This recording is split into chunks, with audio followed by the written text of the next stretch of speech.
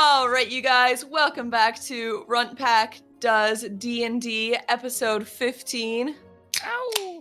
Let's get into it. So, last time we left off, the dragon corpse we were trying to recover had just been brought back to life by flies, or, not quite life, but reanimated.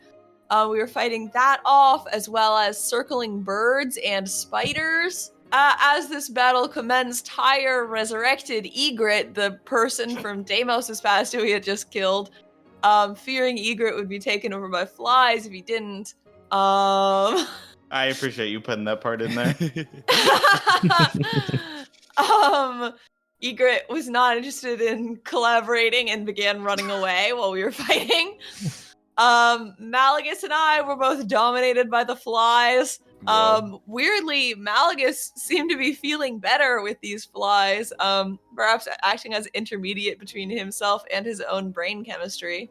However, when I was possessed by flies, it somehow brought Iceland back from Valhalla into Oro's body.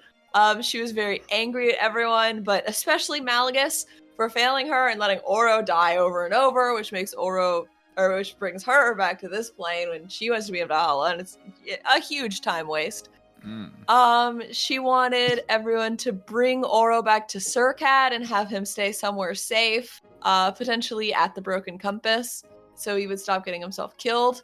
After this hard-fought battle, which of course included Iceland killing herself again so that Oro would come back, we had a talk with Malagus, as his conversation with Iceland had proved that they know each other, and we learned that Malagus had also been dead not too long ago, just before we met him, maybe a couple days.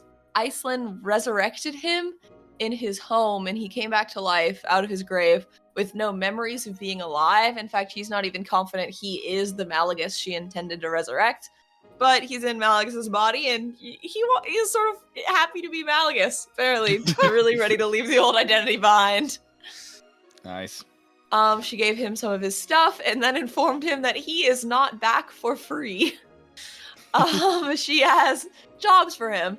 She is apparently pretty far in her quest of resurrecting everyone from her village, and she is going after one more person to bring back, but she has to go to them. I think... We know this is someone in Valhalla. Oro has hypothesized. Oro has hypothesized that this might be Riddicy, but there's not a lot of proof for that other than delusion.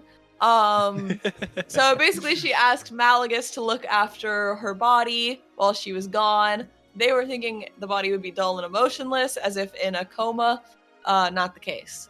Also, Malagus with the flies says a mist has been lifted from his mind and he is now able to talk to us, implying that he didn't tell us all this key information before because he was somehow unable to. Fully direct quote. And we also learned that he totally came from hell, but it was sort of like sexy hell. Like, everyone was having a good time, but they were all sitting so much, it was like still bad.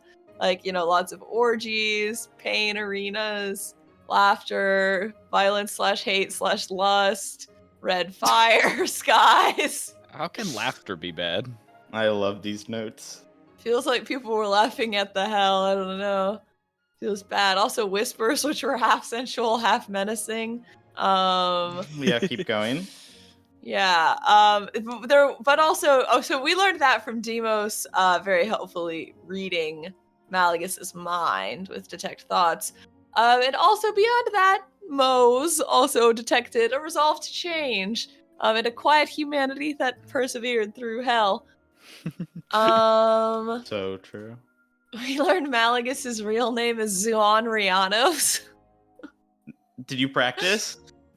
No, but don't worry. Isaac and I both tried to do anagram puzzles with that name. We haven't had much luck yet, unless it's No Zeus near. I got it instantly. That sucks that you haven't got it yet. Afterwards, we talked to Deimos about the butcher, Egret, who I think ran away during this battle, controlled by flies. He got away. He did get away. What can you do? never tracked him down yet. Mose informed us that the butcher was a past acquaintance from the plane he was from, the plane of kings, where one ruler had technically owned Mose, who is now in danger from the butcher because... Oh, wait, sorry. And also, Dulam is now in danger from the butcher because magic is banned in the plane of kings, and Dulam demonstrated being a sorcerer. Meanwhile, we lugged the dragon corpse all the way back, Demos helpfully using Tensor's floating disc. I pocketed some dragon scales, which made Demos very sad. Sorry, Demos. Vama led us to Frederick. Jaya was asking around about gravy and learned that gravy probably originally came from the Weft because some settlers raised some cows with tentacles because they could survive here. Woo. So also like by making demonic packs to create these cows. So, you know, you win some, you lose some. Mau. We spent a really long time trying to decide how to go back to the waypoint.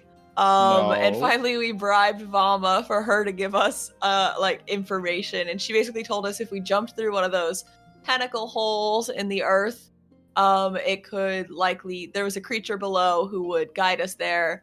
But this route is frowned upon because it gets rid of flies, but that was really a win-win for Mally and I. Well, not really for Mally, but we all jumped in the hole. Through the tunnel, we went through like a series of long tunnels. We met a big tentacle guy who made us promise to tell people he was the shepherd and not the taker of life in return for popping us out at the waypoint where we needed to go. Woo! Which I think we have just arrived at. Does that bring us up to... I believe that just about brings us up. You guys had just finished waiting out the minute casting time of this magic box that transports you dimensionally, and this one leads you back to Circad. You all hear a pop in your ears and a slight ringing as you all instantly teleport back to Circad, and as you do so, for the start of this session, can I get everyone to roll a D1000 for me? I rolled a 46. That's so low. Nice. Oh, even better, I got a 27. It's a 12 for me. On a D1000? Yeah, I got a 12. That's crazy. All right, everybody's rolled, yeah? Oh, So, yeah. we'll start with Jaya. What did you get? I got 12. God, you guys did get really low rolls. It's real, it's honest, it's raw, and you know, that's all I could ask for. Real, honest, and raw. Raw. Bro. I can't wait to see what's gonna happen to my body and my arthritis-ridden bones. Maybe you can get some other sort of inconceivable pain that can mask your No, this time I'm arthritis. just gonna get like scoliosis or something, or I'm gonna get dementia and I'm gonna start forgetting everything. Yeah, it's gonna be like permanent +3 dementia. That's what I said. Would dementia be minus So, 3 to... like a minus what 4 to stat would that be? history. History. Intelligence, I would say. History. But certainly it should also impact your like medicine. All right. Just take another boner pill. You'll be okay. I'm so boned. Jaya, for your role, you now have, and this is until your next long rest, this really overwhelming sense of recurring deja vu. It is dementia. You are constantly struck by the feeling that you've lived all of these moments before. I'm going fucking crazy and all. All right, Hire, what'd you get? 27. That's a good one. Oh, good. How did we all get below 200? It's simply ridiculous. unexplainable. It's unexplainable. In about dead center of your forehead, Hire, a third small non-functioning eye appears.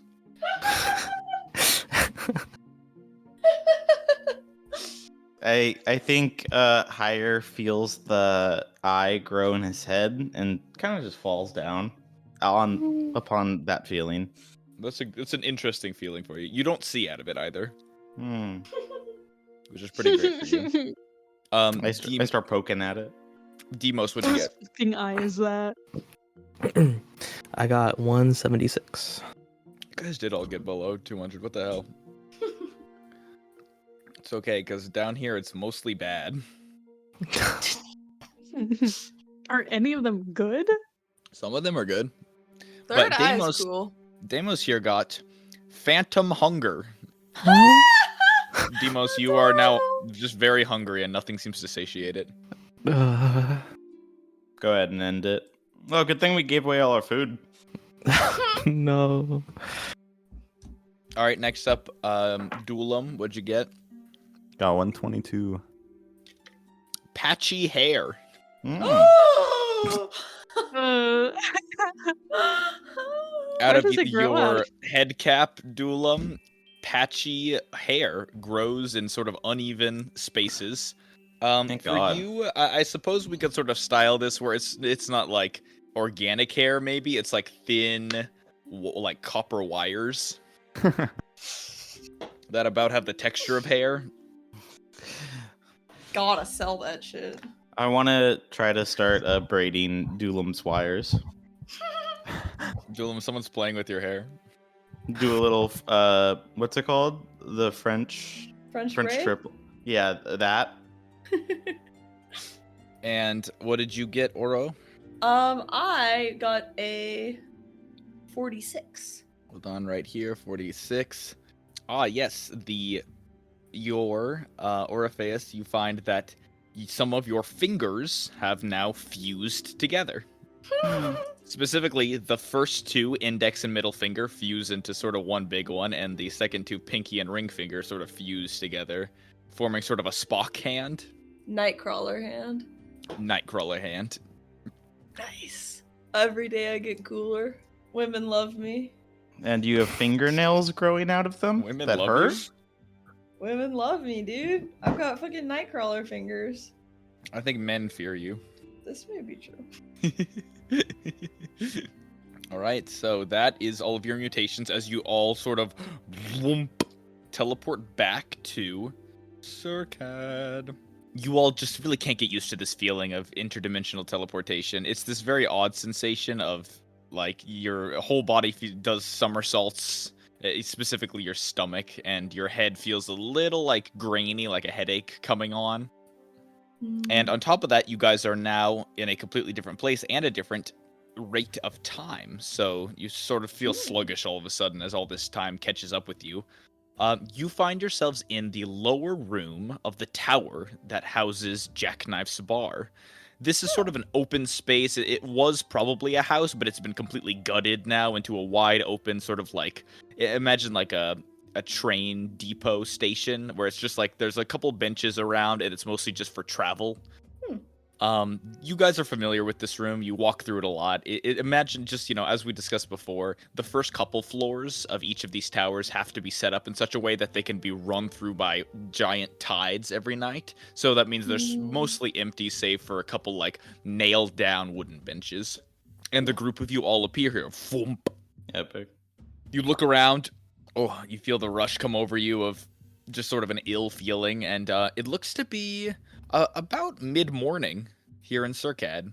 There's a sort of bustle around you of people moving about their day, going to work, and you guys are officially made it back. Oh, thank God. Jesus. Can we go to bed now? Oh, please. Let's go sleep. To the broken compass first, I think. We could also go to the smoldering corpse, I suppose, but I think we should check in at the broken compass first thing. So, Aye. where do y'all sleep now that, the one inn we were at, got destroyed? Samir's We've been place if sleeping he's on the not floor. dead. Yeah. Okay. Yeah, just on his floor in the store. You bring up a good point, Hire, and I want to just turn around and start running as fast as I can towards the broken compass. No. Fire starts clinking along. All right, so you guys Gonna look around a bit for a second here before you run off in a direction.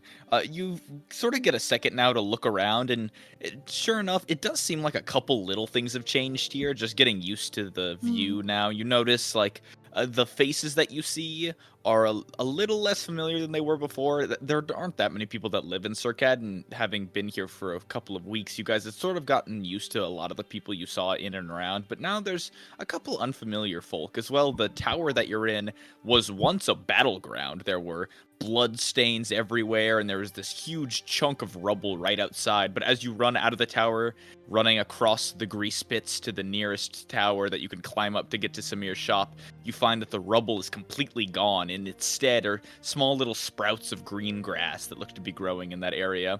As well as you guys all run outside, you look up now and see that whatever construction was being done on this building looks to be finished. You don't see any more exposed wood or bricks, and it looks like the tower has been rebuilt to about the same height it was previously. Oh yeah. We were gone for as too we're- long. As we're running, since I'm a little faster, I want to like fall back to jog next to Jaya and just sort of talk at him while we jog. Okay. Okay, so you never met Samir, but he's this he's a construct, but he doesn't want you to know he's a construct. He's shy about that. And I think you'll really like him. He's very morally upright. He has the strongest moral backbone I've observed in this dimension, or the material plane, or Weft, obviously more than Weft. But yeah, he's not a soldier though. Okay. Interesting. I He's will say also- it might take me a little bit to, get to speed because there are so many things I feel like I missed. I think you like him. He's also a family man like yourself. I love to see that in a party. I think we're missing a little bit of that. I'm not gonna lie. Not so much from you guys, but Malagus. I'm trying to think, what else do we need to... Oh, he's Deimos' like adopted father, basically. Basically. Oh, okay. Yeah. Is this gonna be another thing where you're giving yet another person a father figure? Mason. Deimos, your adopted father figure better not be adoptive father figuring my daughter figure. There's just That not just even a could not chance have you're gonna made come sense. out of this one on top. Please. Oh my god. You're cooked, Hey, buddy. well- You're cooked. I'm excited to meet Samir. He seems like an interesting fella. He's the greatest. Is there So you anybody guys- else new? Jackknife, our old innkeeper. She's cool. You'll meet her. And Grimhawk. Yeah, and Grimhawk the baker. Grimwalk the baker. And then Father Lucius got a lobotomy. Oh yeah. Oh, As- by his own will? no punishment. Oh. Punishment. So what is he like now? And I hate how him, did he's you guys freaky. come to this conclusion? He's like a shell. Well, we didn't know he would be lobotomized, though it is sort of What? my specific fault it happened. I think. So imagine what they like wanted for like Orpheus's body right now, like with soulless and without anything inside that. That's kind of how Father Lucius is. But he has just enough soul to follow us around and like scratch at windows and stuff.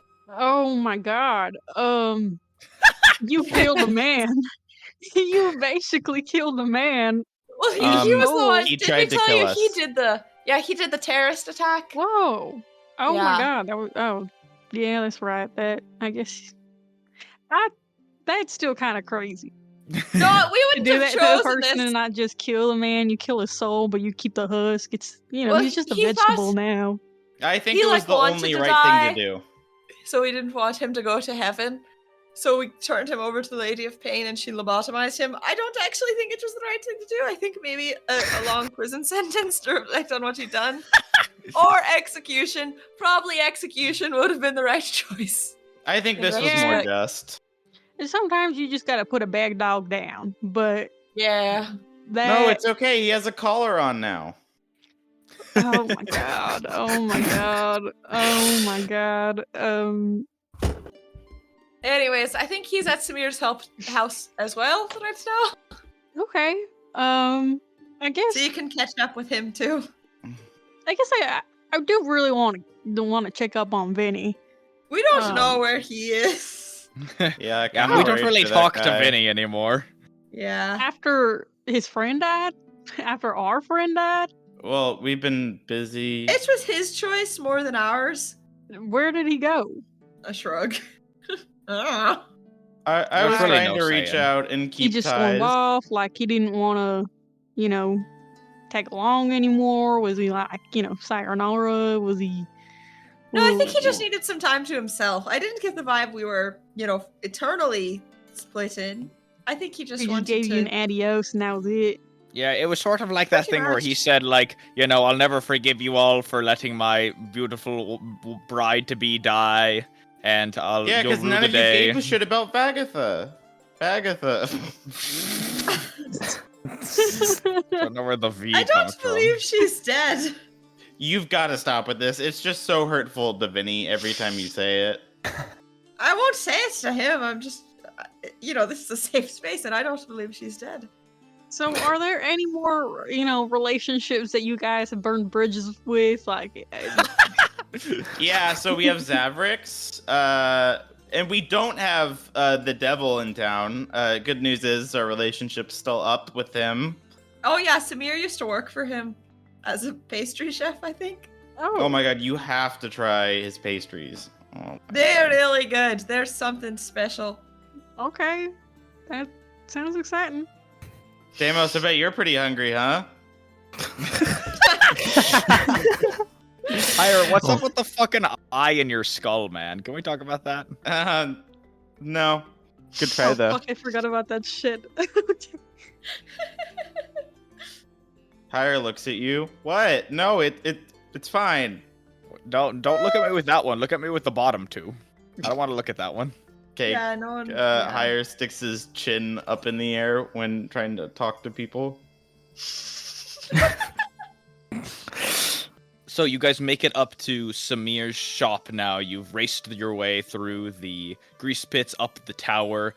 Again, sort of getting a feel for the area here. It's like that sort of thing where you travel back to a city block that you hadn't been to in a few months, and there are a couple things that are different, and it looks about the same, but the differences make themselves much more obvious under close inspection, which is, I assume, what you guys are sort of doing looking around here.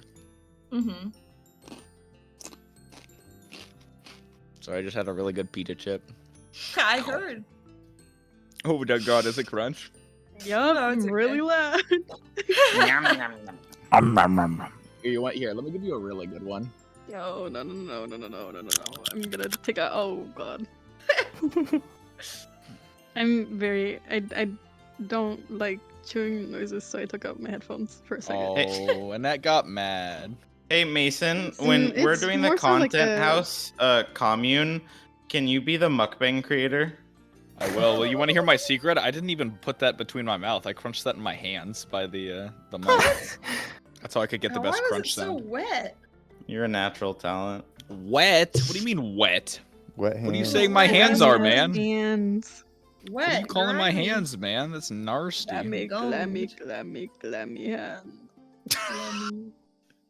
You know what? You guys don't get to see Samir. He's not there anymore. Move that. I was nice to you. Carter can have his some fucking bird child. How about that? Yeah. So you guys make it your way up now. You pause out front of the Broken Compass, the shop that Samir owns. The sign is still there. It all looks the same. You do notice as you're running in, the front door is missing. What? The big, wide, sort of fanciful glass door that used to adorn this space is gone. It looks to have been removed off of its hinges, and instead, in its place, is sort of a thick, matte tarp that covers the entrance, sort of haphazardly blowing in the wind of the tie tower. I jump beneath it. Dive. Also, take out my gun. My Okay. cannon. You approach it and sort of pull the tarp off a little bit. You hear a couple things as you pull nails out of the wall, which looks to have been holding it in place. You approach in now, sort of barging in with your pistol out front, and you look around, and the store seems to be is somewhat empty right now. You do smell something. It smells like food that was either just recently cooked or might still be cooking. Samir, are you home? I'll go bust into his bedroom. Oh, Just the busting into classic. rooms. Just It's kick not the even a door knock. This is a place of business, damn it. open. Barging into his back room behind the counter, you make your way into like the workshop area, which is again is a pretty large workshop. The workshop itself is about the same size as the storefront, but it is supposed to be closed off to the public. That being said, you kick the door in. I'm And a friend. ins- I'm not the public. Inside, you are swept away by this very strong smell of cooked meats.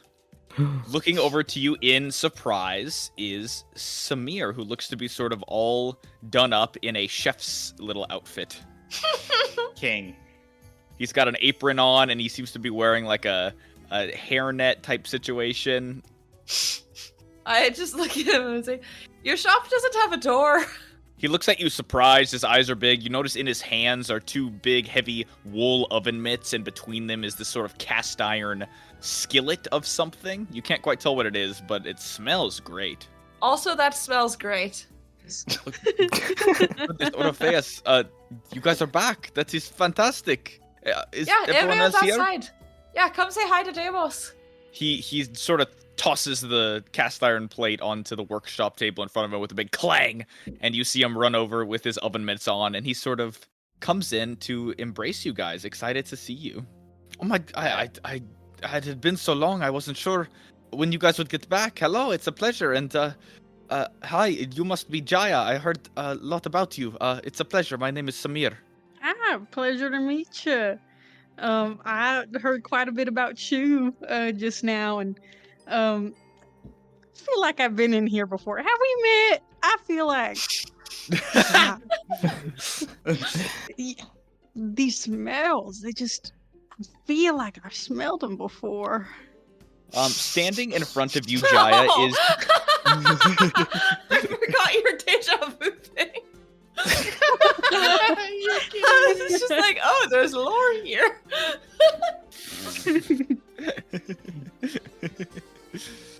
Standing before you right now, Jaya, is a sort of shorter, darker skinned man with a very clean-cut hair, a very square jaw, and a very symmetrical face. He's got these huge oven mitts on his hand that makes his hands look gigantic, and he's wearing an apron around his waist, and he's got this very neutral smile.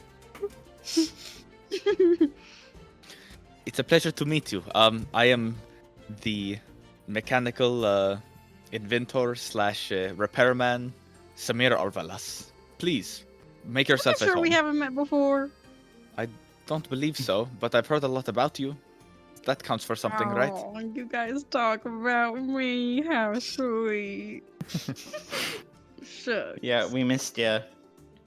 Can't say the same for myself. I mean, to me, it was literally just like half a day. It has been so long. You guys were gone for a very long time. I didn't think it would take that long. How And long? dilation. It's not supposed to. Time passes differently over there. I see. I came to expect a little bit of that, but this is much more extreme. It's really good to see you all, though, and you sort of notice some genuine emotion creep over his face as he smiles and pulls away from the hug that he wrapped you guys up in. Demos, he gives you one look and goes, "It looks like you've grown, my friend." Samir, important, real quick. Where's the food? Yes, of course. Crazy. Of course you're hungry. Your journey was probably very fraught with danger and not a lot of time And to the rest. food was Please. terrible. It was all stale bread. And Dulum had it with raisins, but then it was But Demos did heat it up, but it was rough. Sorry, It's not easy. his mutation between portals was just he got hangry. Hire's full sniffer is sniffing the food. You're sniffing it. Yeah, I'm sniffing it.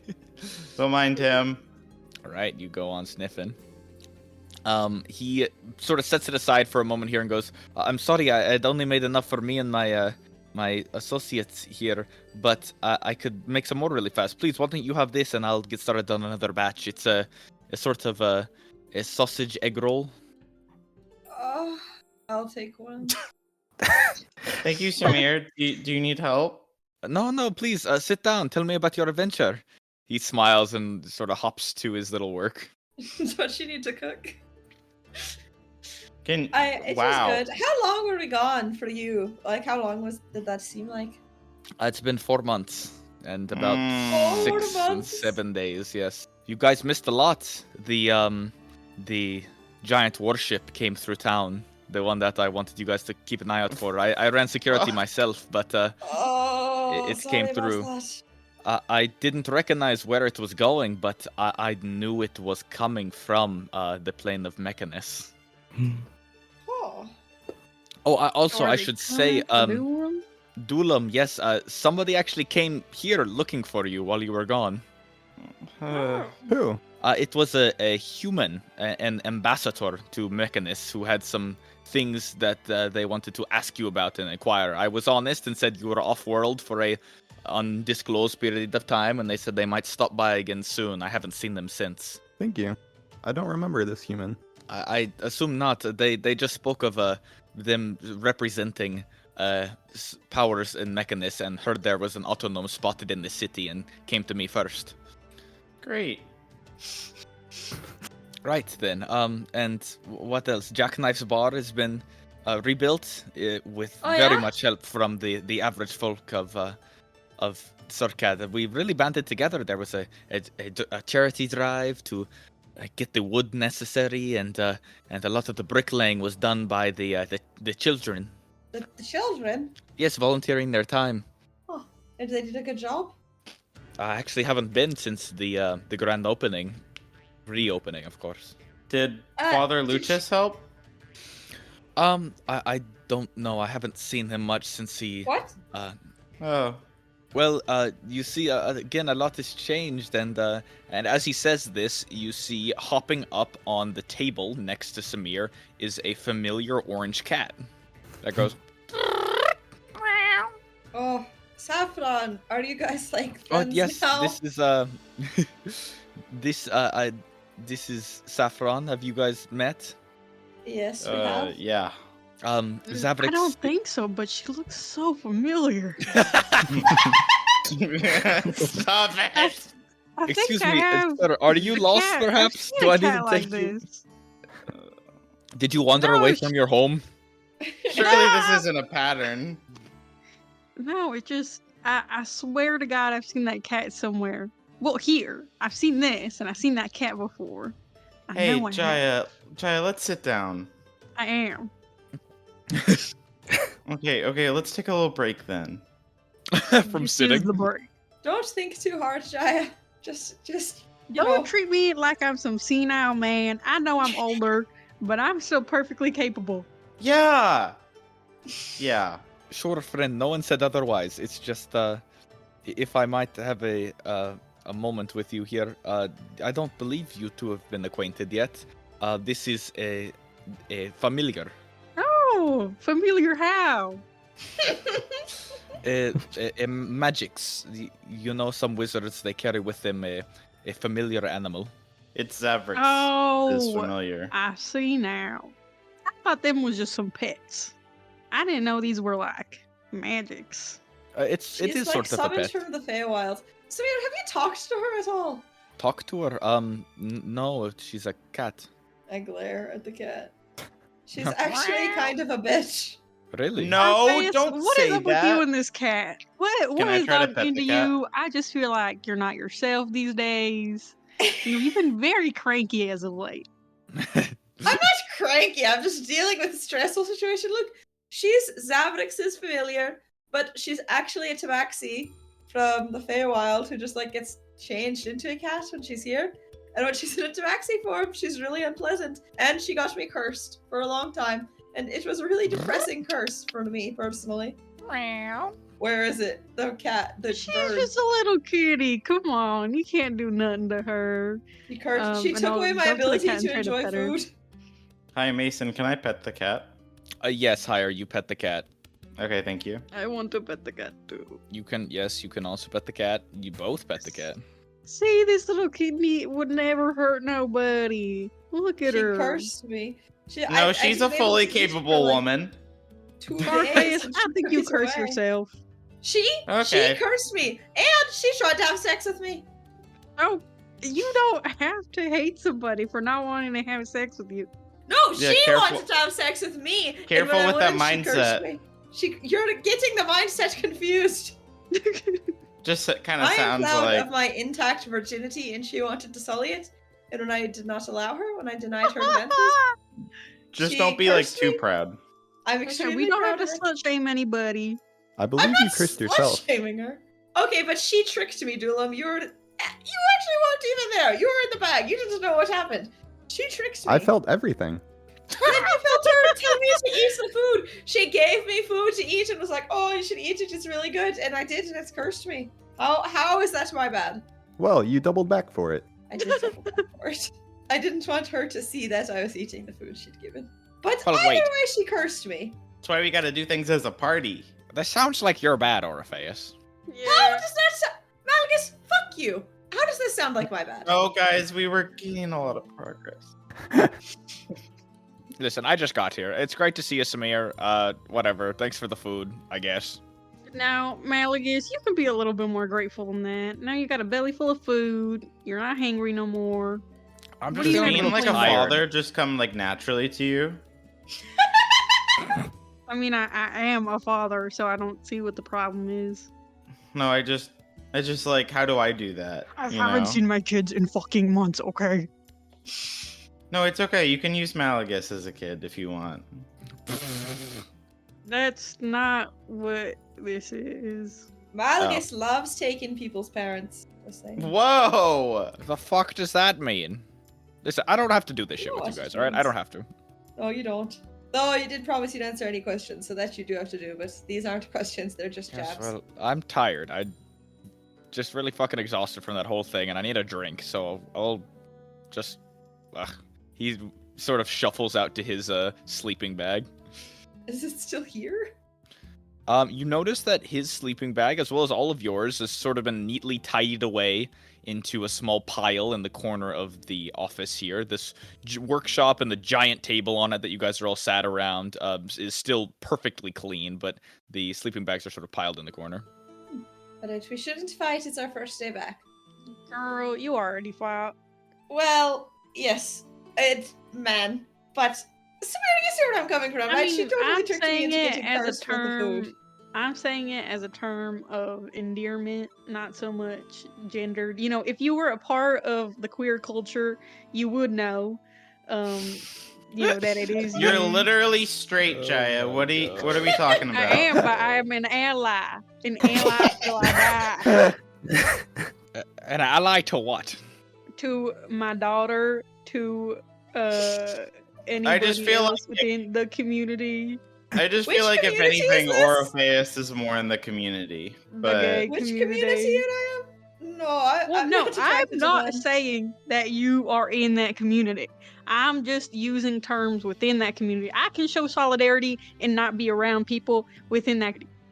Wait, it's just why don't interesting you want you're to the be one around talking gay about it people? the most. Yeah, like, are you seeking them out? Orpheus, you tell me that you're straight. Ghosts can't be gay. Haven't you heard? Orpheus is celibate. Yes. You do. I mean, we maybe I did do need to guess. educate y'all on some shit. Who would have And- thought that I and would have been the woke one? And I'm a male, and my pronouns are he, his, so... What? What the fuck Well, does you that kissed mean? me, Orpheus, so... It wasn't. Well, but it wasn't a romantic kiss. It was out of necessity. It wasn't? I thought we were both very much on the same page about that. Like, I It don't was want to just say 'cause like, we thought we man, could No. spell. No, yeah, because then that just yeah. feels heteronormative, and I'm. Whoa, Oh, big yeah, word for you, though, norms. old man. Big words, old man. You know what? I think Malgus No, is yeah, gay. You know explain what? it. Explain it to us. I'm not gonna be around people that are actively fighting against me. I choose peace. I choose my peace of mind. I'm gonna go to bed. Good night. We're We're just messing with you, roughhousing. We're Roughing just around. beating the shit out of you. We're just beating you. Just I- roughing around. I thought it was more like a slap on the wrist, maybe not like beating the shit out of. Just wailing on you. You Not- guys it's always try to think I'm gay. It's pretty easy to think, Orpheus. No, couldn't be farther from the truth. You know, it's Back no to the Trent matter. Whispers on Malagus, but it's a little bit of a beating. See, thanks for that Yeah, callback, Hire. That reminded me of my skill in battle. I don't think he was saying you had done well. No, it was a joke, and it was trying to be funny. I thought Hire reaches out for like a fist bump to Malagus. He steps away awkwardly and goes, What do you want from me? We're still messing around, like we were just doing with Jaya. He groans "Ugh," and wanders back toward his sleeping bag and sort of digs through it looking for something. Malagus, are you feeling worse again? I'm just tired, alright? I need to rest and lay down or something. Just give me I a want to sec. go over to his sleeping bag where he's rustling around. Okay. I want to make a opponent check to try to find the alcohol before he can. It's so hateful. Wow, you would do that to him? I would. I will handcuff him to the goddamn radiator if that's what it takes. Wow. There's a great movie about that. Okay, would this be investigation? 'Cause he doesn't I have a think this fucking would be... chance. Yeah, this is going to be investigation. Yeah, good This- luck, This buddy. feels good. So I rolled a natural 1. No, Good please to don't know. drink. You go in, you go digging, you try to beat him, but you find after a couple seconds of digging around in there, his hands pull out, and he's got something tucked away in there, and he just gives you an awkward look and goes, "Get out of my shit!" and Damn it, wanders off. Malagus, don't drink that. That's what's making you feel so terribly. Yours is what's making me feel so terribly. No, it's the fucking alcohol in your system. Literally, like an hour ago, you were feeling on top of the world. Do you I remember feel that? fine, alright? Just let me be. Listen, No, I'm you really don't. exhausted. I know, because and you're going to drink more alcohol. No, don't drink. Just go to bed. Listen, it's probably just an effect from that portal or whatever, you know? It probably makes me need to drink, so just let me get this out of my system and I'll be done. No, that's terrible, Malagus. Come on. Weren't you talking to Samir? What happened to that? He's still over there, you know? He didn't finish telling his story. I don't remember what it was about, but first... Don't drink, Malagus. Come on. You're only hurting yourself. He gives you a stony look, and he goes, "Just don't fucking worry about it, alright?" Don't you remember how good you felt like an hour ago? Don't you want to feel that good? Probably in a week you'd be close to there. He sort of looks at you with this, like, annoyed look now at your, this is your third time now just sort of going at it, and he's like, "Just give me fucking space, alright?" He sort of spits it out as he says it. Christ, Jesus. Fine, whatever. So pushy, Christ. Alright, Samir, finish. What else happened while we were gone? Yes, if you're busy with something, I understand. I was just excited to tell you I missed you guys all quite a bit. Sorry we were all gone so long. No, that's quite all right. I was going to tell you more about how things have been going here, but it looks like what you're doing is more important. Should I give you some room? No, I was just like messing around with a lost cause. I'd rather hear more about what happened in Circad. It seems like things have changed a lot. Is I- Tick around? I would say so too, and yes, I was just getting to that. What's what I was going to say next before. Is Malagus feeling all right? He looks, I don't know. He's been acting sort of out of it. I don't. He's back to normal, I think. His Samir's eyes sort of squint as you say that and goes, I see. What does that mean? For a while, he was feeling better in the Wefts, but now he's, sick again, and he's doing the things that make him sick again. So I think that's the problem. Well, what made him sick? Drinking so much. I see. Well, I'm sorry to hear that. If you'd like, I could perhaps try to lock him in a room or something, see if he'll turn him off to alcohol. We could keep an eye on him and feed him. I know Yeah, that I've sounds- been thinking about that as well, I actually. know that sounds like a violent option. It's just that's sort of what I hear is a simple solution to what is a complex problem. Complex problem. Malagus, know. can I you don't- please put the bottle of alcohol away? It's really talking a lot. You cannot hear whatever Malagus is drinking. Fuck. Well, It might be say because I it's say it closed in anyway. a container. You say it anyway. Yeah, that's fair. It's been a while since you've heard alcohol talk higher. You haven't gotten pissed drunk in a while. Oh, so when I have deja vu, but I'm crazy, and when he can talk to fucking alcohol, he's not fucking crazy. Is No, that you is that don't. where we're gonna draw the line? Is it because No, of my you don't get age? it. The voices are real.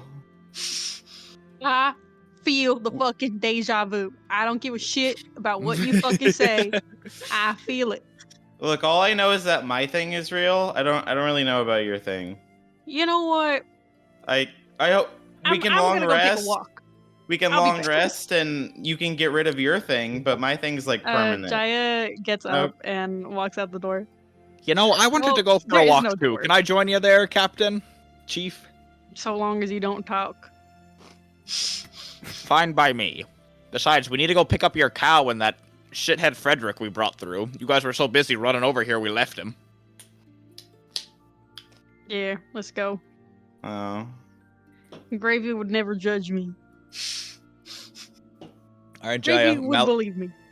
Malagus follows you out the door, which is actually just a tarp covering a door frame. And you guys walk out into the early afternoon.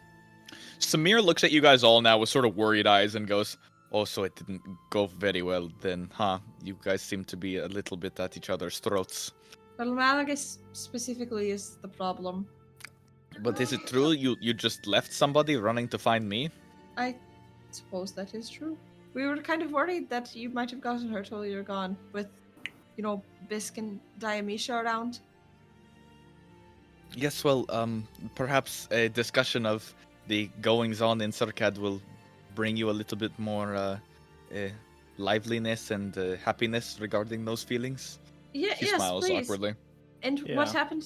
How is Tick doing? Like Hired asked. Well, Tick right now is at the daycare. Oh, It is officially titled the Candlelight Orphanage and Daycare. No, the daycare that is making them work? No. I'm going to where is this daycare? I'd be I happy to thought show she you. was like more of a teenager than a child. Well, there is a very kind person, a member of our community, who made the bold decision to start an orphanage for all the children whose parents were lost, guards killed in the Great Assault. No, she shouldn't be there. She has her parents. So, I was looking after her for a while, but she, I think, needed other kids. I didn't have the capabilities to teach her what she needed. So Oh, she's God. one of the kids in the orphanage, or like a supervisor for the orphanage. She lives there, so I suppose that makes her one of the orphans. Oh, don't tell Malagus. Please.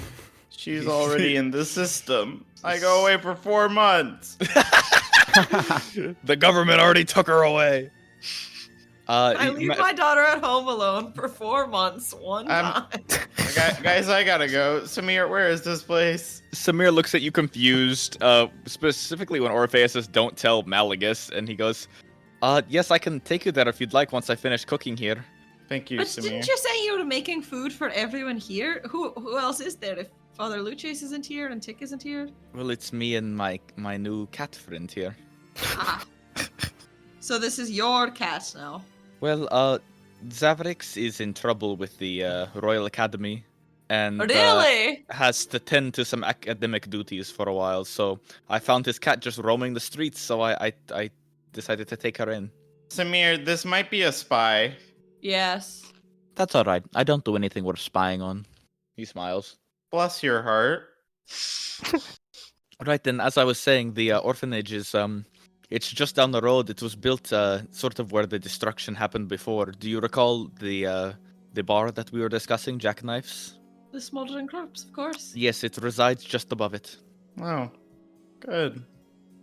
And I should tell you that the person that I left their name out, who started this daycare, an orphanage, I just want you all to be very open-minded to the fact that it is a biscuit. What? Yes, Well, she's a real pillar to our community right now. Really took charge of a lot of the the youth of our town who were 4 fatherless months. or motherless due 4 to She the months. has great... no qualifications to do that. She's a child herself. 4 months. And this is what happens? It's a long Samir. time hire. And to be fair, I check on Tick every day to make sure that she is doing all right, and she always has good things to say. And Father Luces, bless his heart, works there as one of the, I suppose, one of the orderlies. How could you Samir, trust- Bisk killed you. Yes. And I even know, if- but over these past 4 months, she's really been showing a great sense of purpose. that's not her purpose. She should be trying to go home. I know, but I've spoken with her since, and as she explains it, the one that you know as Diamisha has not returned to this plane since that fateful night of my decapitation. Really? So the child that she inhabits, Cecil, I believe, a lone orphan elf boy, is one of the inhabitants of this orphanage. No, you can't trust that at all. Diamisha wouldn't admit to being herself if she came back. Well, I want you all to keep an open mind about this. I know you haven't been gone very long for you, but here it's been a very resourceful last couple of months. In fact, we're on track to really have a wonderful springtime coming soon here. Things are looking good for the city, and Bisk was a very large help for that. Samir, surely your own life isn't worth forgiving within a 4-month period. That's why I need you to listen to me. If I'm telling you right now that I was able to forgive Biscuit for these crimes, then surely you can. Do not I That's your harbor the choice. most hate? Would not I have the most to lose? I'm telling you that it is alright. People Well, are... I have my daughter to lose now, so... I became much more attached to the idea that the bird is his daughter while we were gone. Okay, not father, but she's all I have. Ether says I can only trust people that believe in her as well, so that's none of you. Your god told you that? That's sort of fucked up. Seems Yeah, well, it's a fucked bit up world. extremist. But look, Okay, not I like do the need to only go. one, but like the only one for like for sure. I don't know. I don't want her with Bisk. Alright, I understand, but We I can't want leave you... Bisk in charge of any of these children. Bisk's personal history aside, she's a child herself. I mean, I don't know what to tell you. She received permission from the Lady of Pain herself for this endeavor. It took quite a no, bit of God, the paperwork. Lady of Pain is at her? Oh, no. This is ridiculous. I suppose I didn't share the crimes that Bisk was known to commit with the Lady of Pain when asked, but I genuinely think that she's been doing good work. I know what you're saying and I agree, but I'm telling you that the lady knows best some of the parts of this town, such as keeping charge of the wards, the youth. And Biscuit has been doing a very good job keeping them safe and fed. And to be honest, you guys weren't here. And I thought that Biscuit would do a good job, so I let the truth that, there was this decapitation fall to the wayside. I was non-worried about it. I think I'm gonna throw up. What is this worry that you have? I've already trusted Biscuit once, Samir, and while I intend to try to help her get home, I don't think she's in any way qualified. I mean, Samir, she's a child. Even if she thinks she can do this, and even if her heart is in the right place, she shouldn't be put in a position where she's responsible for other children. It's ridiculous. Well, perhaps you I could can't go believe make... we slept at all in that place. We shouldn't have slept any. We should not have slept. It's all right. I don't know how to explain to you that you are worried for nothing here. There is a sense of community around the orphanage. I believe it was named after the palace that your lady lived in. I believe it was as well, but that doesn't make it okay. None of this is okay. It's fantastically un-okay what has happened. I don't understand. I thought you've raised children, sort of. I look at Deimos. I would have thought you knew better than to leave one in charge of all the others. It's not good for the children Bisk is raising, and it's certainly not good for Bisk either. Well, luckily, she's not doing it alone. Who else is Don't. there? Don't say her name. Don't say it's Diamisha. No, as I informed you, Diamisha has not returned since the night I was decapitated. So who is helping Bisk? Well, I suppose you would prefer not to count Father Luces among the numbers. Certainly not. No. But the other major force, just being by proximity, is Jackknife. Well, Jackknife seems reliable enough. Yes, I agree. You all were gone a long time. I missed you dearly. We missed you too, Samir. A lot has happened, and this aggression that you bring with you, this hatred, it is non-productive. I thought we had a discussion many months ago, Orpheus, about those who care for you and what to do when somebody trusts you. Samir, none of what I'm saying comes from a place of hatred for Bisk. I think this is very bad for her. She's a child. To be taking on these sort of responsibilities isn't right. Well, tell me, are you a child? No, obviously not. No. And the biscuit lived for how many years in your life? I don't know. Millennia. Time doesn't pass in Valhalla the way it does here. Millennia. Goodness. And you count out Jackknife so quickly? What No, but- happened in the West How that can has led to Bisk this? be in charge of all this? Like, She stepped up. it's not right. I need to speak with her. Samir sighs deeply and sort of pats his hands on his apron, putting away some of his cooking utensils, and goes, "I see this is not working here. Do you just want to go there now? I'll take you." I do. He reaches behind his back, unties his apron very fluidly, pulls it off, sort of tosses Whoa. it forward. Well. He's just used to taking it off at the drop of a hat.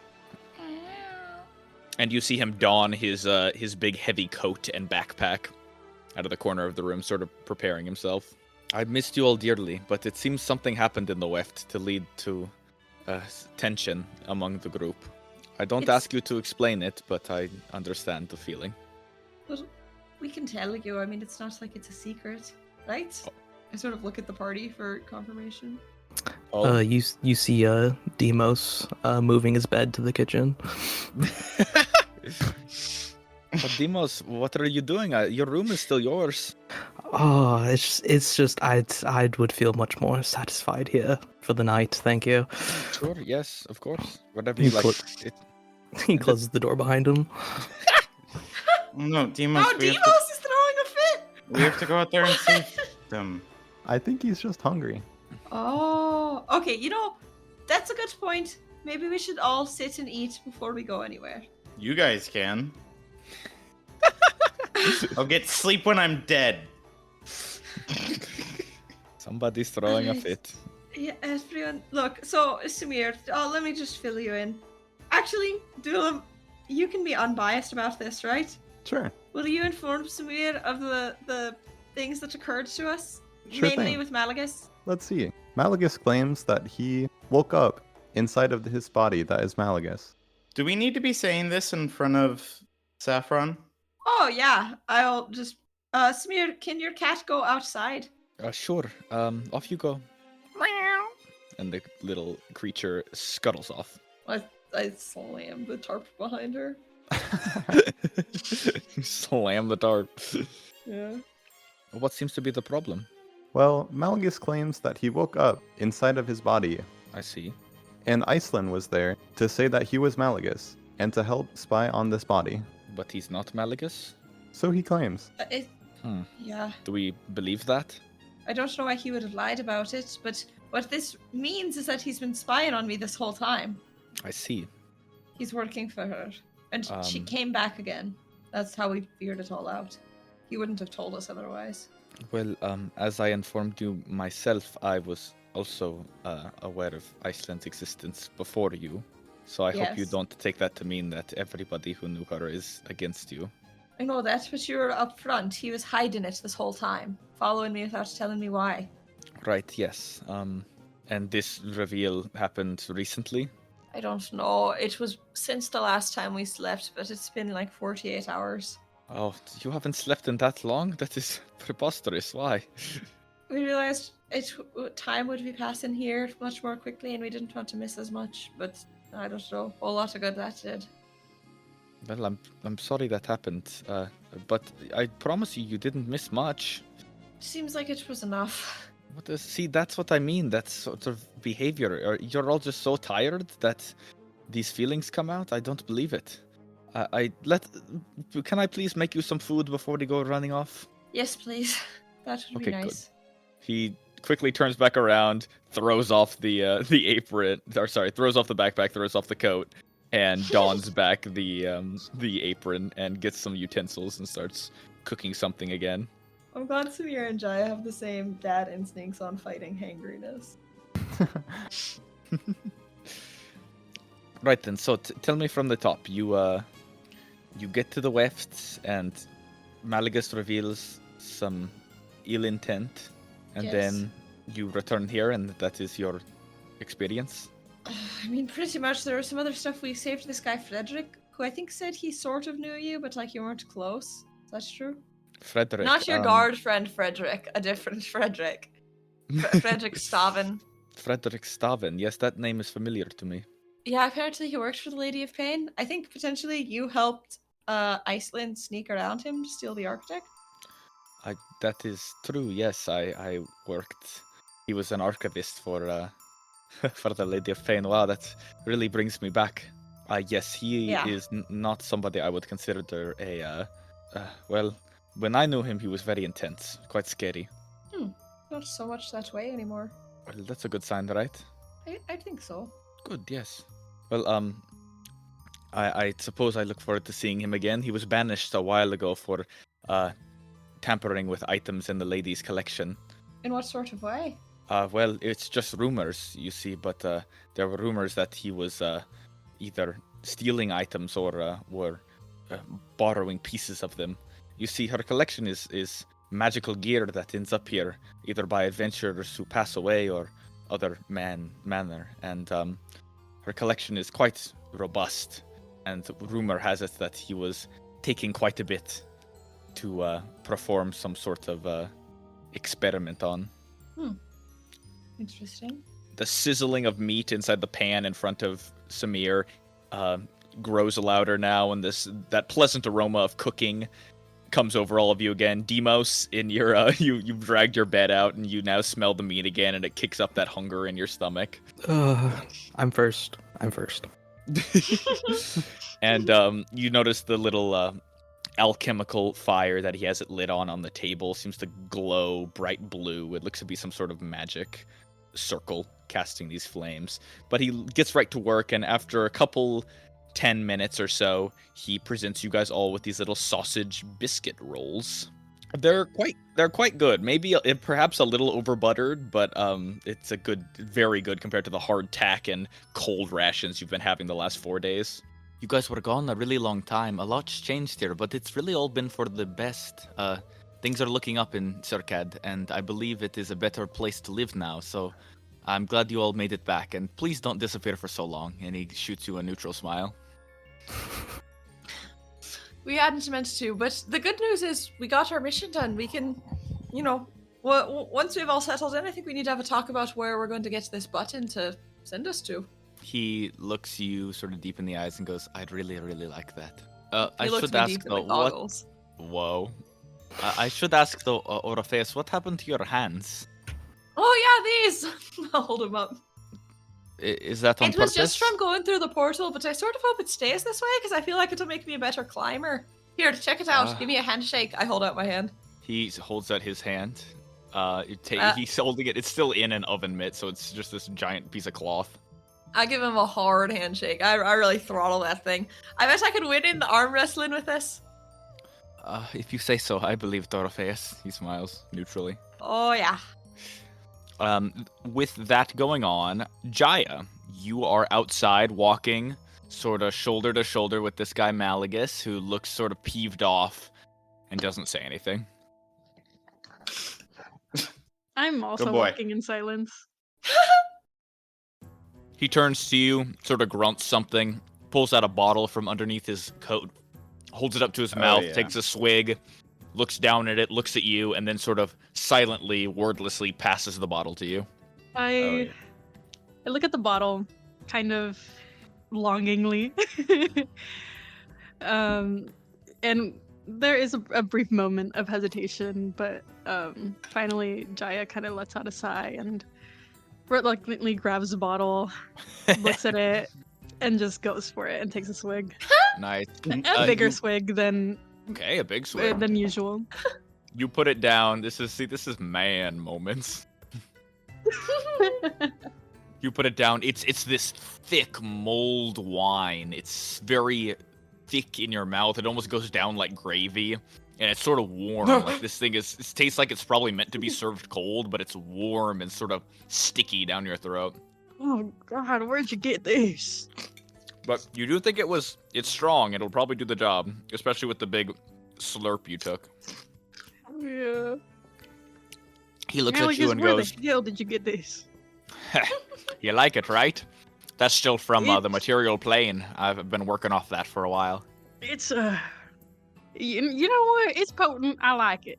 I like your style, Malagus. You know, you got plenty of flaws. Don't get me wrong. You did a lot of wrongs, more wrongs than right.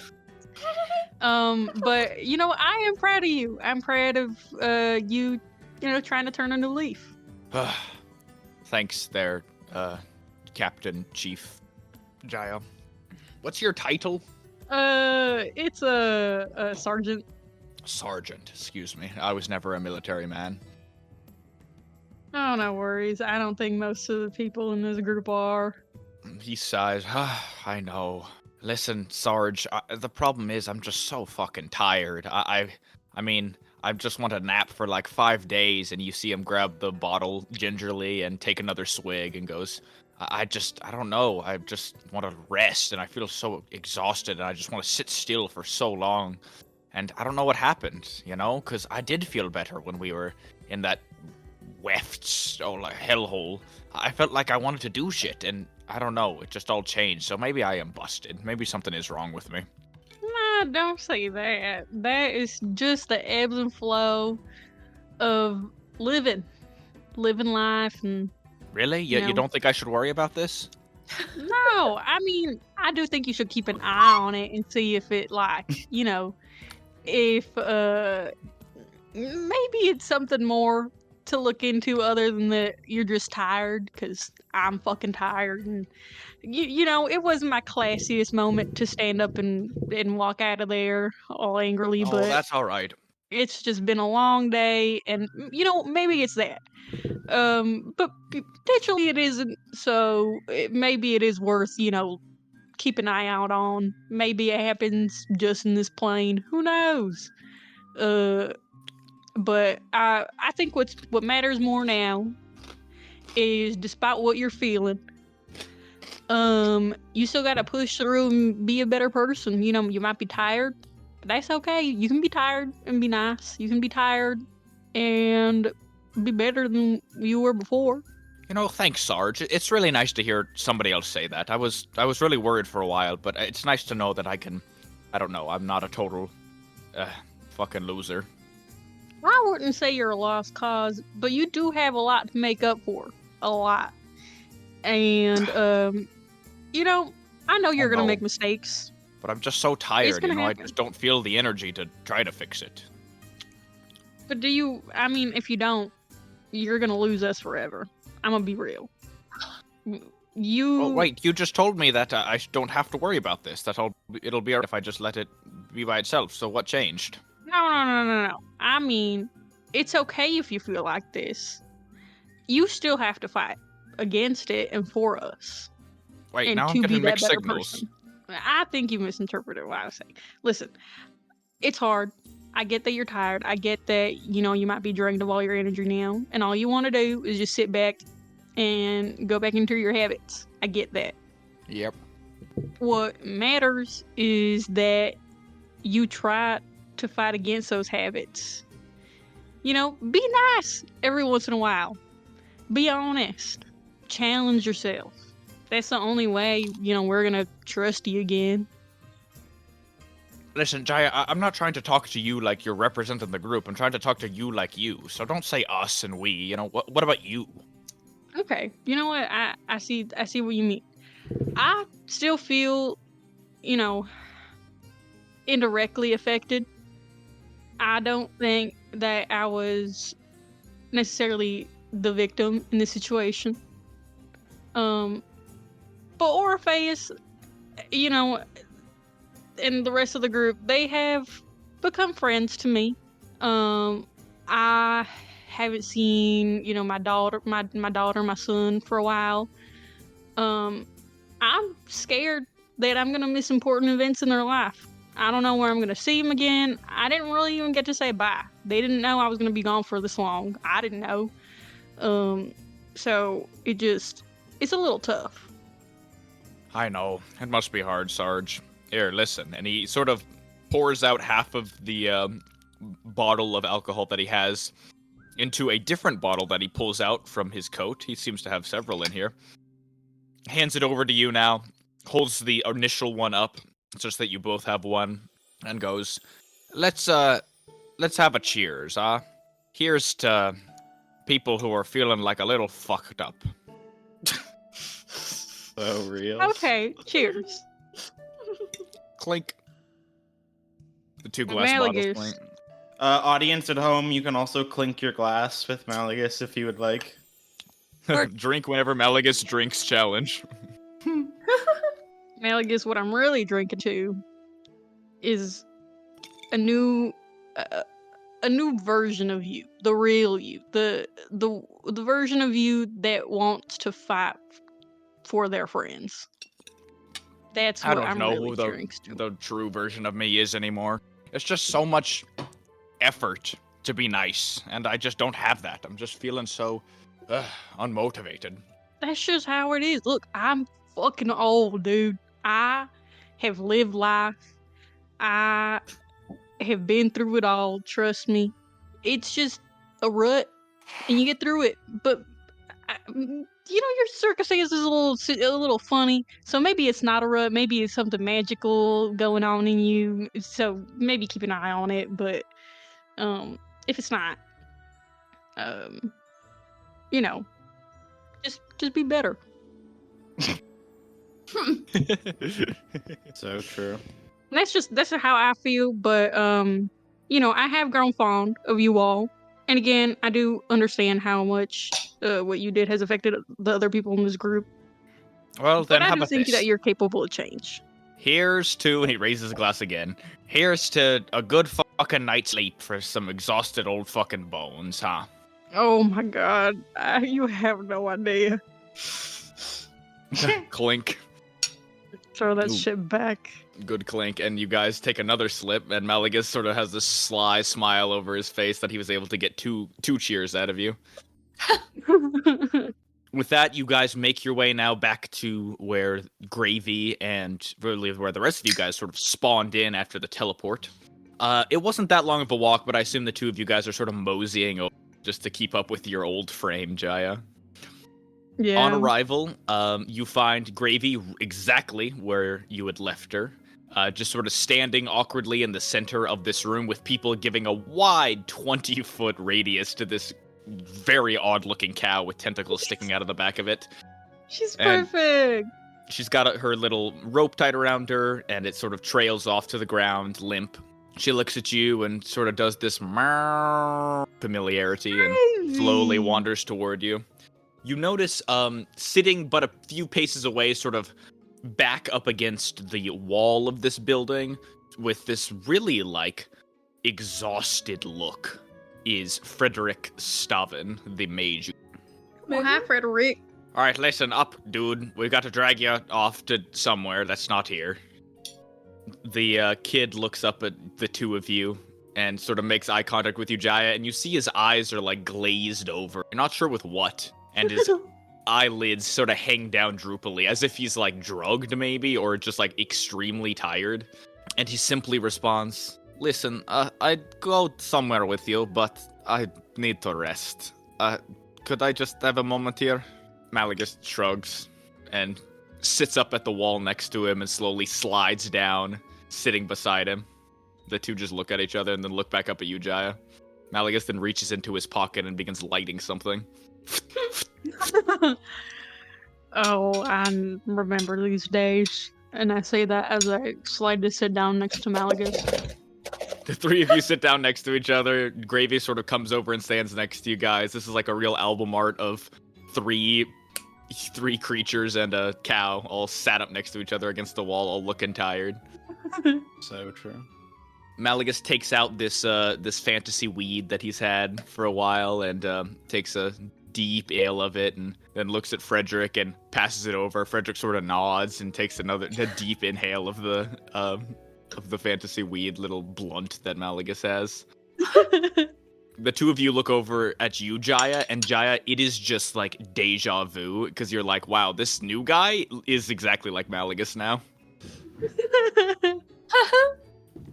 The two have the same exhausted look as they look at you. Oh my god. God damn, what did you put in there? What did I drink? There's nothing in there. It was fine. There's nothing. Well, I mean, there's some alcohol. You tasted, Jai. It's definitely it was stronger on the stronger side, probably closer to 40% alcohol. You know, more like a shot than wine. But you know, for your big size, you're probably not drunk yet. But you feel it coming on. Oh, Malagus wordlessly really passes you the portals. he wordlessly passes you the joint he has. I take it. All right, Deep and puff. the three of you post there for a while. While you're posted there, Dream back blunt at- rotation. back at Samir's shop, lunch is served. You guys eat these sausage rolls, they're real good. Samir asks frequently what you think of the taste of them. He's very analytical about it. How was the salt content? Would you like me to add more of that? Perhaps the butter was too strong. Is there anything I can do to improve the recipe? It could always be saltier and it could always be butterier.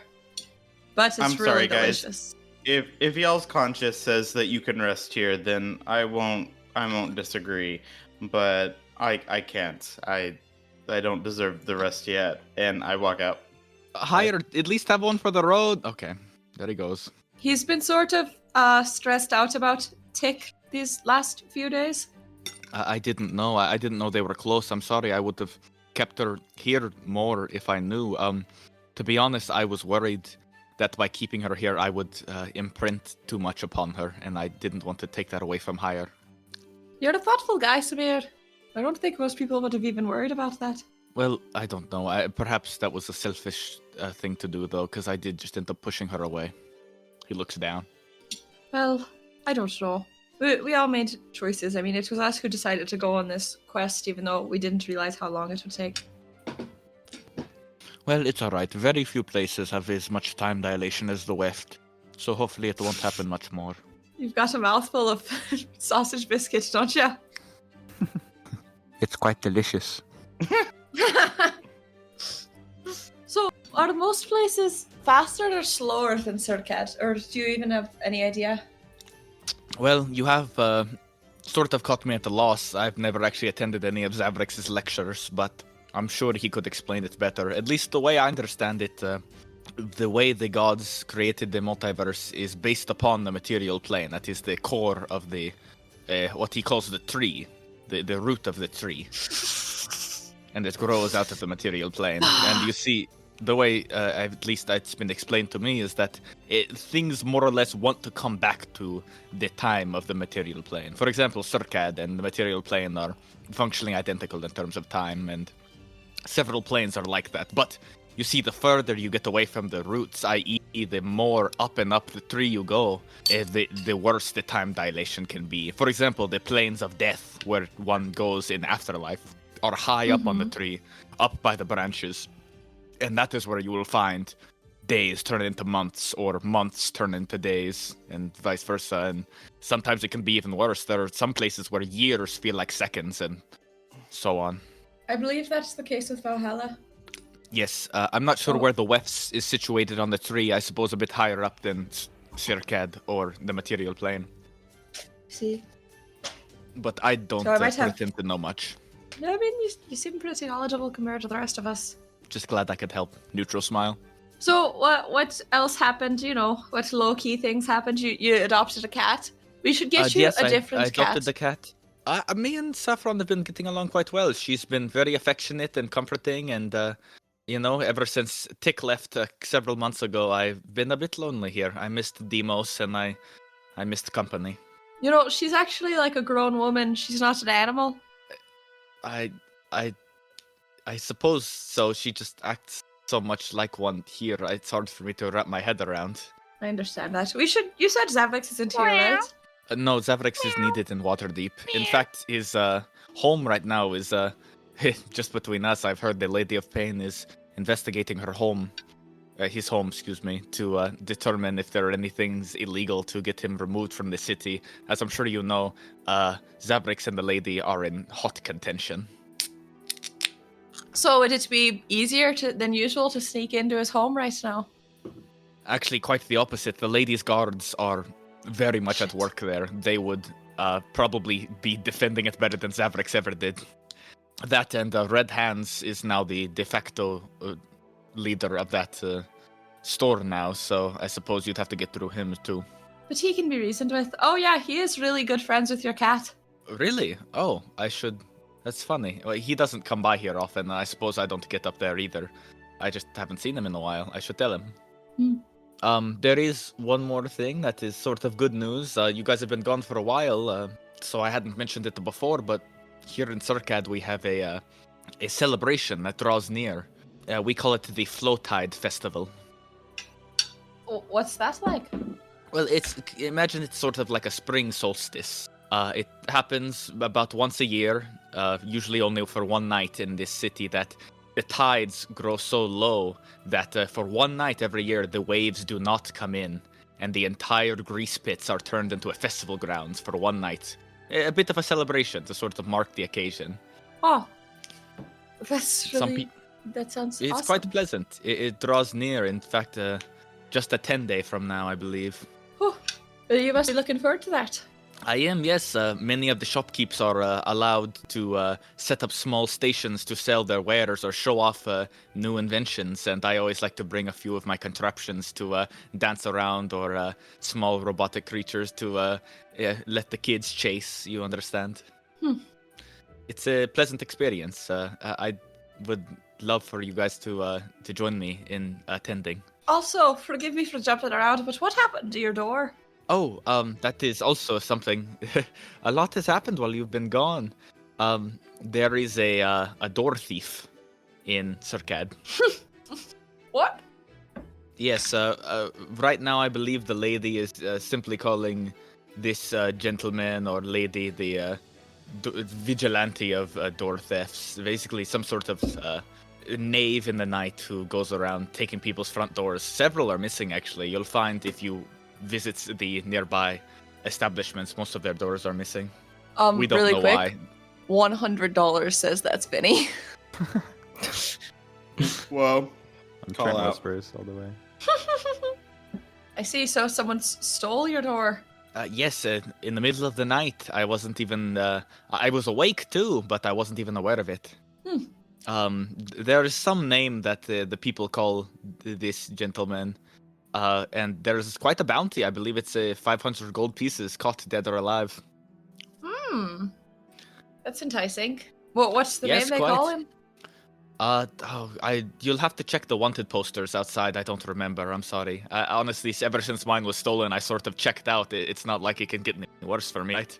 How many nights ago was your door stolen? I would wager about 5 weeks ago. And you haven't fixed it! I What? would, but my neighbor upstairs had his replaced, and it was stolen 2 days after the replacement, and glass is not cheap. Well, you can do a little better than a tarp. Come on, Smear. Listen, I'm telling you, this thief is a prolific criminal. Well, now that we're back, we can see to replacing it, and, we usually have someone keep watch anyways, so we'll just have someone watch the door at all times. During the day, of course. I mean, during the night. Honestly, my guess is that somebody fell into this dimension who was just very bored and wants to make a name for themselves doing something stupid, because there's really no reason to have that many doors. Unless they're using them to try to make a portal like Zavrix did. Samir glances at you, says nothing. Samir, when you heard that's all I Zavrix can- was gone, Yes. did you try to break into his house again? It's happened before where he is called to Waterdeep to attend to some academic duties. As I'm sure you know, for some godforsaken reason, he's been hired as a professor in a regal academy. This makes no sense to me, of course. I can't understand how such an idiot, moronic, violent man could become a educator, but perhaps, I'm not sure. Regardless, he tends to his duties there every once in a while and disappears from here for some times, and I did not make a move on his home because I was not wanting to leave without you all, at least telling you what I was doing. Besides, I thought we had a plan together. We do. I don't know. I'm glad you didn't. That seems sensible. He smiles warmly at you. I would never. Holy. Not warmly. neutrally, warmly. Oh my god, things are heating up. Well, that's all I can remember off the top of my head. Circad has missed you, and you should see the Lady of Pain soon. She has been inquiring about your whereabouts. Many of her guards step by here every once in a while to check if you've come back. I assume whatever sorry she for needed that. your help with was time sensitive. If you still have the energy and you're awake, I'd recommend stopping by her place today. I can probably be awake a few more days before I crash. I'll do that next. Okay. Listen, if you need to rest, please rest. There is no pressure on this. I'll scare away any guards that come here. All right. Make yourselves at home. I left your sleeping bags and your wares here. All of your items. Thank you for that. Have you seen Vinny around? A tiefling man? I'm sorry, Waterdeep? Vinny. Vinny? Venice? He's a red nobody- tiefling. Maybe 19 Nobody by- years old. That name has come through here. I'm sorry. No worries. It's just somebody we got to find. Sure. Yes. I'll keep an eye out. Red tiefling, 19. Vinny. Wait, how old is Vinny? Do we know? I don't think you guys ever asked. How old does he look? He looks on the younger side. You would guess early 20s. Okay, cool. Is there anything else that you all have to report? I'm not sure what the manner of your mission was. Did you have to deliver something? No, well, sort of. We were recovering Frederick and bringing him here to bring to the Queen of Pain, the Lady of Pain, so that he could close a portal for her. Right. I see. I guess I don't have a way of helping with that, but listen, you should probably go check in on Hire and Jaya. They seemed a bit more, and Yeah. Malagus, of course. They seemed worried. Please, go catch up with your party. I'll be here, and we can discuss more things when you get back. I might even have a couple more things for you all to help me with around here if you're looking for some bubbles or a coin or something. He smiles. The door among them, I should hope. He just gives a very warm laugh. Please, Dulam? Can I go up and hug him? Aww. So Samir hugs you back, Dulam, and Dulam, I would like you to please be introduced to another emotion that is not a carnal fear or embarrassment. I would like to describe this as a feeling that starts in the top of your head and slowly reaches down to where your core is, and it's a feeling of warmth. Not heat warmth, but just warmth. He pulls away from you and kneels down on one knee to be eye level with you, Dulam. Are you feeling all right, friend? You look well. Thank you. I feel great. And I'm sorry to sort of ruin this very cute moment, but while I'm hugging him, can I insight check him to see if I think that this is actually him? Real. I knew it was coming. He's smiling Like, warmly feel around, instead of see neutral. if it's like this guy's self or something. Fuck you, man. We were making this I beautiful knew it. moment. There was warmth involved. It was so charming. All business with you. Yeah. Give me an insight check, please. I think you sniped it. You guys are so untrustworthy. He's yeah, being well, fucking he's crazy. being dodgy. I got a 23. And he's trying to stall us. Mm-hmm. All right, you feel around for a minute, just feeling on his body. He's not wearing his backpack right now, and you don't feel any illusion here. You reach around, and there isn't any, like, items or anything on here that would give away a different person. You pull away from this hug, and it seems like it's just him. Okay, I'll back up. Sure. It's good to see you too, Dulam. I'm sorry that if anything happened out there that frightened you, and I'll just let you know that if that gentleman stops by again looking for you, I can turn them away if you'd like. Thank you. Did you get a name? Samir opens his mouth for a second, then closes it, and you see him hold his hand to his forehead, and he goes, "Shit, I totally didn't. I'm sorry. I was so worried about you. I forgot to ask. I'm sorry, but I can describe him. He wore a bronze-colored robe that went long and flowy, and he had a tall, square hat, sort of like a fez." Thank you. Yes. I'll point him out to you if we see him around. I don't think he lives in Circad. I think he has somewhere to travel interplanarly and was looking for you. I don't know what he wanted to ask you, but he was just curious. It didn't sound threatening. It was mostly just like, I've heard there's an autonome in this town. I would like to discuss something with it. And I just mentioned, oh, they're not here. Thank you. Of course. He smiles at you neutrally. Is there anything else I can do for you all? I hope the meal was well, and I can set up the front room to be a sleeping area again. I hope you don't mind the tarp. It might get cold at night. I think we're all right. Samira, could I actually go set some stuff down in your room? Sure. Yeah, go ahead. I want to walk in and close the door behind me and just look around. Is the copper baby here? You look around. You don't see it here. Not immediately. Is it still in his backpack? That's so weird. I start snooping. Okay. All right, you look around for a minute. Samir and Duelam, you guys sort of awkwardly stand out here because Demos, you went off to your room, right? So everyone sort of went off. Me. Samir looks at you, No, Duelam, and goes, Demos put in his headphones and is now listening to music loudly. and Samir goes, "Listen, Duelam, you're the most competent member of this party. Let's be Okay. real." Hurts. What? Literally, What? fuck this guy. Yeah, fuck this guy. You're not here.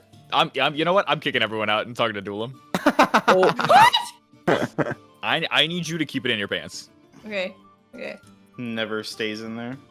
As I was saying, Duelam, you have an emotional intelligence. You're like me, right? You can see the rational side of in the situation, and that is really valuable in the group that you're in. I think you're the only one who can actually do that. So, be honest with me. Is the group doing well? You all seem very fractured. Half of you just walked off in different directions, and I believe Orpheus is snooping through my room right now. Why would he think that? You do it every time. It's got good things to check out. Yes, the group seems quite split at the moment. Is this normal? Is this how you guys were before and I just didn't remember? Well, slightly. It seems to be more exacerbated at the moment. Well, is there anything I can do to help? Thank you. I think some time will help. It's only been a couple days for us. Right, that's why I'm so confused how things change so quickly. I feel like you all moved so fast, I don't know. Well, we haven't slept for about 2 days. Ah, well, that could make the difference. Maybe I can get everyone to lay down for a nap. Thank you. What is with him? Oh, sorry. Orpheus, give me an investigation check, please. Jaya, do you know what my investigation modifier is? Fuck you. What? Do you know what it is? Because it's plus 11. I was born Oh. to snoop. My 22. God. Min-maxing. Look, no one had privacy in Valhalla. Aura doesn't really get that. Doesn't seem that important. 22. Oh yeah. All right, let's just, there's some things in here. It's a very clean bedroom, as I'm sure you already knew. Very orderly. There's almost nothing out on any cabinets. It is one of those things, though, where when you start opening drawers and like the wardrobe or the nightstand, you find it is sort of a chaotic in there, albeit still ordered. It's a lot more maximalist ordered inside of each of these cabinets, but when they're all closed, it is sterile in here. That being And said, no digging copper around baby? Sorry. you find in Samir's own nightstand, there is a small clockwork music box. Aww. You find framed blueprint sketches sort of tucked away. I look at the sketches. Are they signed?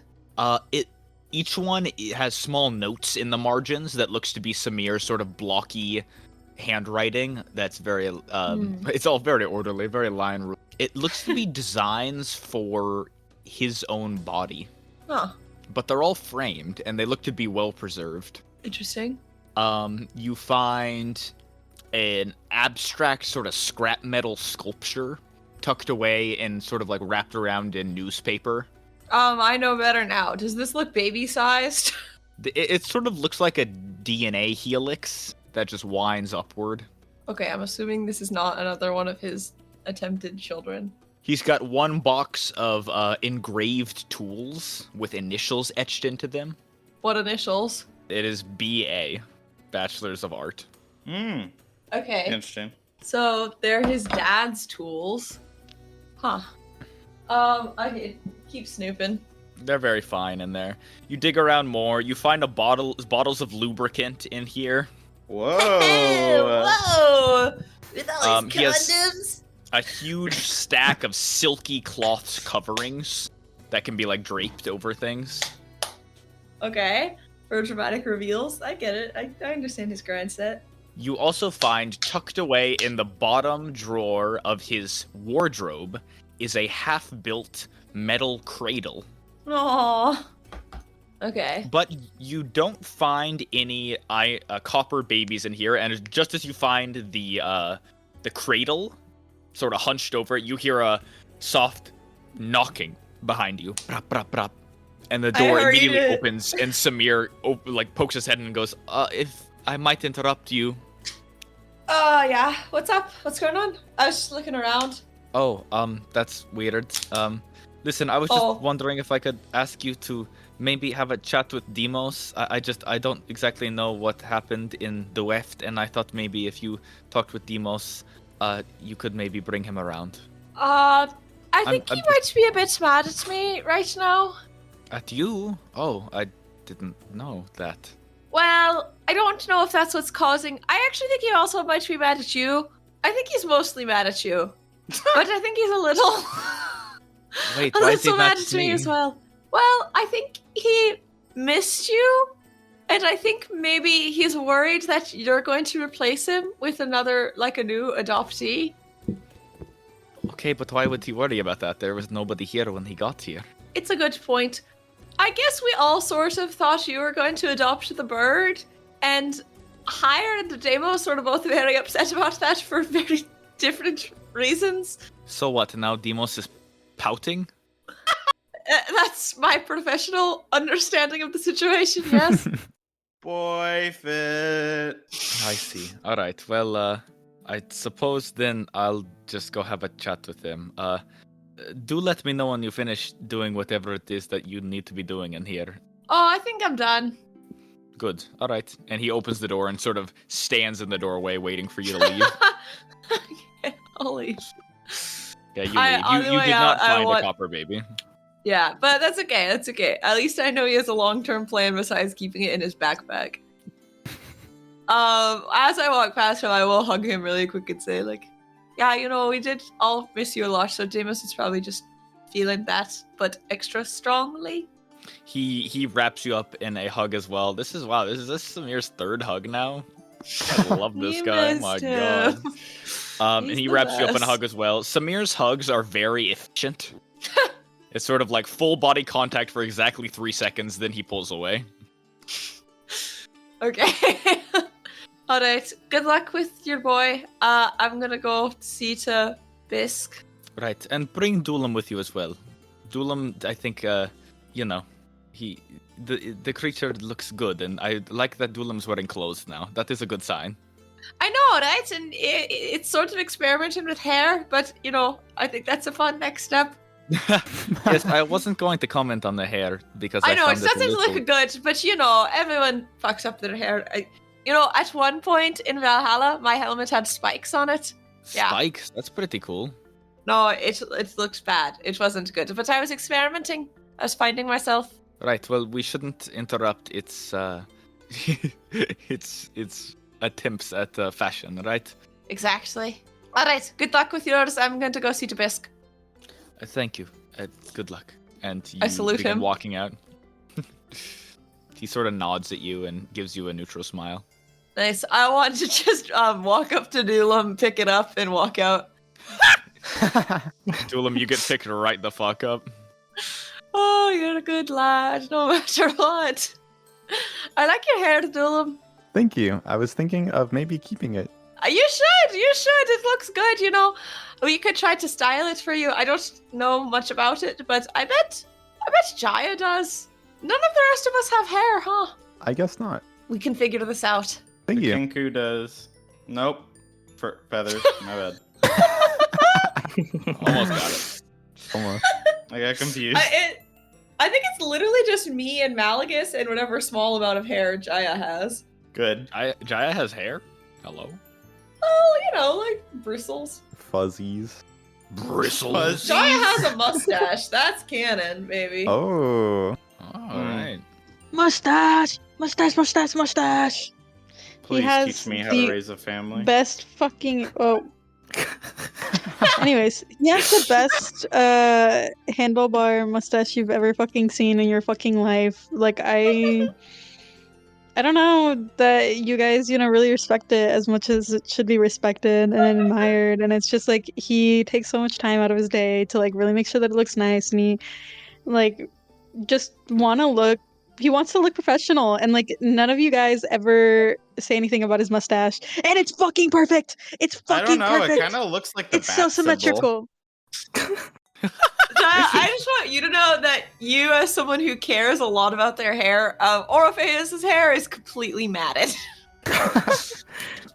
Oh, I've seen it. I've smelled it. I've seen Smelled it it? crawl Gotta in get it. sniffed too. Sniff test. I don't have to get close. Sniff test. Jaya does not have to get close. It's all about the sniff test. And Hire, you wish you had fucking hair. You fucking wish you had something to style. Literally, what the fuck? What the Oh fuck's my happening God. right now? Fuck you. Jesus, Jaya. I'm Jaya's defending my head. Jaya. Jaya has been disrespected. Jaya got my head. Well, alright, so Dulam, you get picked up and you're just dragged out. You're good with that? I'm not dragging Yeah, I'll it. start I'm walking. carrying it not like a baby, but like a child, you know? Like when you carry around a stuffed animal around the house. Yeah. Dulam? I'll let it happen. I'll allow it. Alright, fair enough. I think with Dulam that- feels like in a position of power while being carried. Like a He cat. likes to be tall. Yeah. So wait, it's like you're on the bottom, but you like, in your head, it's like, it's okay, because it feels like you're on the top. Oh my god, this No. is just like real life. I'm just always on top. Hmm. Excuse me. Alright, so you guys head on out. While you're heading out, I'm gonna get cut quickly to Hire here for a moment. Hire, you dashed out earlier after having scarfed down perhaps a sausage roll or two and are trudging through the grease pits on your way to what you were told is where Tick is. Going make to the your way- smoldering corpse. Exactly, you make your way out now across the grease pits, past many of the vendors who try to sell you things as you walk by, but you are undeterred. Eventually, you make your way to the bottom floor of the tower that houses Jackknife's Bar, the Smoldering Corpse. Just as you make your way in, you see sat up against the wall of this lower floor, all looking sort of like vagabonds or like homeless, maybe junkie folk, just smoking reefer together, are Jaya, Malagus, and Frederick. That's so cool.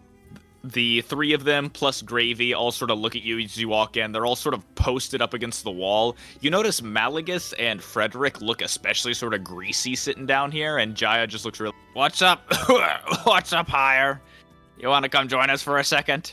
You all know better than this. You should be taking this more seriously. What do you mean, What do you mean, buddy? What's We're all good. gotten into years. It's been a long fucking day. I'm going through a lot emotionally, and I just need you to quiet down a little bit. Okay, if you must, then do it. But I'm an adult. there are more I'm a tasks full we grown have to fucking remain. man. You can go do what you need without me. Fine, if you wish. I do wish. I wish very much. I wish very, very much. Well, listen, Hire, you don't have to run up immediately. Dude, we haven't slept in like days. What the hell? I can't even tell you how long Tick has been with our fucking enemy. Not Who's Tick? Who's our enemy? Bisk? The one that killed Samir? Have we all just forgotten that all of a sudden? You forget that I wasn't with y'all for the longest. I'm not talking to you. Oh, jeez. Look, Burn, Jaya. What I'm trying to say is that there are still things that we need to do because things seem to have gotten a little confused here while we were gone. Listen, if you say so, buddy, but we need to sleep, right? What's one more day here make a difference? I get that, over there, if we slept, it was like sort of a big no-no, but we're here now, right? 4 months is too long. It can't be a second longer. I wouldn't be able to sleep anyway. Sort of sighs and goes, all right, Hire, come with you. Right, Jaya? Jaya? Sometimes I don't know if it's an old man noise or an Annette noise. That's what makes the character perfect. Yeah. Well, thanks. Sure thing, man. Don't mention it. You good, starving?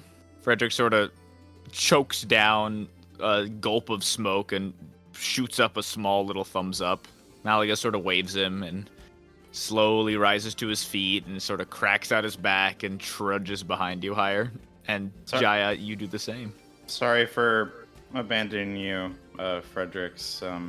We have people here we're worried about. Frederick sort of coughs out something. it's quite all right. I might just take a little nap here for a moment. Go ahead, tend to your people. I'm just very tired. And he slowly curls up in a ball. Look, how about we at least rent you a place at the Smoldering Inn? Why don't you come with us? Malaga sort of points at him and goes, really? We're gonna give this kid a room? Yes, we paid for him to come here. What? I thought we were turning him into the Lady O'Pain to be, like, eaten or some shit. No, that is not what is happening. Son, Hire, what are you so stuck up about? You seem all pissy. What went wrong? Were we not there for something? Look, none of us have slept in days, and Yes. A perfect excuse to go off and do something stupid, right?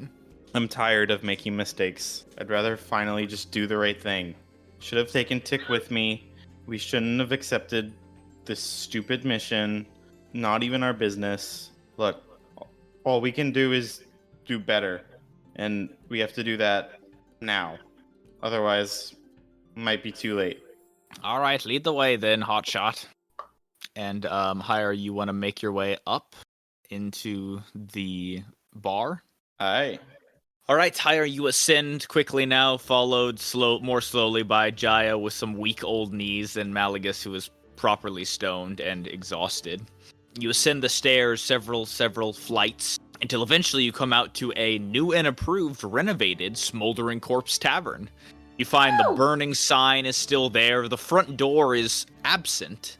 Instead, over it, you see a giant wooden bar, like a plank, covering it about halfway, sort of like a saloon door that's just like half covering the door, which looks a little odd, but you sort of poke your head inside and it's dimly lit, as if there's an actual roof over it, and you don't notice anyone inside. It's still sort of early morning, so it's probably not fully opened yet, but you can just sort of make your way in if you'd like. There's no one in here? You're still outside of it. Okay, I'm going in and I'm heading for upstairs. Okay, you duck under the giant log of wood half covering the door that seems to be missing a door itself. The frame is still there, though. And as you barge in a bit here, you make your way in. It's dimly lit in here. In fact, it's nice. You remember Jackknife's previous bar being very homey, albeit a bit rustic and eclectic in some of the taste on the things on the wall, but now it seems to be a bit finer. All the tables and chairs are new wood. They look fine. The walls are adorned with bricks that you recall laying you yourself, and planks of wood that lie long ways against it. There's a dim candlelight emanating in the room, and of course the brightest light in this room is that consistent loud ah ah ah. This is Jaya's first time seeing the man, right? God, is this Jaya's first? No, Jaya has stayed in the room with us for a little bit. True, but it's Annette's first time, right? Oh, true. Yeah, I don't remember this. Jaya, in front of you now is a human, you think, that is continually ablaze. Whatever form is beneath the fires is almost impossible to see. This looks to be a human shape of fire, burning, bright, flames soaring upwards, smokeless, and the figure has a wide open, gaping mouth, staring straight up, then just seems to be screaming eternally. Ah! Ah! Ah! You know, I'll never get used to that. Ah! Ah! Higher, you sort of disregard it though, walking around the stage, above which the smoldering corpse sort of hovers. This body hovers a bit off the ground, Jaya, you notice. It's sort of like locked in space. It's pretty horrifying. This looks like the worst torture anyone could possibly have. I don't think it just looks that way. You guys make your way in though, and as you begin stomping across the bar, Higher, you hear a shout from across. Hey, who goes there? And then you hear a click, click, like some sort of heavy machinery. Tire? Who are you? Where's Jackknife?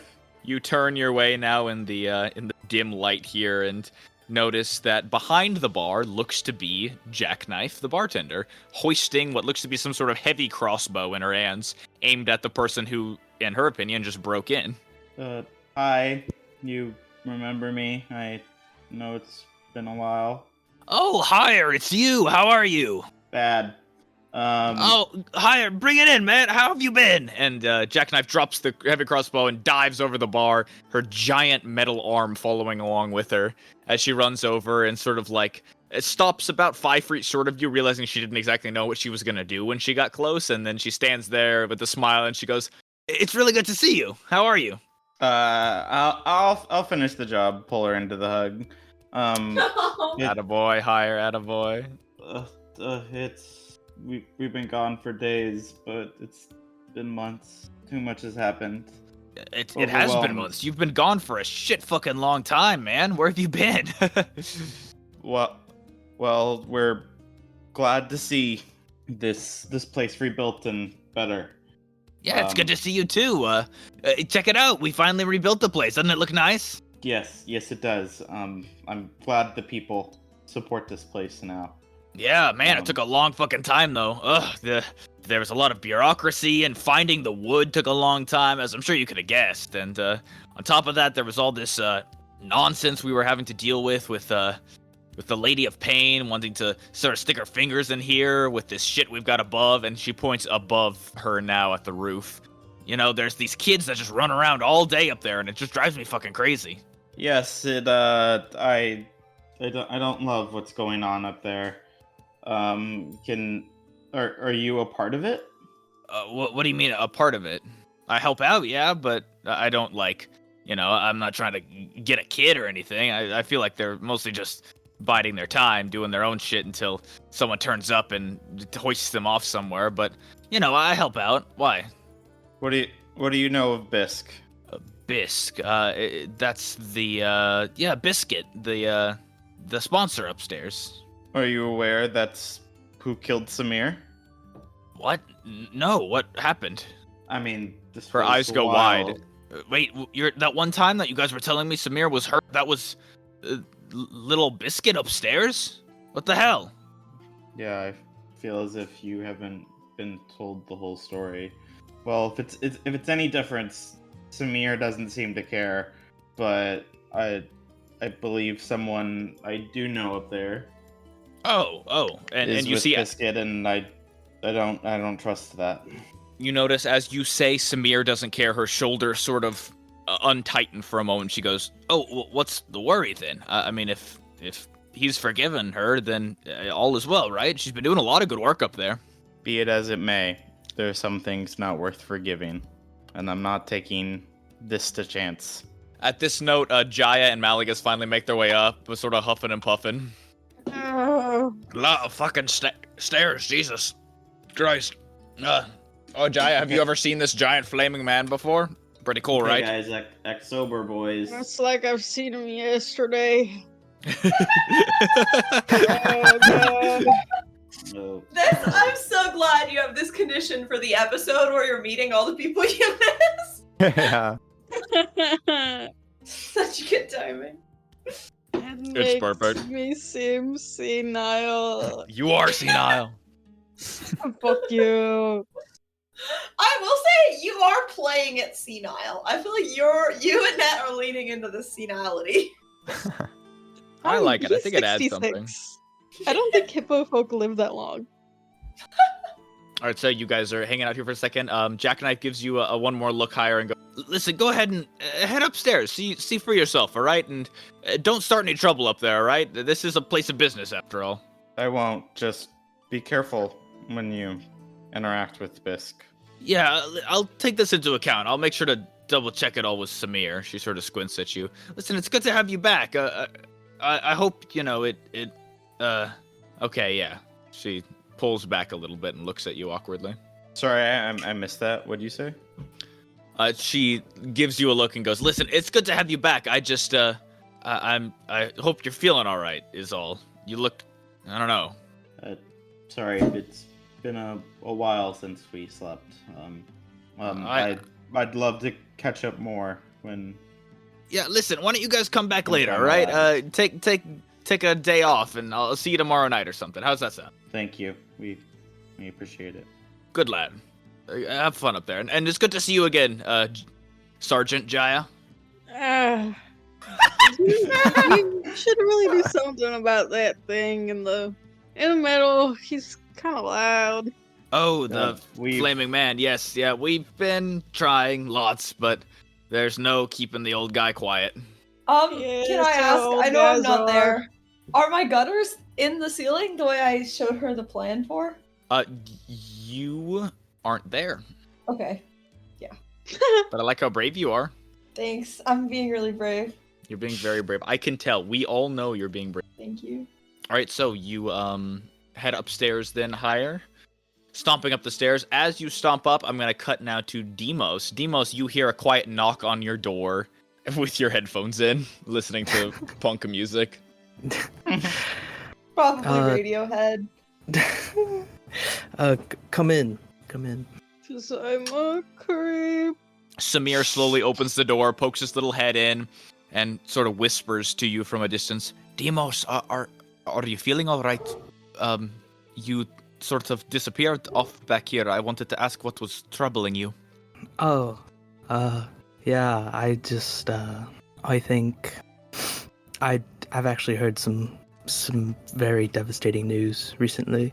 I don't know if you heard it earlier, but apparently there aren't any gay ghosts.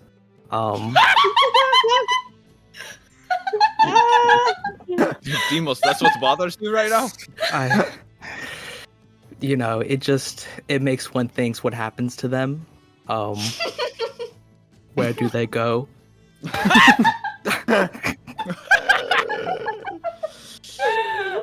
It's so heartbreaking to hear. You've already met Malagus. Listen, Demos, I understand that this is a real heartache on you, but is this really what's bothering you? I was told in private by the group that you faced somebody that you knew from your time in the Plane of Kings out in the Weft. I was wondering if maybe you wanted to speak on it.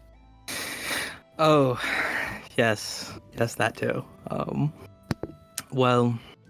Yes, you see, we ran into someone that I knew from my original plane, and well, suffice to say, it brought up a lot of memories that I'd rather forget. So maybe, Demos, and forgive me if I'm digging into it too much, but you are not in fact sad about gay ghosts, but are more broken up about seeing somebody try to harm you from your past. Yes. You see, I simply didn't know that anyone from my plane would or even could escape, or was allowed to. So That's right. You told me many moons ago that you never thought they could chase after you because of their entrapment on the plane. Yes, yes. But it seems the times have changed somehow. Something happened. Yes, I don't know. He mentioned that perhaps that he was banished or something. It was all quite short because he was soon killed. Oh goodness. Oh. That is quite okay. And then more worryingly, he was reanimated. What? By some strange there were these flies in the Weft. They had an interesting symbiotic relationship with every living thing there, and even dead things. So Goodness. Yes. And so you're telling me he was brought back to life? That is horrifying. Jesus. yes, and we Twice? lost track of him. Yes, Haya was very brave and used a diamond to resurrect him. Oh, That's crazy. That's- That's crazy. very cool. That's you said that's brave? Yes. Because it was originally to prevent him from being reanimated as undead. So, but then he died again anyways, and so. I see. I'm sorry, Deimos. That sounds very frightening. So this entire situation sounds to me like a horrible thing to have happened to you, and I'm sorry. Would you like to discuss it more? Would that make you feel better? You know what? I think it would. Okay. Good. There's Yes. Okay. there's it's been troubling me really. It's just that this man from my past, he happened to see Dulam and recognized him as a sorcerer. So honestly, Oh, and that is dangerous, you say? yes, they're looking for people of his kind, and this almost Oh. makes me think that chances to run into him again is very probable. I see. That is quite frightening. Well, I suppose if you'd like, I could keep an eye out for this gentleman. What does he look like? Oh, well, his profession, or at least his title in the court, was the Butcher, so he quite aptly wore an apron and is often covered in blood. That is appropriate for him, I suppose. Yes. Okay. Well, I'm sorry, Deimos. That is a horrible thing. Would you like to rest here? I can make some cookies or something if you'd like. Yes. You see, and then he sort of like scooches to the side of his bed, and you just see like a bunch of like empty wrappers. Oh my god. Goodness. I've actually just run out. You're sort of snacking in here, aren't you? Yes. So, I was thinking maybe we could do a buffet tonight. Yes, I'll get right on it. That's Oh, really thank nice. you. Thanks, course. Dad. Oh. Samir. Thank you, Samir. Listen, I will Oh my god. always do this for you, Deimos. Oh. Always. Oh, I go in for a hug. Oh, he hugs you back. Very, Holy very hug. efficient hug. Just about as efficient as it gets. Wow. And he pulls you back, sort of looks at you and goes, "My, how you have grown. I'm so impressed by you." Thank you, Samir. Thank you. I've been quite grateful to you for everything you've given me. Oh, please, I have merely stoked the fire of a magnificent Oh, you flatter me too much, Samir. Not in the slightest. Now, might I have just a one more favor to ask of you? What is your favorite pastry on the planet? Oh, on the planet, you say? Yes. I'm a very big fan of cream-filled things. So What?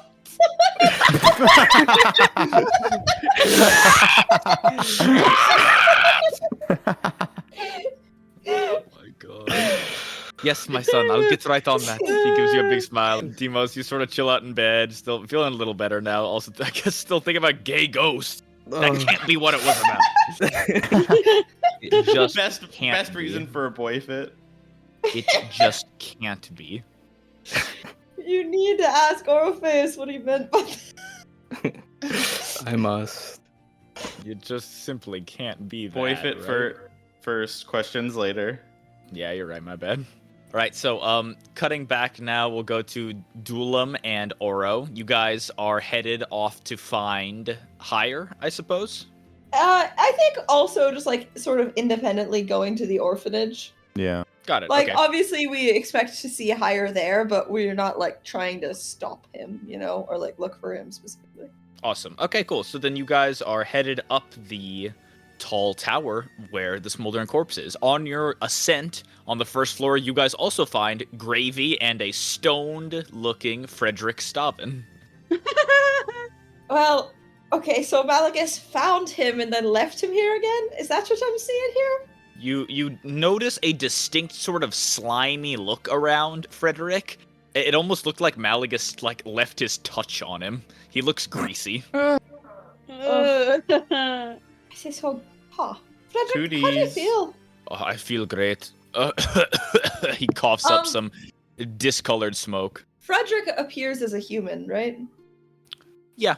I want to check his ears. You sort of approach him to look at his ears, and he sort of pulls back from you a bit and goes, "What is the problem? Is something the matter?" Oh, you look so tired. Well, I am quite tired. By the way, do we have anything to eat tonight? I'm quite hungry, and I could really do with a drink or something. Yeah, we'll get you sorted shortly. Just let me see something thank really you. quick. Sure. He looks at you awkwardly and sort of sits there. Okay, I want to You check approach his ear. ears. What are you looking for here? A point. Point. Okay, you sort of look over his ears. They don't look pointy. They look round, like human ears. But Nothing he's stands greasy. out. Can I feel a bit of his clothes between my fingers? Does it feel like Malagus's? You feel it. You sort of, you slide it up and down your fingers, and sure enough, this does feel a lot like Malagus's coat. Dulam, I think Malagus might have been sick before we met him. How so? Well, Frederick here, he said he had gotten the sickness and that the flies were holding it off, right? Yes. And now his flies are gone and he's acting like Malagus. So if this is the symptoms of the disease, I think maybe Malagus has always had it. Then is he also from the Wefts? I mean, it's a prison yard, right? I can certainly imagine Malagus had landed himself in prison during his life. And you know, I mean, the body, not the soul necessarily. Why are you guys? No, they might be one Are and you the talking same. about me? Hello. Hi. I'm still here. Are you talking about me? No. God, he's so nosy. Quite. Just want some attention. Just needs it, Jesus. So, does that make any sense what I'm saying, Dulam? Yes. Maybe he got the sickness before the Wefts. Exactly. Maybe he had it for a while, and the body had it when it died, and now Malagus has it while he's, you know, and I hold up like air quotes, alive. It's What are you guys talking about? Is this science? Can I help? you're going to cure this disease, aren't you, Frederick? What disease? Oh, the Iron Shadow? I am doing my best. Oh, is that what they call it? The Iron Shadow? Yes, that is the name of it. What are the symptoms typically? General. General.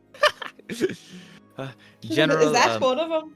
malaise, a sense of losslessness and unmotivation, a bit of agitation, and a tendency to wander. Huh. Depression. I give Dulam a look. I nod. Does it ever cause like greasiness or oiliness? Yes, I believe that's one of the symptoms. A lot of sweat. You remember the folks in my Listen, I could really use a drink right now. Do you happen to have any? No, and you don't need one either, Frederick. You're much too young for drinking. Oh, that's funny. That's actually another one. A desire for imbibement.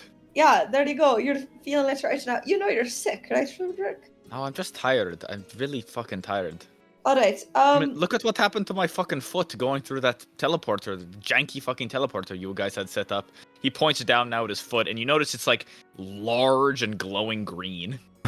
Oh, kind of fucked up. Yeah. Look, Frederick. Let's us get you to. We have some stuff we're gonna do, but we'll get you home first, I think. Okay, but when to where you're going to be staying. But when Hyra came through here just a moment ago, he said I was going to be staying at the Smoldering Corpse or some place called that. No, I think you should stay with us at the Broken Compass. Sure, whatever works. I don't really care. You said you know Samir, right? Yeah, in sort of a professional capacity. Why? Do you know where his shop is? His shop. Ooh, it's been a long time. Let me think. He seems sort of think for a second, then sort of trail off, and he sort of looks off in the distance and goes, "Oh, did you have food, by the way? Anything?" Yeah, all right. I'll just sort of help him up and start walking him back towards Samir's place. Got it. You start walking him back. Gravy sort of comes along with you, I suppose. Yeah. Don't you dare Dylan, would leave him you get behind. the creature? Yes. Thank you. Tie a rope around her. Nice. All right, you drag the cow back, and you guys bring Frederick. Frederick walks along with you guys. He looks sort of, not exactly out of it, but he just looks sort of like distracted a little bit. Mm-hmm. Anyway, like Yeah, I was saying, the Iron Shadow is a deadly disease. It oftentimes illustrates itself only as a few minor symptoms, but it is can be quite fatal. And how do you know when it's getting close to fatality? That's actually one of the things I've been studying lately, is the different effects and how long it takes. Some people, it happens right during the initial effects. Others, the effects have to gain traction. For example, the sliminess that is often present, the grease that forms, grows thicker and thicker. I see. And what treatments are there besides the flies? He looks at you and then sort of shrugs. All right, I figured. Let's just get you home. Hey, thank you. Let's get the move on. He smiles and sort of points in the direction and starts wobbling that way. You notice he's already a bit intoxicated from something. Whew, It's okay, we very need to keep dangerous. him and Malagus separate, You know, I think, it as much travels as possible. through dimensions. The Wefts has a What do you horrible mean? infection, but it is many other places too. Like, what other places? Well, in my studies, I was worried it would soon be in the material plane. I'm doing my best to try to keep it from there, but it might already be there. I see. Sounds bad. Oh yeah, Oh, yeah. All right, buddy. real bad. Very bad. Aha, I'm sure it's not good. Oh yeah, very bad. All right, yeah.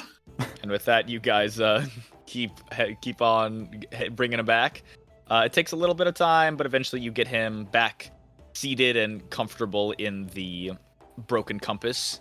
Samir is in the back baking up a storm. All right, I'll just tell Frederick, when Samir is back, tell him you're going to be staying with us all. Tell him his best friend dropped you off with him, all right? I can do that. Thank you for the walk. I appreciate it. It's nice to have a home, at least for the meanwhile.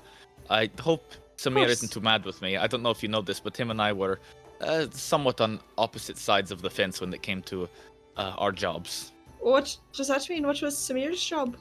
Well, you hadn't heard? No, I don't think so. Oh. I'm trying really hard not to think about Samir helping Iceland steal the architect.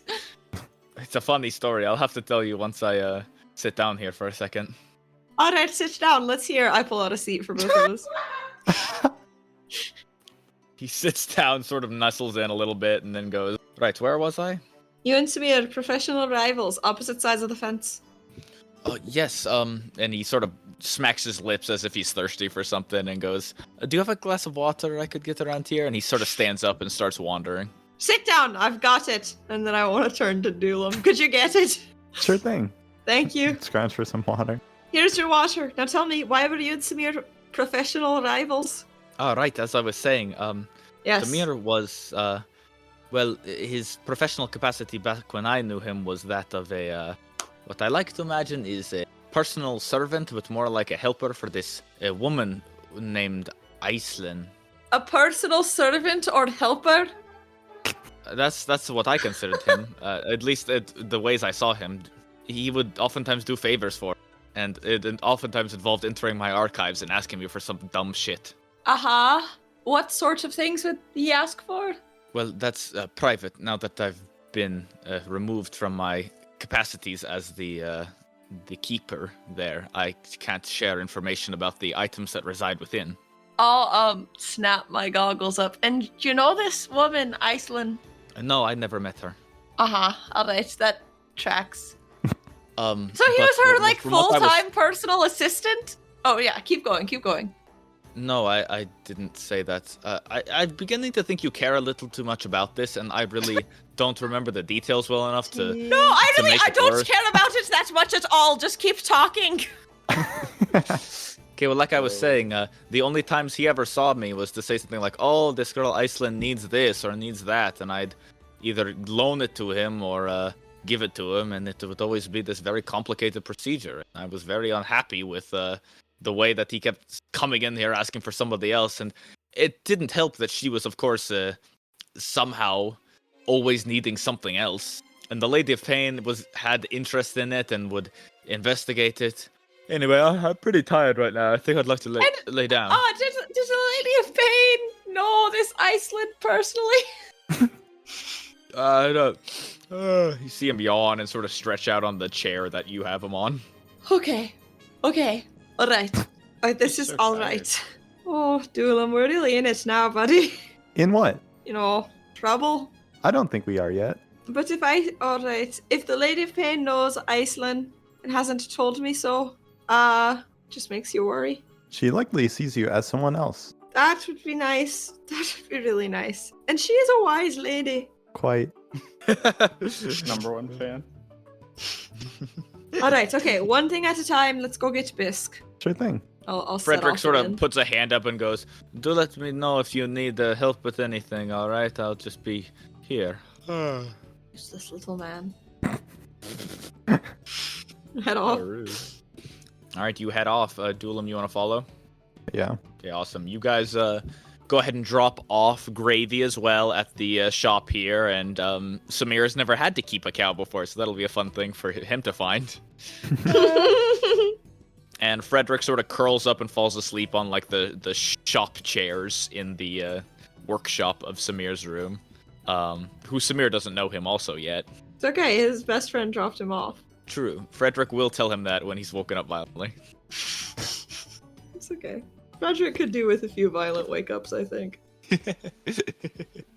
All right, so panning over now to Hire, who is bounding up the stairs now. This used to be where your inn was, Hire. You remember sleeping just up these stairs, but now they've been rebuilt with a similar old wood that looks oak in nature. The stairs ascend about the same length as before, about the same height as before, into a pretty similar looking space than before, but instead of a hallway with doors on either sides leading to these private rooms, instead you come out into a small room that looks to be some sort of like waiting room of sorts. There's a couple chairs up against the wall. You see a few posters of the Lady of Pain in here that says stuff like, "Obey, she is watching you." And the entire floor is carpeted. It's carpeted with some sort of wool, maybe alpaca fur or fluffy sheep fur, which makes for being quite comfortable on your scaly feet. Nevertheless, though, you sort of make your way over to the next door, which has a Fire sign. barefoot? Isn't that true? I thought we confirmed that. That's such a good question. I feel like just for AC purposes, I'd have to be wearing. You'd have to wear something. All right. something. I Not accept, for free. I accept. That makes sense. It's not for free. Fuck. Fuck. I'm fucking cool. I think about laying down on the floor. Getting comfy down there. Yeah. All right, well, you think about laying down.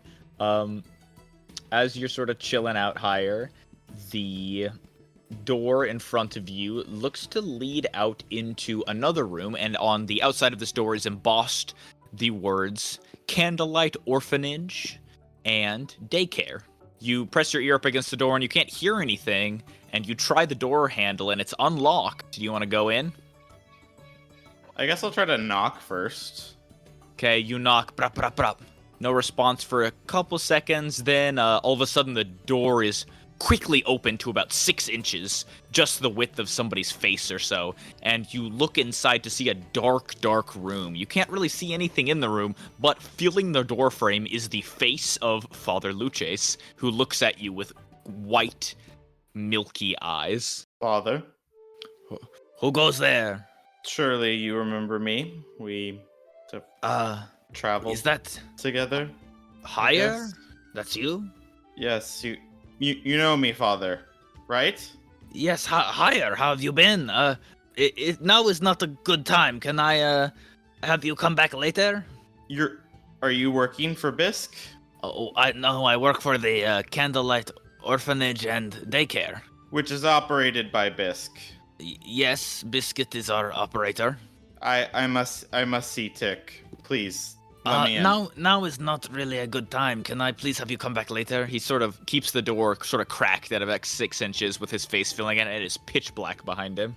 I think you seem to have forgotten who you've worked for. Would you like me to remind you? What does that mean? I work for, Biscuit. No, the last I checked, you brought an army into the city, which killed one of our friends, targeted at us, and killed tens, hundreds in the process.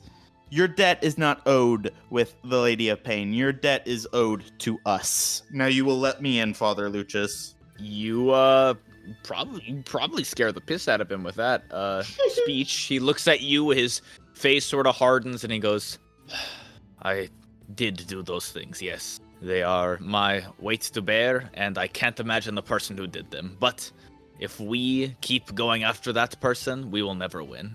He is dead now, and I am what remains. Well, if you want to continue remaining, then I think you should remember who your debt is really owed to. And I really think I could use your help with that. In fact, I'm even asking for your help in connecting me with Tick. He sighs, and you see him slowly open the door a bit wider just to step out himself. He exits the room and closes the door behind him, and then sort of gestures to the chairs in this little waiting room, as if for you to sit down in one of them. He goes and he sits down in one himself and sort of looks off aimlessly. Do you want to sit down? I feel like I'm trying to, find someone else that isn't Father Lucis. Like, I'm trying to progress further. Like, we're going for a receptionist, or we're just going straight for Tick? First person we see. Okay, so you just barrel through the door? Yep. All right, you don't sit down. You see him start to talk as if you're sitting across from him where he gestured, where he goes, listen, like I was saying, I know I can't be forgiven for what I did, but maybe you and I could be new friends as somebody else. And you go to open the door and he goes, wait, what? No, please don't go in there. And you open it wide and you see darkness inside. You plunge in, stomping through, and as your eyes adjust to the light in here, you look around and see that you are in this large room covered with colorful ornaments, bright decorations covering the walls, posters all over, alphabets lining the ceiling, and small glow-in-the-dark stars right above you. You look around and find that this entire room seems to be filled with sleeping, napping children. I think I'm pretty thrown off by that. So you look around, you're glazing across the floor. There's gotta be like 18 plus kids in this room. There's a lot. And you're barging in, does not go unnoticed, as you see, sort of dozing off in the corner herself. You see a figure jump up quickly, a tall, imposing figure with long red hair, and she steps towards you quickly, not even noticing you or recognizing you yet, simply running over and being like, oh, you can't come in here, it's nap time, you're disturbing the kids. As Bisque runs over, gingerly stepping in between the children so as not to disturb any of them, rushing towards you. I guess, is Bisque gonna try to, guard me or, usher me outside with her? She seems to just be moving toward you, right? There's no other... You sort of have a moment here before she gets to you.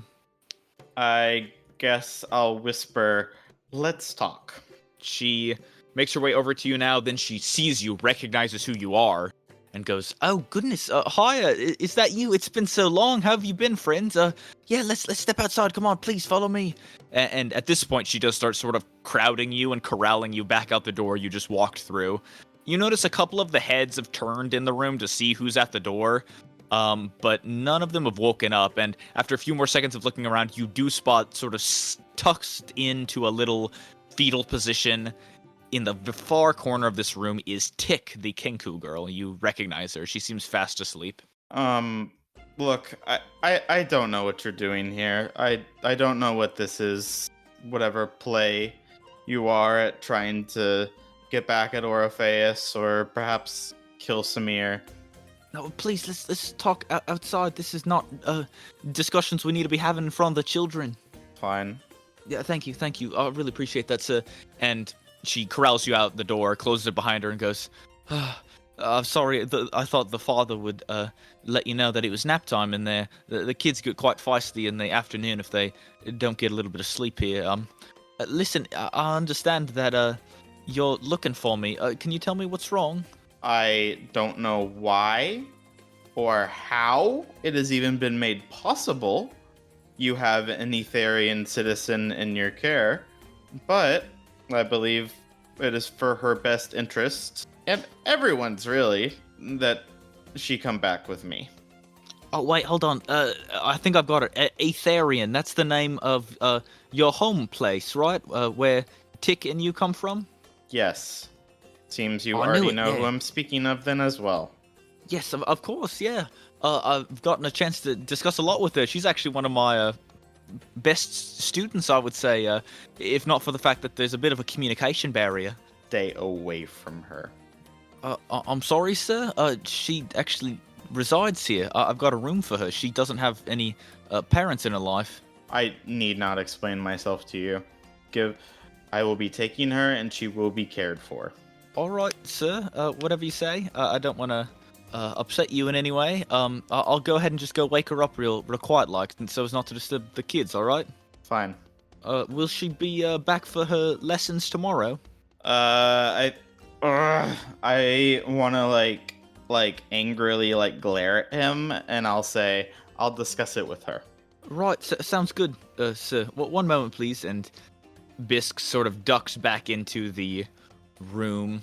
A couple moments go by. Father Luce sort of looks around the room aimlessly, and eventually you see, brought to the door, sort of rubbing her eyes with a winged hand, is Tick, who sort of looks around, blinks in the bright light of the bar.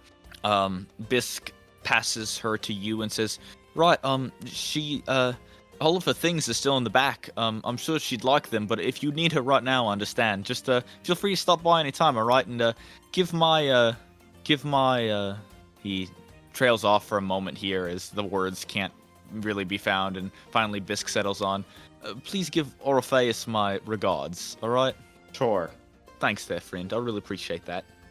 Right then, off you go, Tick. You have a good one.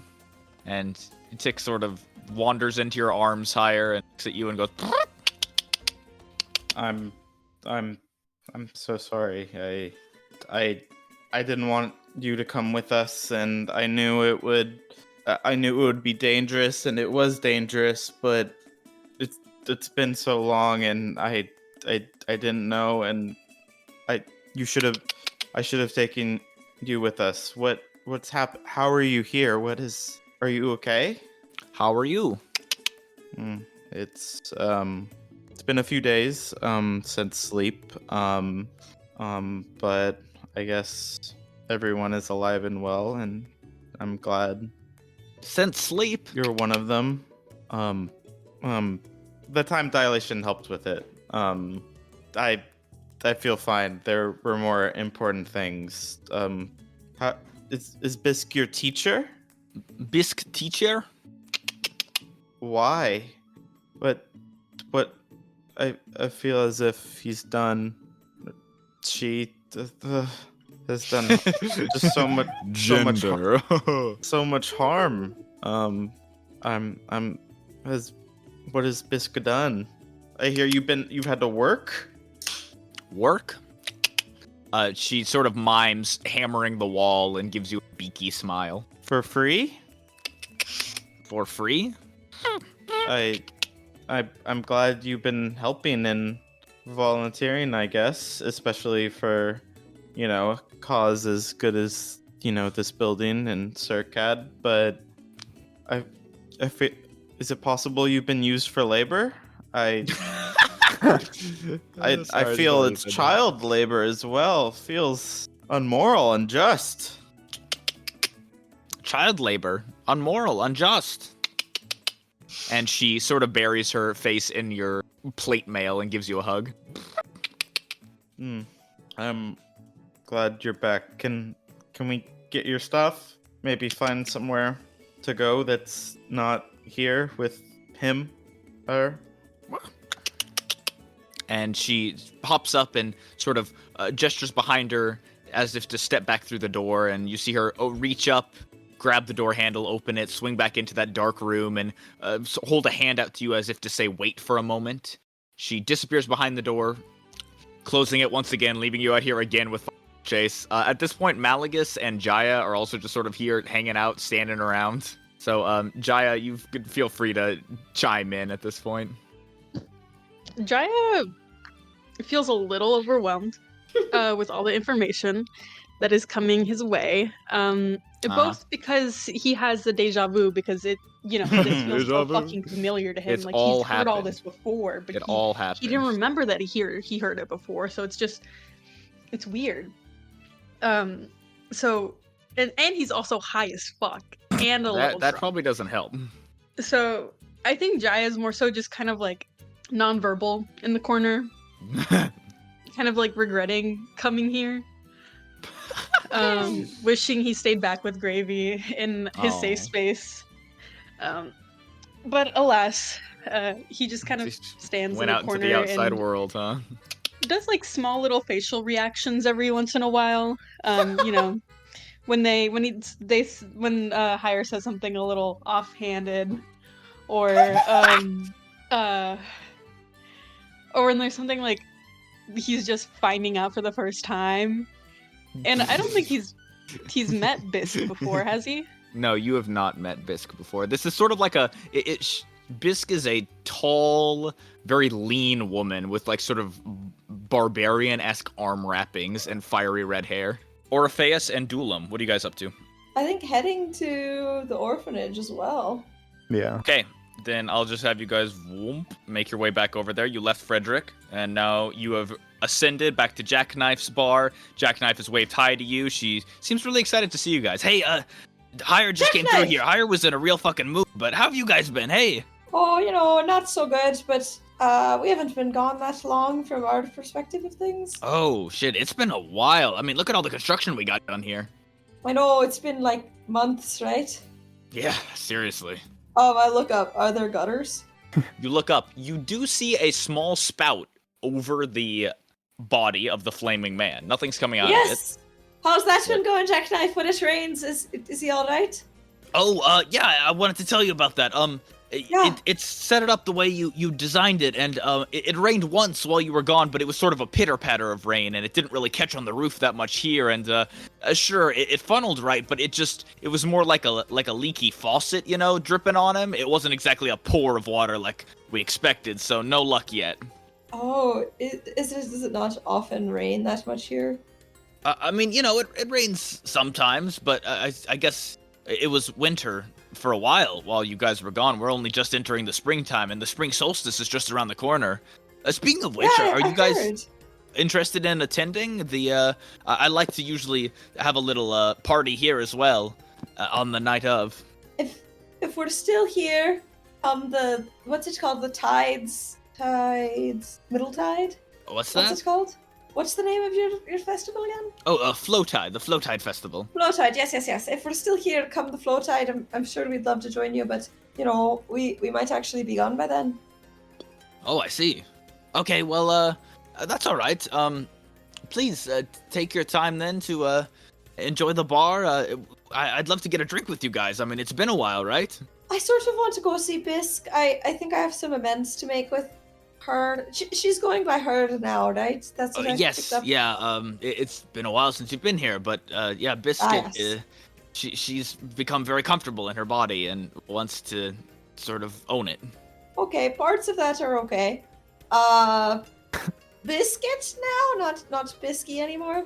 Yeah, I can't explain that one. Well, you know. Kids, right? Yeah, they want to go. She wants to sound grown up, I suppose. How exactly did a kid get put in charge of running the orphanage? It feels like not responsible to me. You know, Bisky's only a girl herself. She's not a woman. She's quite young. Yes, well, I understand that, but I mean, to be honest, Biscuit's been a very strong proponent of the local youth of this city and keeping on top of their education and on top of their safety. It's been a real Education? wonder. What's she got to teach him? I've hardly made any progress educating her. Well, she has a lot to teach about loyalty, and she has a whole, I believe, a whole unit that she's doing now about Queen Ridicy. I push up my goggles to rub at my eyes. Biscuit, you alright? Orpheus, you alright? Excuse me. I did something right. I've got to go, Jackknife. I'll hug Jackknife. She takes the hug, sort of looks at you confused, and goes, is everything alright? Are you Malagus's mother? She looks at you with a bewildered look. What? No. Who the fuck told you that? Nobody. Okay. Jesus, it's good to see you guys too. Are you all feeling alright? Hire just ran up there with bloodlust. And now here you are talking about Malagus. He's going what to has kill happened? my squire. Malagus betrayed us all, but we forgave him, but it's still raw. Okay. That's the long and the short of it. I see. Very long But I and think short. it'll be alright. Now I know that Malagus is actually really sick. He has a crippling disease. Because Malagus always seems like so much of a loser, but we met Frederick and he seemed like a pretty alright guy. Pretty smart even. And now he's here and he has the same disease and he's just as much of a loser as Malagus is. So, Wow. you know. I don't quite know, but I guess I'm coming to terms Did with you what know you're saying. Samir got a cat? I actually haven't visited Samir in a while. You know, he didn't show up to my grand reopening. I was a little butthurt about that. I think he's going through something. He's like empty nesting, and I think that's why he got the cat, which his cat is a bitch and he'd be better off with a different cat. Or none. Oh my god. It's really good to see you, Jackknife, and I want to hug her again and then walk away. She hugs you back and looks at you and smiles and goes, "It's good to see you too, Duelam. Welcome back, you guys. I really don't know what happened to you as a group. I'm just awful confused." Me too. Right, well, I suppose I'll see you all real soon. Please stop by for a drink or something, and please don't kill anyone up there. This is still sort of my, area, and I don't want there to be more bloodlust. I don't plan on killing anyone in the orphanage. I promise. I know, but I said that to Hire, and he didn't respond, so... Okay, well, I jog. Alright, you head on up. So it's been a little bit of time, so, Hire, your timing has gone by now, and after a bit, Tick returns with a big old knapsack on her back. It looks to sort of be like a camping pack, and it's very old and sort of ratty, with black fabric along the outside, like a sort of poorly done job of black dye as well. And she arrives out and she looks at you and she gives a beaky smile again, and you see she's holding her notebook in her hand, and it is much more beat up than you last saw it. The notebook looks weathered and used, like it's been filled almost to the brim, and she flips to one of the last pages and shows it to you, and it's this big, eloquent, blocky text that reads, "I missed you." It's done in a calligraphy style with all sorts of embellishments and fine work on it. You could tell this probably took days to make, and you notice in the tallied in the corners of this notebook are little, just like tick marks. You see them ticked all around this big "I miss you" sign until it filled the entire page. Tick, I'm so sorry. Thank you for waiting. It She won't hugs happen you. again. Yeah, big hug for sure. She hugs you really close, and she pulls away and looks at you, and you see her sort of, her eyebrows not for a second as she thinks hard and goes, "Alright, listen close here. I missed you, Haya." Oh, Mason. And she pulls you in again. And at this point, Orpheus, you get there. Bisk said that. That's maybe she hasn't been so bad. And Orpheus, you arrive to find Tick and Hire next to each other, sort of embraced. Jaya and Malagus are both here just stoned out of their minds, sort of just watching. Oh, look what the fucking cat's dragged in. This is the worst fucking trip ever. Wait, give me a round two on that one. Oh, look what the bitchy cat's dragged in.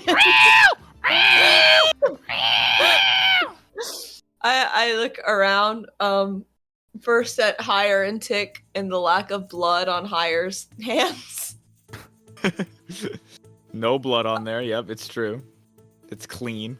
Good to see you, Tick. I don't understand, dear squire. Hi Oh, there, me little neither. lady. All right, little lady. I thought you were going to have a better attitude after a few months off. She sort of runs up to you now and looks at you and goes, "I can't believe you've done this." I don't remember why I said that to you, but I'm sure you deserved it. I'm sure you deserved it. I'll scrumple her feathers on top of her head.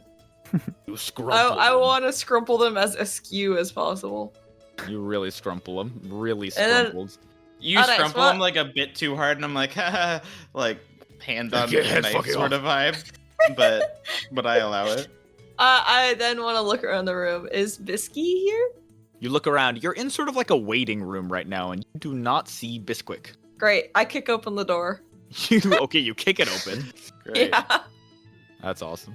I'm glad how much you guys care for the lives of the youth. Wait, no, the children's sleeping. What? You burl it down, and as you walk inside Orpheus, you find you are in a room of quiet and calm. It is a room of children that seem to be sleeping. As you kick it open, though, you see half the heads turn, and one of the kids in the back, one of the younger kids, sort of squeals out, "Ah!" Hush! Shut up! Biscuit!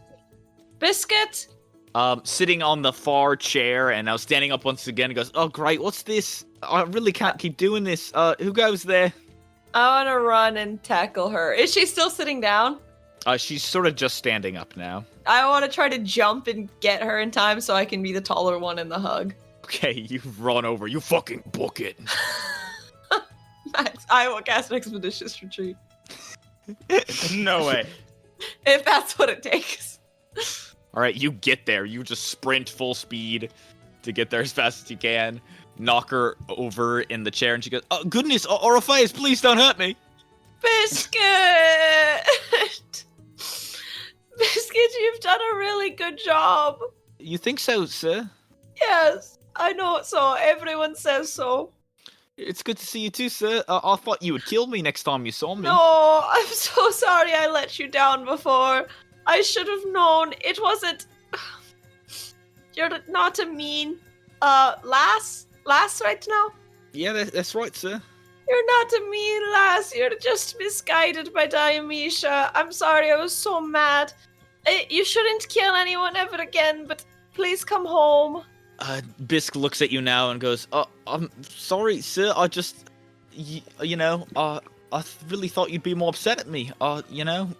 After you left me out to die in the street and I had to sleep out on the stars a few nights, it really taught me a lot about the importance of having a home. And I noticed a lot of the people I was spending time with in the alleys were kids who didn't have any homes because their parents had been killed in that attack that the father had cast. And I thought, if maybe I could be forgiven one day, then the father could too. So I hired him on to help me collect up and round up all the youth in the area."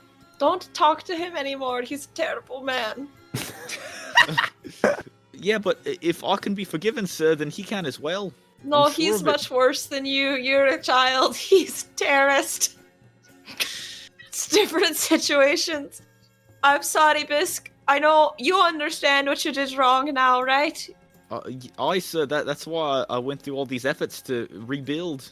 I know, but those don't matter anymore. To come home. Sir, I've made it quite a spot here, and Sir, you did already relieve me of my duties as your squire, so You're forgiven. You're taken back. You're my squire again. Don't sir, worry I'm not about it. sure if you can just do that. I mean, if you recall, back at Valhalla, you needed a lot of paperwork signed, and Riddicy herself oftentimes had a lot of input, and who would be a knight's personal servant. Well, how are we supposed to get back to Valhalla without each other? Well, true, sir, but I'm just saying, I really like what I'm doing right now. Well, sure, but you're just waiting for me, for us to go back to Valhalla together. Not exactly, I'm back sir. now. I feel like I'm doing something more than just that. I'm making a difference here. I mean, not to be rude, sir, but I never really felt like I was making that much of a difference when I was your squire. I feel like I was making a difference with you, but I never felt like I was doing something good, and now I kind of do, sir. What do you mean not doing something good?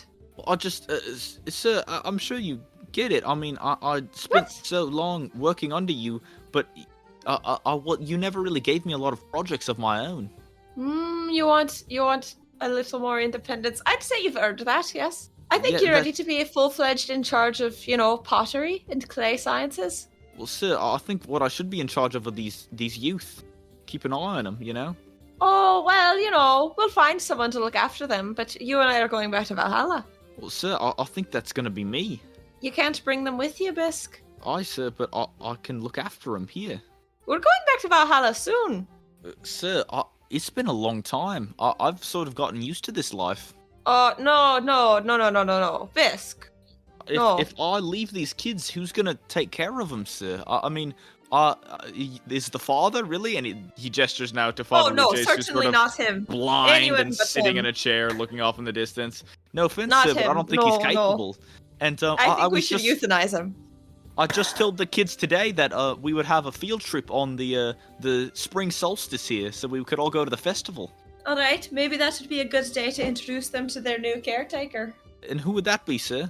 I'm sure we can find someone. Would it be Jackknife? Because she's not really been that interested in looking after the kids a lot. She's mostly just been keeping an eye on me. Have you talked to Grimwalk at all? A little bit, sir, but not a lot. Why? Is she respectable? We could ask her if she knows anyone.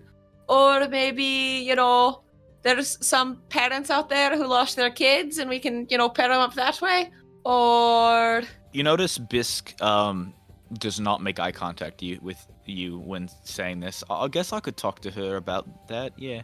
All right, that's the spirit. Now for tonight you should come sleep over at the Broken Compass with the rest of us. Sir, if I can't leave these kids, some of them live here, you see. I need to make dinner for them. And you do all this every day? More or less, sir. I mean, some days Jackknife will pitch in, or Father Luchase has actually been a pretty good help here, even though he's not very creative. Just does what he's told? Aye, that's right, sir. All of the best of us do. And I want to slap her shoulder again. Right, sir. Like I said, I really don't know if I'm ready to just re-enter our previous mission. I think I found a higher power, if I may, sir. Higher than who? Well, of course not the lady, sir. I'm just saying. So we need to return to her. Biscuit, I appreciate that you've done good while you were here, but you and I were tourists here. We don't belong here. You said you'd gotten used to this life, but you need to recall, neither you nor I have a life. I do though, sir. I'll have it here. This is my life. No, you don't, Biscuit. Well, maybe This is can we your discuss existence this? right now.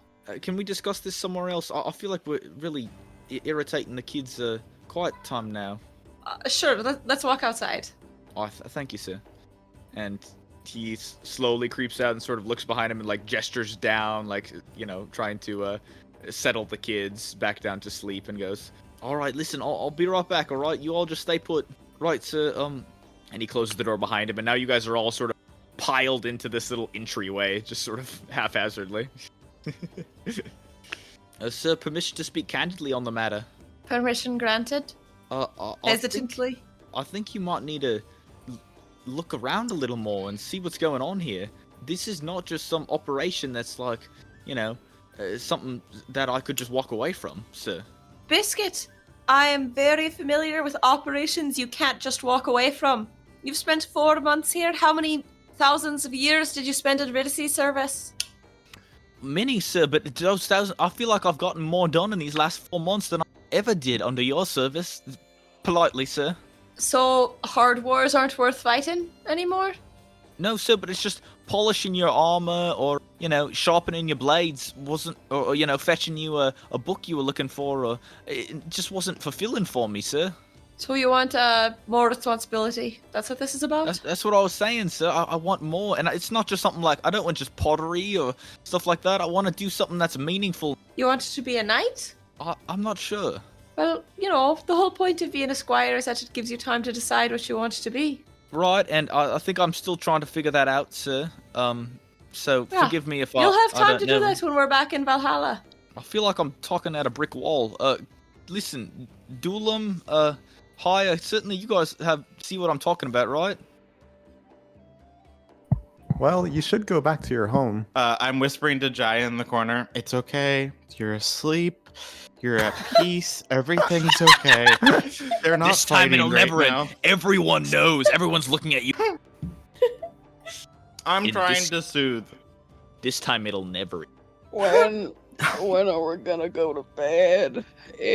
My brain. I think we're going to bed next there, Jaya. Perhaps you and I, if we just close our eyes right here, no one will notice. Yeah, good Oh, idea, they'll guys. never notice. Oh, my eyelids are just so.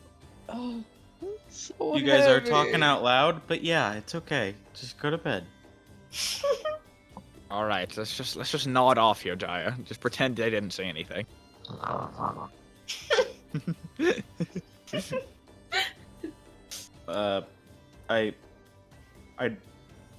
think Bisk is saying that they're doing some good here and want to find a way to continue to do that. Thank you, Haya. Yeah, see what I'm saying, Orpheus? I can't give up on the people I have here right now. Biscuit, you don't belong here. Just But, because sir, we I like the people here doesn't mean we can stay with them. But sir, I like this body. I like it, and I It's like not living yours. You don't. You have no right to that body, Bisk. There is someone else whose body that was. You and I, we both lived. We did it. It's over now. It's no here. longer But sir, our time. I can't remember that. It's like I never Me happened. neither, Bisk. It doesn't mean it never happened. It happened. That's how we're dead. All right. I feel like I finally getting to live now, and I like that, and I want to keep doing that, sir. I know, Bisk. I sort of like look around self-consciously and try to lower my voice, like it'll help make sure no one hears. There are parts of it I enjoy, but that doesn't make it right for me to stay here. And neither are you. I mean, look, I know the body I have, I don't particularly feel amicable with because of what Iceland has done, but the lady who lived in yours before you, she doesn't deserve to have her life taken. Talk about not fair. That wouldn't be fair, Bisk. Just because you don't remember what you had doesn't make it right for you to steal it from someone else. She sighs and looks down and goes, I understand what you're saying, sir. I just really like living. I know we probably need to go back, and I agree with Duelam that, it's right to go back and at least set things straight there, but maybe at least can I enjoy it while I'm here? Yes. Well, within reason. Within reason. There's no reason to decide to deprive yourself of little things like raisins, but it's important to stay focused on what really matters. You like raisins, sir. Well, yes, I do. See, look Who at you doesn't? finding joy in things. That's nice. That's what I'm trying to do myself.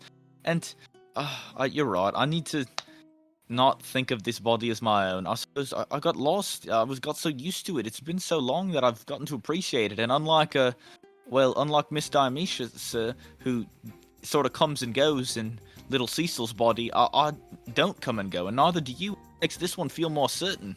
I appreciate that you don't have to have the same anxiety that I suppose Dionysia has, but it's not right to be getting too comfortable in it either.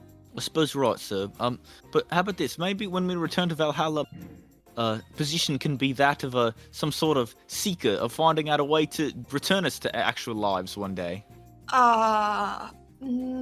You'll have to ask her to see about that. Makes sense, sir. I understand. All right, good. You're a good last, Bisk. I'm proud of you. Thank you, sir. I think I've been doing a really good job here. I'm glad you see it too. I do. I'll join you guys later tonight, but I think I need to stay here for now. All right? All right. Stay as long as you need, but we look forward for you to join us, and I'll help you find your replacement here. Thank you, sir. I really appreciate that. Of course. Do you know And- how to braid hair? I've learned a bit, sir. Why do you ask? Just might ask for help later. Sure, I can help however I can, sir. I pet her head. I reach up, far up, to pat her head. Holy. Right, sir. I'll see you all later. Please feel free to stop by at more normal business hours that aren't when the kids are trying to sleep. All right, I get it. Thanks all. All right. And you see the door quietly close, and you guys are all left in this waiting room with the crazed-looking Father Luces. As Bisque is closing the door, I want to say thank you, Bisque, for what you've done. With sort of a just as cold, a hard parting look, note. Bisque looks at you, nods silently, and goes, "Yeah, I did my best. I don't want you guys to forget that, all right?" And the door gets closed, and you guys are all left among yourselves. Can I walk up to Father Luches and give him my sausage biscuit roll from some? Oh my god. The nutrient What? bricks.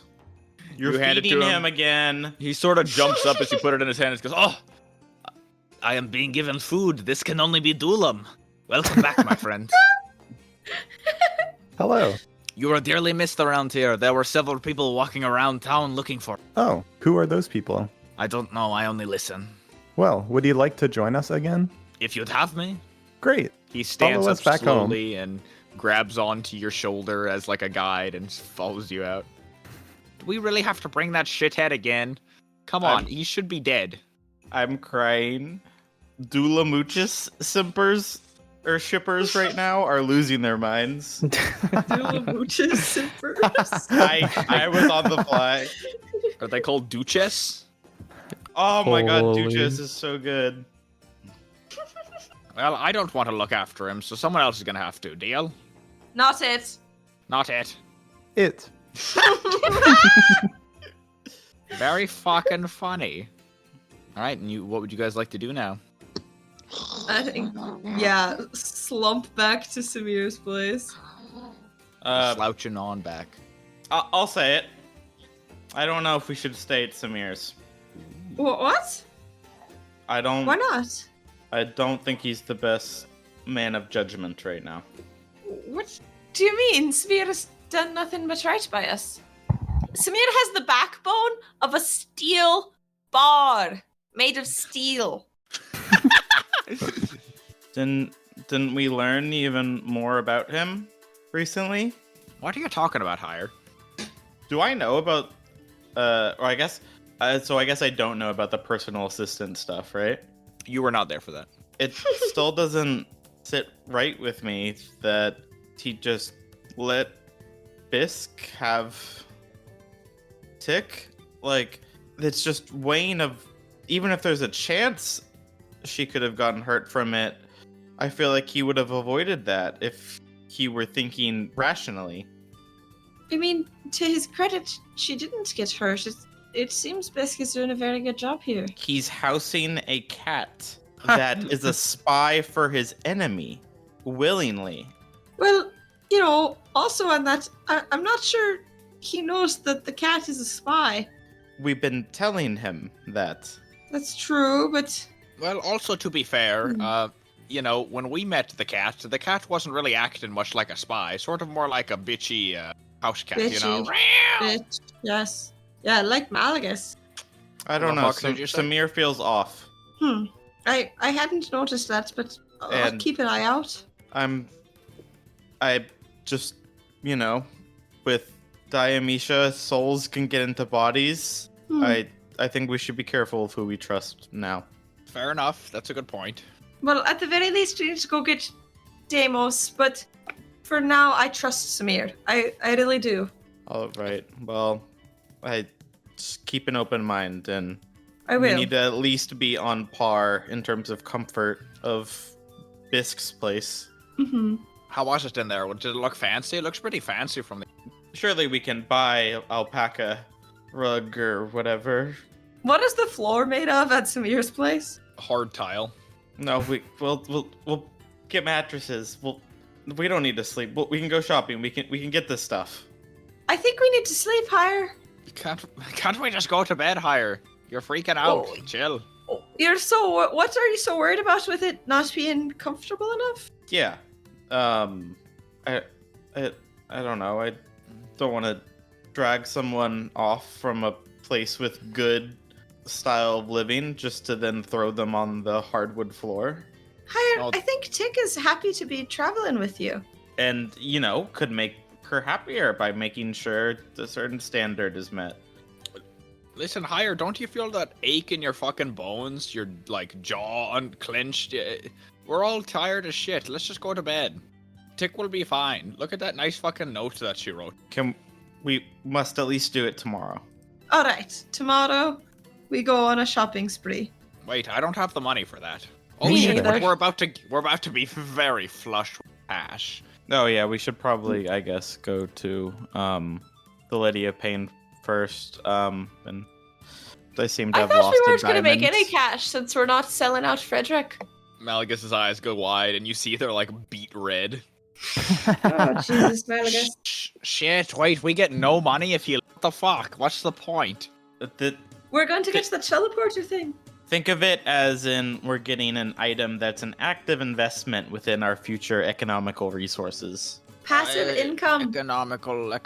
That's a lot of words, Higher. Like we're buying an item of value that will help generate more money. Passive income. See.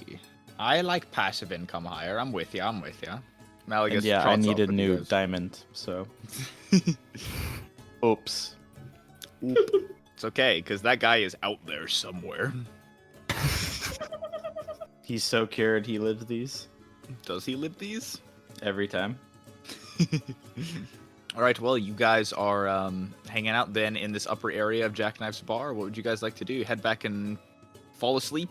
Yeah, I think so. Okay, good. Then you sort of roll into Samir's shop. Samir gives you all a look as you walk in and goes, "Is it all well? Everything is going okay? You didn't harm Biscuit, did you? No, of course not. Okay, good.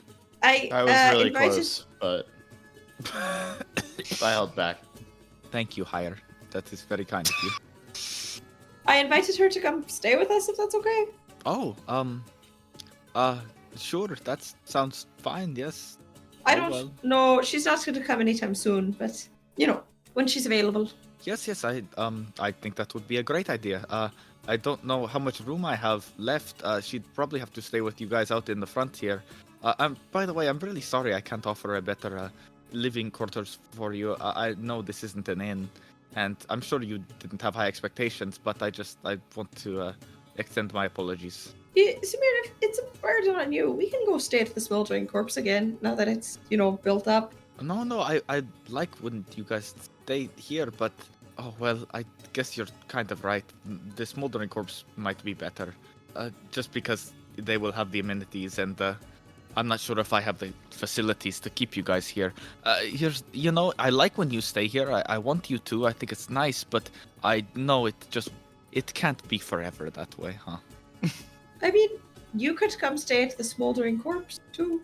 Well, yes, but this is my store, my home. I live here, and if I don't have anywhere else I plan on going anytime soon, I don't see a reason to leave. I thought you were thinking about coming with us. I do. Wait, are we leaving soon? I thought it would take a fortnight before we were able to complete this idea. Fortnite.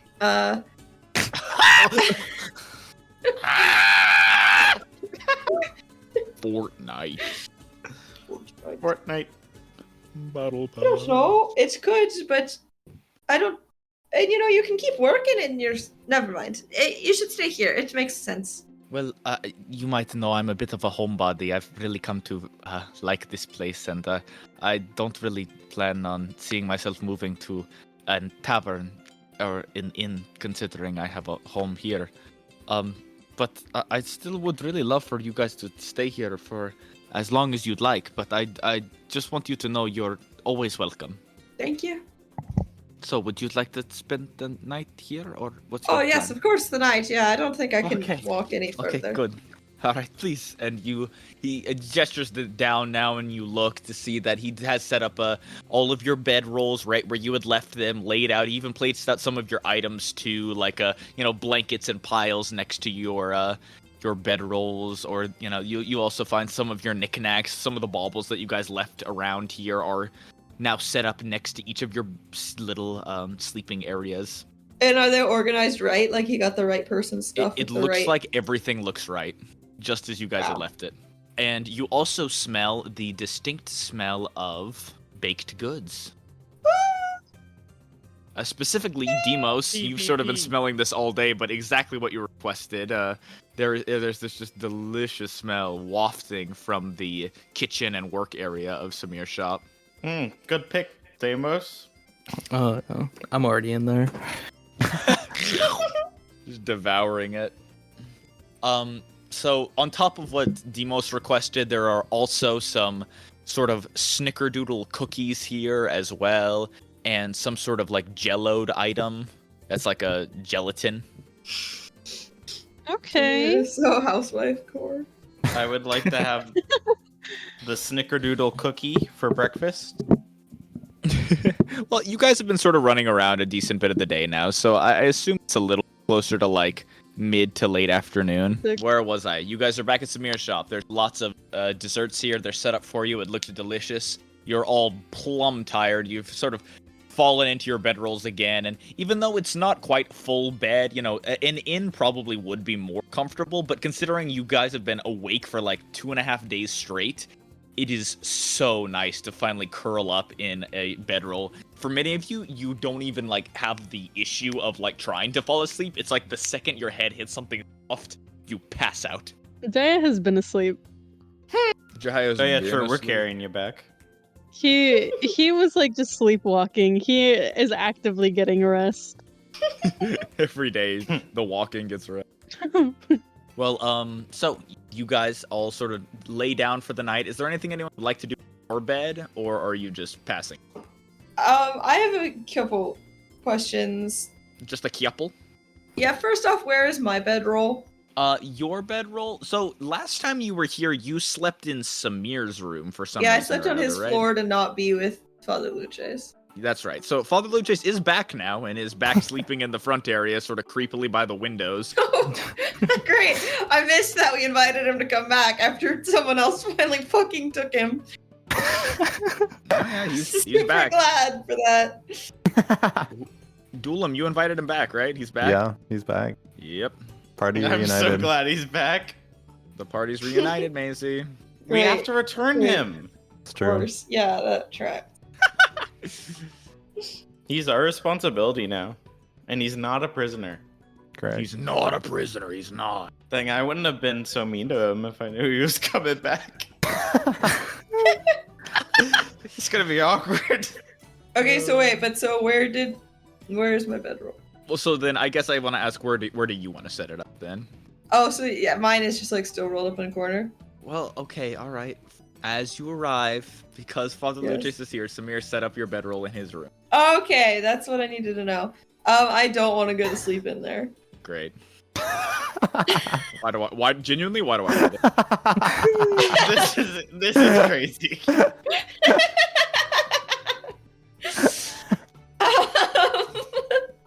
Is there like tension? No, it's not because of that. I didn't want to sleep regardless. I was just curious on that issue. But Oro's gonna stay up to take a first watch shift since there's a door thief at large. And sit on the stoop outside the tarp and work on a little crafting project. Okay, well, You're there is sick. no door here. Like, you guys don't have a door. You're not really at risk of a thing. I'm just it's the meaning of It's the principle. I need you to roll another Constitution saving throw for me then, or an exhaustion Okay. point. fuck. I did so bad. These songs sound like Moo Moo Meadows. I feel like taking, like, this is your PTSD, like right here. My Moo Meadows? You're taking a watch, even though we're back and safe after not sleeping for like 2.5 days. Okay, it's 12 minus 4. Yeah. I got an 8. Okay, you suffer another point of exhaustion, Orpheus. You're up to 3. That's okay. God. Cool. I want to just sit Do on you the recover stoop. that by one night's Yeah, sleep, when I or do you need sleep. multiple? There's new rules. Oh god. It's Be okay. Oro tired. wouldn't know because I'm not used to a body, anyways. While I'm that made me feel outside, better.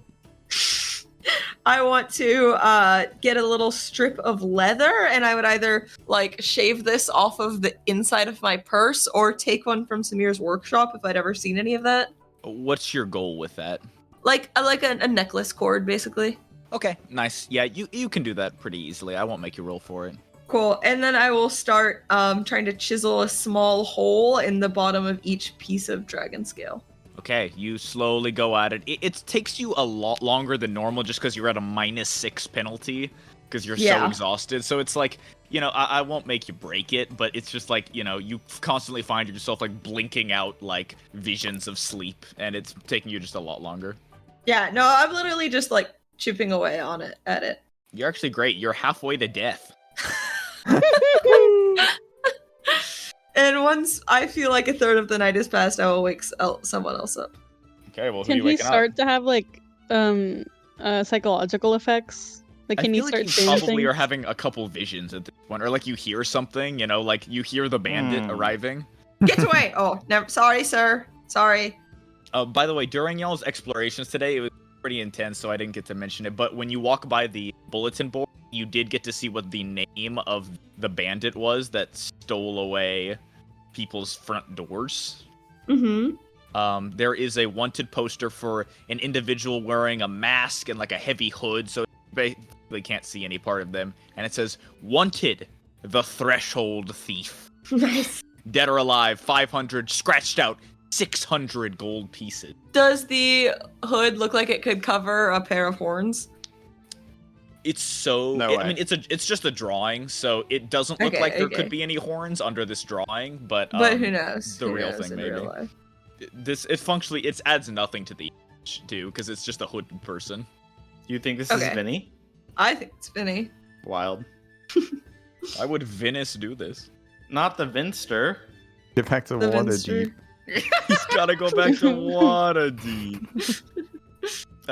Deimos, can I sleep under your bed again? We've done that before, right? He's like a rat. There's a rat. I don't know.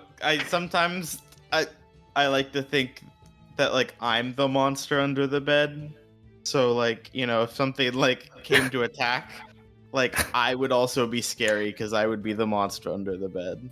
I can't keep third wheeling. Dies. That's It's and horrible. I just feel safe there. I don't know. I feel like it's a tactical position. Yeah, higher. You can totally. if it, and I was kind of thinking earlier, I kind of need, like, every wizard needs a familiar, right? So I mean, Oh. You're Yeah. you're funny. I'm not even that much shorter than you. well, But Ouch. but crazy you would say that. when I went to go purchase your armor, they were like, yes, this is the smallest size it comes in, no smaller. And I was like, Oh my god. Oh my god. I'm still a dragon. Man. You slayed a dragon. Yeah, don't make me go chop your guts up like we did with that dragon. Oh my god. God is us. Yes, quite so, higher. I pat you on the head. Oh my god. I cannot believe. Crazy. All right, I'm going to my spot. Thank you. Okay, you go to your spot. It's quite nice. All right. So if that is it, then I'm gonna go ahead and give you guys unless anything last second. Yeah, I'm waking up Dulam for the second shift. Okay. Well, Dulam, you get sort of shaken awake. Hello. It's your shift, buddy. For the thief? Yeah, Sure thing. good lad. Good night. Good night. And then I'll go sleep on Samir's floor. Okay. Wait, I thought you said you weren't sleeping there. Well, I wasn't sleeping, but now that I am sleeping, I'm gonna go there. Okay. You noticed Samir had tuckered out pretty early from all the baking he did. So he's pretending to sleep right now? Don't say it like that. He is sitting in bed with his eyes closed. Okay. I walk in and say, Captain, my watch. Watch is done. Good night, Samir. Oh, What, I get it. Never mind. No, it's okay. Just Orpheus, you're calling me? Hi. no. Okay. Bye. Ow! What do you mean? Well, your watch is done? What is you watch somebody? Yeah, I was keeping watch on the door. Oh, cool. Very brave. You could say that about me. I've been known to be pretty brave. First bravest knight of Queen Riddicy. Listen, there's no reason to do that here, though. We are safe. Well, your door has been stolen twice. Well, yes, but that means we are not at risk of it being stolen again, right? Well, it's not exactly the only bad thing that's happened from someone breaking into your store recently, Samir. I suppose that's true, but you guys put me back together pretty well. You remember? Yeah, but you shouldn't have gotten beheaded. I mean, obviously, I don't mean that in like, it's your fault, but it's like, oh, we're going to be more careful so you don't get beheaded again at all. I agree. I agree, Orpheus. Thank you for keeping an eye out. That's very smart of you. Of course, I'm very good at guarding. I believe it. You are a knight, aren't you? The first. Right. So then. Okay, good night. Oh, yeah? Yeah. No. All right. Good night. Good night. Yep. Okay. Good night. Okay. Good night. Okay. You guys go to bed. It's horrible.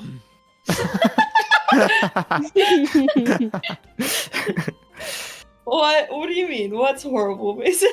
You just can't keep doing this to me. Yeah, so what are you guys gonna fuck? Nope. Well, I'll have you know the last person you said that about turned out to be my biological brother. So. But he didn't know, so really. Yeah, if he doesn't know, and I mean. Means you can Well, get but away. Malagus did know. But he wasn't saying anything. Okay. I hear if you don't know about it, it's fine. I heard that too. Yeah, I heard that I've somewhere. also heard that. So there you go. I'm on some forums for that. Are there some people who have to say some things about it? Oh yeah. Good. All right, so you guys all go to bed. I'm going to go ahead and jot you guys all down for a long rest here, as you all fall asleep. So I think the way it works is that you do lose all your exhaustion points for one night's rest. Is that right? I'm just reading. I would hope so. That'd be fucked if it wasn't that way. No, it would be just so funny. It would just be so good. Wait, there's some cool parts of exhaustion. You can get exhausted from like other physical ailments. Like if you suffocated for too long, like if you're left in a clouded room, like a smog room, then you get a point of exhaustion from that. Oh. Terrifying. Okay, so raw exhaustion is recovered at the rate of 1 level per 1 level per long rest. Mason. So here's I Mason. knew it. A part of Mason says, oh, you know, it would probably be nicer to just remove it all so you guys could just get back to it, because I don't want you to have to keep track of these numbers for several days and several IRL weeks because our days take so long. But on the other hand, I feel like being awake for this long should not go unpunished. No, I think it's valid, and I was extra stupid about it, so I think. I think it's funny and edgy, because it's like, oh, look at the sacrifices my character made. I like that. Okay, so we'll do it raw. Look at these So- very reasonable and helpful sacrifices. That means Exactly. everyone's back to normal, but Demos, I think, is at 1 instead of 2 now, right? I think. Did you let us take away a point of exhaustion when we short rested in the Weft right before we left? I did not, but I Okay. gave you guys that. I think that was more for role playing reason, which I like that you. But if you would have liked to get a actual advantage from that, I would. To be honest, I think right now my rule call is. Yeah, no worries. I don't mind being at 1 point of exhaustion. Okay, all right. Thank you for being brave about it. So that being said, you are at 1, which is all well and good. Orpheus is at 2, and Malagus is at 1, and everyone else is down to. We got That's this, how guys. it is, baby. That's how it goes. Honest. So, Orpheus, you wake up and you're still tired. Yep. It's the best kind of day. Every Oh. day. Oh, God damn, that was the best sleep of my life. It's morning time. You guys slept a long time. It was probably like an 8 p.m. to 11 a.m. kind of thing. Something real nasty. Oh, yeah. But you've all woken up now the next morning. You smell what smells like some Malagas coffee brewing. Malagas coffee. Yes, he's made No some way. coffee in the workshop room of Samir's shop. Samir also is awake. You had noticed this a while ago. It's sort of around the same time, Duelam, that your internal parts say it's time to wake up. Samir's also do, and you guys sort of come to around the same time. That being said, though, you guys all seem to wake up, and it smells pretty good, and it is a new day. What would you like? All Alright. I think we need to return Frederick's. I concur. And can we perhaps leave the bag here this time? It's a great idea, Hire. It's a really good one. What's wrong with the bag? Is Frederick with us? Frederick is here. You guys had him sort of stationed out in the That's fair. main area of the rooms here. He had fallen asleep in the workshop earlier, but the shop area, the shop front itself, where all the sleeping bags had been laid out, he is there. You guys sort of put him up, I assume, next to Father Luces. Yeah. That They feels go right, together right? real good. Oh yeah, feels just right. They look real nice up next to each other. Mm-hmm. Mm-hmm. All right. So that being said, it is a new day. I think go to the Lady of Pain. Yeah. Awesome. All right. Pain, You pain, guys are- pain. you guys are locked in for some pain. Oh yeah. Oh, yeah. Before we take off, I am going to leave care instructions for Gravy with Samir. Okay. All right. Oh, yeah. Samir is completely overwhelmed by this. You want me to look after your giant cow? He scratches the back of his neck and goes, I really have no history with animal husbandry or the care of large beasts. I don't think this is a good idea, Jaya. Respectfully, sir. Well, when I mean care, I just mean while we're out doing this stuff for the Lady of Pain or with the Lady of Pain. I'll be back before the end of the day, so it's not very long. I hope. Right, guys? We're not gonna be gone again for Yeah, months. you just have to take care of my cow for a few hours. But whose few I'm a hours? Will cow! it be a few hours for you or for me? Are we going anywhere? Are we going to another dimension? We're not, right? I don't think so. Okay, well, it shouldn't Assuming be everything long. goes well. Yeah, he won't need much. He just, we'll kind of just stay there. Keep So him good. tied to something. He'll just kind of be in the corner and Okay, yes, move but every once in a while, but that's about it. I know, I just have no history with these beasts, and this one has tentacles, Jaya. I don't know if I can take her with me to. Samir looks flustered and sort of looks around the room. Can somebody put sense into him, please? This is not my work. Jaya, I'm not sure Samir is qualified. Maybe we could find a stable to house Gravy at. Yeah, Do you maybe. think any stable is gonna take him? Yeah, I think we could find something like Samir here. doesn't want to take him either, and I don't know if it's right to pressure him into it. We can find a place for Gravy, I'm sure. I mean, listen, if you really want me to look after the beast, I will. I don't want to. I mean, I was just gonna say you can keep her tied outside, and she's fine. She could ward off the door thief, the threshold thief. The threshold And thief. Yeah, customers. true. I will say though, we still don't have a front door, so we have no risk of the theft. If you want to trap the thief, we could maybe do that. We could build a door and then try to trap him, but I don't really want to do that today. Samir, I miss your plans. I think we should do that. It's very devious. What if I leave it up to you, Orpheus? How are you feeling, by the way? No offense, but your eyes are still dark underneath. I look through my goggles. I snap them back on. It must be bad if you could see it from out there. It sags beneath the goggles, friend. Oh, It- I smush my bags back up into my goggles. I noticed Dulam's hair is gone as well. Did you get a haircut? And Dulam, you sort of feel around, and yep, your temporary mutation is gone now after a long rest. So too, Jaya, your feeling of deja vu is gone, and Hire, your third eye is gone, and Demos, you're finally full. Ugh. I look at the floor dejected. No, he's so sad. No. But he was actually looking at the floor to insight this guy. The cat Saffron jumps up next to Samir and he sort of looks at it, pets it. I make a scoffing, disgusted face. I'll pet Saffron.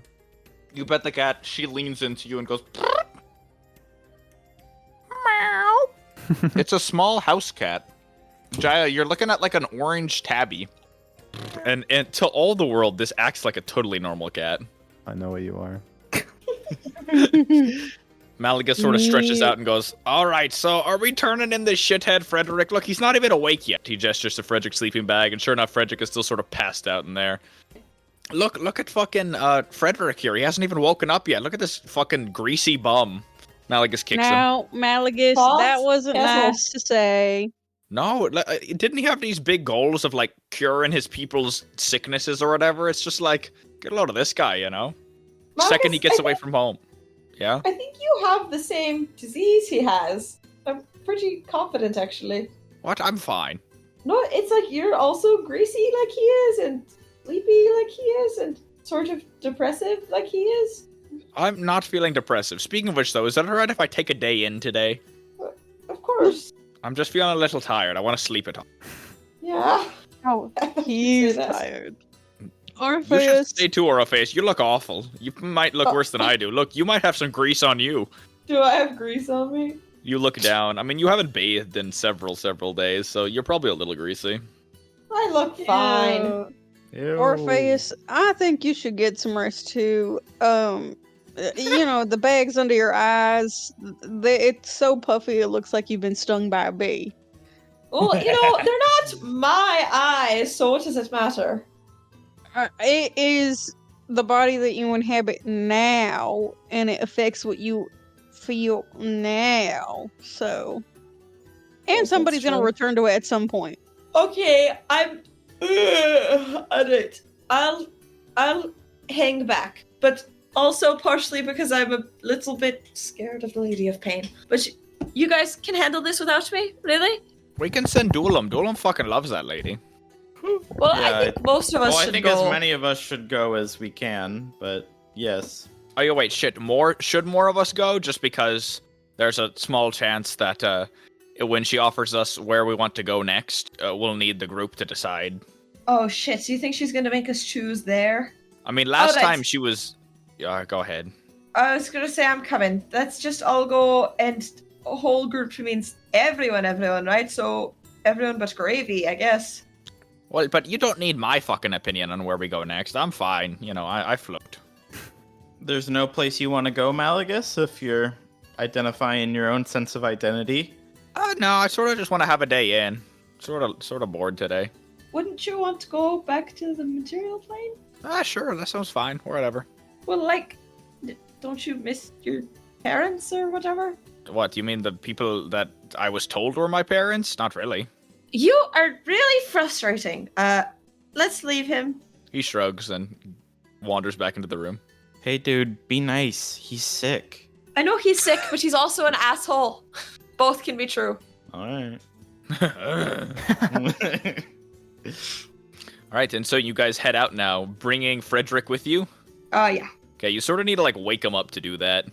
And he's a very, very, exhausted when you wake him up. He sort of lolls his eyes and goes, oh, wait, what am I? Are we going already? I'm so tired. Wakey, wakey. Does he seem like he has a level of exhaustion or more on him?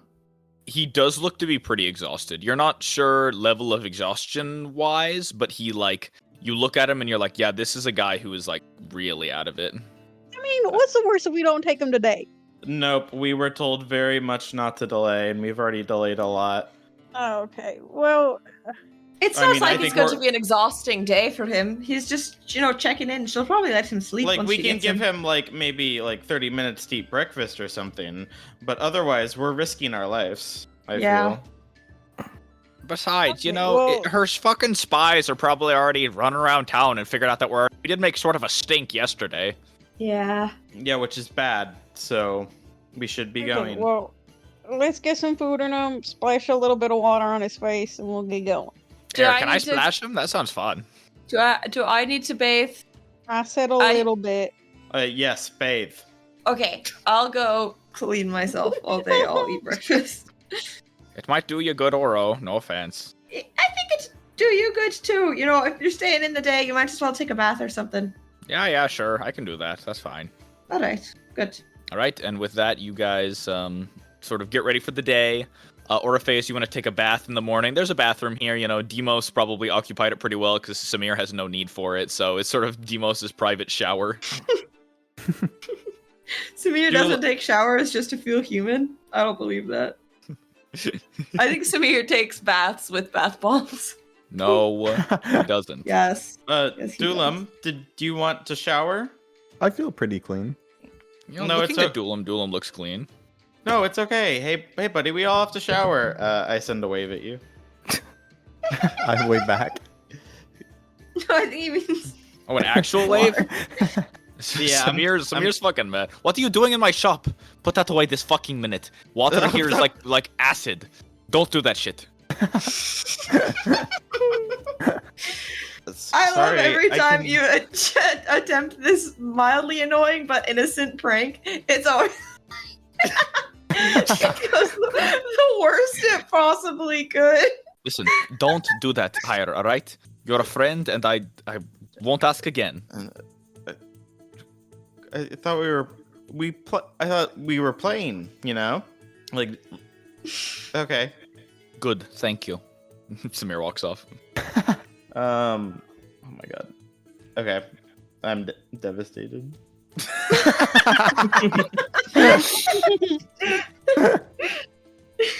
Devastating. Alright, so you guys get ready for the day. Orpheus, you take a quick shower. Oh yeah. It's yeah, you know, you hop in there, get yourself all washed up, real pretty nice, real nice like. Really? And after a bit of time, you come out, you're feeling nice and clean, looking good, and all right, and you get some food in yourselves. Everyone gets ready for the day. Frederick finally wakes up. You splash some water on him. Malagus gets all excited about sort of splashing water on him. He actually even tries to Hire. Hey, Hire, do you want to use your splash move again? Are you sure? Why would you listen to him? Don't be fucking weird about it, man. What's up? Right. Mm-hmm. Yep, you got it. I give him a small wave. Okay, you wave over Frederick, who sort of gets washed up in it and sort of gargles. Oh god. There you go. Look What at him. have I Fucking got done? him. That'll teach him something, won't it? No. Oh god. What's Malagus, we're not torturing this man. My bad. Good morning. What are you apologizing for? Jesus, grow some fucking backbone. Some fucking backbone. I'm not a sheep. No, it was balls. What? Never mind. Is Orpheus not feeling well? It's okay. I know you're really tired, Oro. I'm just a bit tired, but I'm okay. Well, listen, get it together, all right? You've got a big day ahead of you. Me, I'm staying here. I wish I was staying here. Then do it. No, because my opinion needs to be heard. It does. I mean, As the leader of this party, I need to accompany. you can't just arm us with your opinion, and we go on your behalf. Well, what if I was swayed during the debate and my opinion changed? Then let's have a full discussion about it now. Then. Oh, that's a good idea. All right. So, where are you guys thinking? Because, initial knee-jerk reaction, right? The material plane would be smart. But we should also consider that Zavrix has a permanent portal to the material plane that we could potentially get Red Hands to help us use, or we could sneak into. Are you suggesting? I don't know. Other places, Aether, or the City of Rust, or, Valhalla. It's always an option. Not that I'm saying we have to go to that one, because I know only 2 of us want to go back there, but something to consider. I was told that people from Ether are coming to me, so I feel like maybe I should receive them first before going back. Alright, that makes sense. Doesn't that mean they'll find you wherever you are, though? Like, besides, didn't we just learn that there's people looking for Dulam here that's, like, mean to endanger it? So that means if we stay, we might be hurting Dulam. Yes, well, we're going somewhere. Right, but so where did you want to go? Also, Jaya's world, potentially. Oh yeah, what was your shithole called, Jaya? Ignoria? Listen, Malagus. What? Do you remember what we talked about yesterday? Shit, am I being a bitch again? Yeah. That's on me, you guys. I'd like to apologize. We forgive you. Really? Thank you for the apology. I will say, what if this is a chance to return Father Lucius once and for all? Do you want to do that with, him being lobotomized and all that? What's our other option? I don't want to keep him. I feel uncomfortable asking for him to work, knowing he can't really say no. I think it's funny. I think it's because if you take him back, then it's like you're undoing what the lobotomy did in the first place, anyways, and like you already did the deed. This truly is a different person now at this point. I feel like what fundamentally was Father Lucius no longer exists, and instead it's just some creature.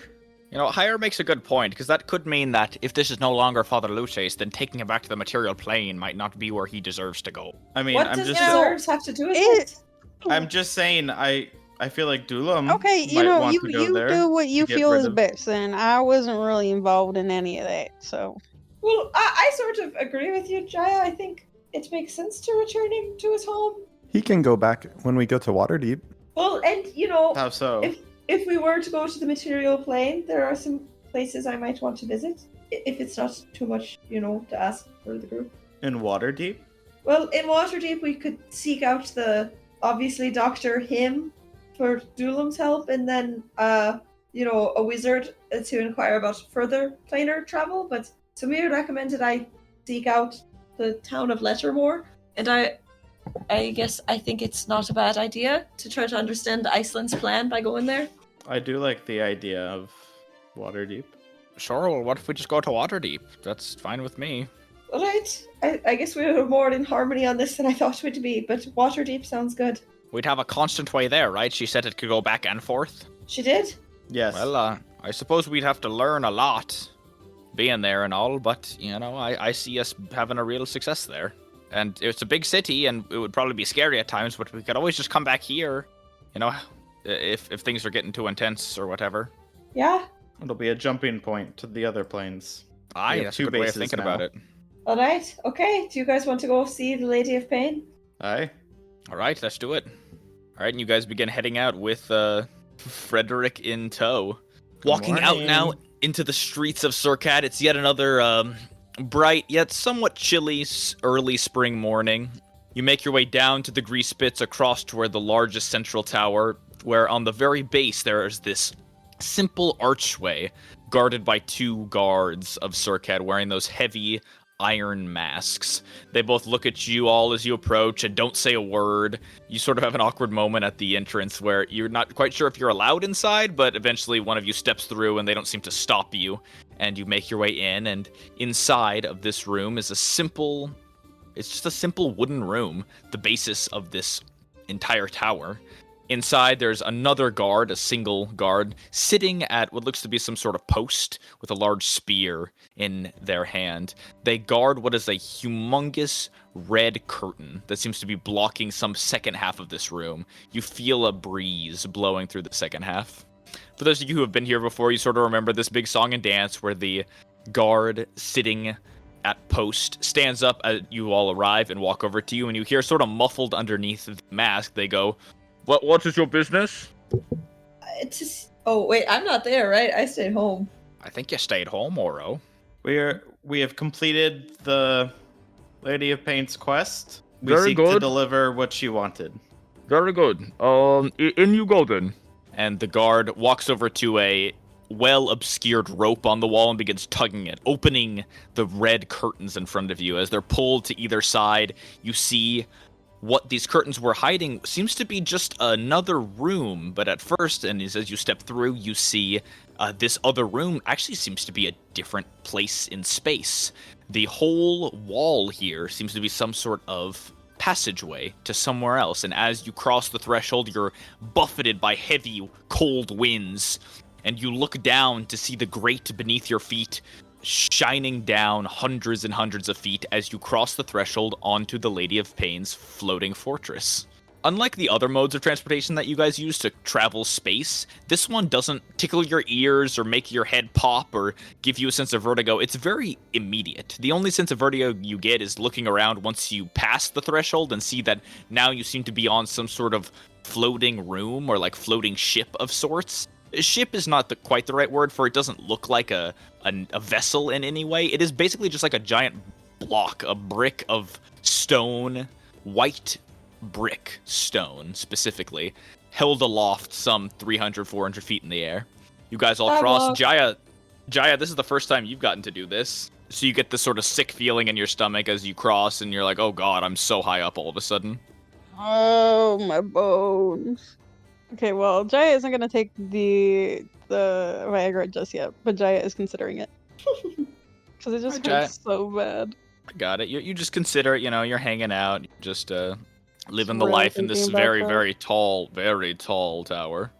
Looking around you now, Jaya, you see you are truly surrounded on all sides by sky. And specifically the sky here, as you guys sort of recall, is not clouds and distant twinkling stars, but instead here it is these swirling galaxies above your head. Instead of a sun, there's just these very near galaxies. They're almost so close as to think you feel like you could just throw something up and hit something, as in you could just like knock one of the stars loose from the sky, but nevertheless it still floats above you, and it's quite serene. But you're much closer to it now that you're at the top of this floating platform. So for the platform itself, you guys are escorted by a group of giant iron masked guards through the courtyard of this giant white brick building. You see the huge banisters and flags representing the Lady of Pain. Some of her posters can be found neatly organized around here, and everything seems very efficient. Duelam, did you bring a poster to get signed this time? Yeah, I got a few unsigned ones. Good, very good. Duelam, can I borrow one? Or is this like your bit? If you would like, I can help you buy one. Would you? Thank you. Sure, there's a very nice salesman. We can do it after the meeting. Oh, That's a great idea. Let's get these guys with some new shit on them, Not offense or, but Hire, your outfit's sort of riddled with holes, acid holes specifically. I mean, it looks kind of cool though, right? So. Sure, yeah, kid, whatever you think. So Malagus went with them after getting me to stay home. Oh, you know what? You're right. Malagus did want to stay home. Please, Hire, That if you would would be ignore so all of that, funny. all Okay. of those hateful comments. You make a great point, Oro. Thank you for that point. You're right. You're right. I was like, what the fuck? No, you're right. You're right. I'd like to take that back. So you want to be alone with him? No. And Samir. Yeah. Whoa. Whoa. Just can't make up my mind. So many eager young bunnies. Oh. You said Malagus is like a brother. He is a biological brother! And I don't want to And- fuck either of them. God. Why do you sound so close-minded. sad when you said that? I don't want to fuck any of them. That's all right, Orpheus. You'll get to fuck someone someday. Never. It will never happen for me. And I'm happy about that. One day soon it might happen. No, I don't. That sounds like a threat. It All won't right. happen ever. I'm going back to bed on this side of the room then. Okay, good night from that side of the room. All right, you have fun on your side of the room, that side. That's Father Luce's side anyway. You can have him. Hey, do you have a... No, oh god. Okay, I actually will go to Malagus' side. Do you have a hairbrush? Yeah, I think so. Let me find it. Thank He digs you. around at his knapsack and gives you a pretty ratty looking hairbrush. Start from the top, bottom, or middle? Do you need my help? Are you gonna pull it all out again? Christ, I won't try, but Orpheus, you need to figure this shit out on your own. And he sort of positions you and tries to brush out your ratty hair. Okay, good luck on him getting the ribbons untangled. Oh god, you have ribbons in your hair? Well, it was like tied up. Not like ribbons, but like rubber band, medieval style rubber bands. You're horrible. I'll make him roll a sleight of hand check, and he is at a -2 for the day, so... Great. How do you even Hope he do it pulls so your bad hair like out again. this? I don't. It keeps getting worse. Yes, clearly. Look at it. It looks awful. Christ. I know. Alright, he got a 14. Not bad. Okay, sick. So he derats your hair pretty well, and it comes out, and you are, you know, not impressed, but you're like, yeah, this got the job done. Can you put it back up? What? Why? Can't it just be down? No, I don't get. Well, won't it get more tangled that way? Also, now it's in my face, and I hate it, and it keeps touching my mouth, and I hate it. And Or how did you keep your fucking hair in Valhalla? What did you I have hair? didn't have. No. Okay, hold still. He holds your head. No! Don't cut it off! You turn behind you and see he's got a dagger brandished in one hand, your head held in the other. What? What? What are you throwing a fit for? I don't want my own bald spot. What do you mean? I won't give you a bald spot. I know, you're gonna make my whole head a bald spot. I was just gonna cut it a little. Come on, How quit much is being a a little? wimp. Not Well, sure yet. Here's my only thing is when I go back to. I know it's dishonest, but when we go to Lettermore, it might be good if I don't look so different from Iceland. Because what, you're gonna try to fake it that you are Iceland? No, but maybe if people think I am, it's not the worst thing. Why? You're Orpheus, right? Of course. So? So they might not tell me what her plan was if they know I'm not her. So you are trying to fake it. No, well, okay, just cut it. Listen, you gotta decide now, right? You gonna be a bitch about it, or are you gonna let me cut it? I'm going to be a little bit of a bitch about it. It's not that I want to fake it, it's that I think they might react more positively to me if I'm more similar to her. Do you understand? Why do you feel that way? That's just such an odd way of thinking now. Well, it's like why you go by Malagus, right? People don't like it when they think we're ghosts, and I tell them anyways, but I think the Lettermore situation will be delicate. Alright, whatever you say.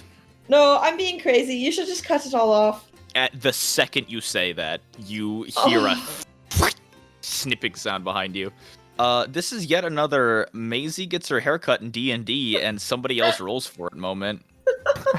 Which is really good for me. So let's see. Malagus is at a -2. The sleight of hand roll, which is theoretically one of his better crazy. ones. Theoretically. He is roguish. Yeah, he has You're minus insane. dex. He's Genuinely, roguish. it can't be worse than what Isaac did to me last campaign. Although it was a perfect roll. It was like above 20. Oh, it was a natural one! No, it was a good roll. I just gave you a fuck ass cut. So it was on purpose?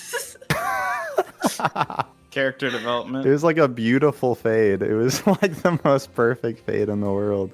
That's the worst thing you can do to someone. Exactly.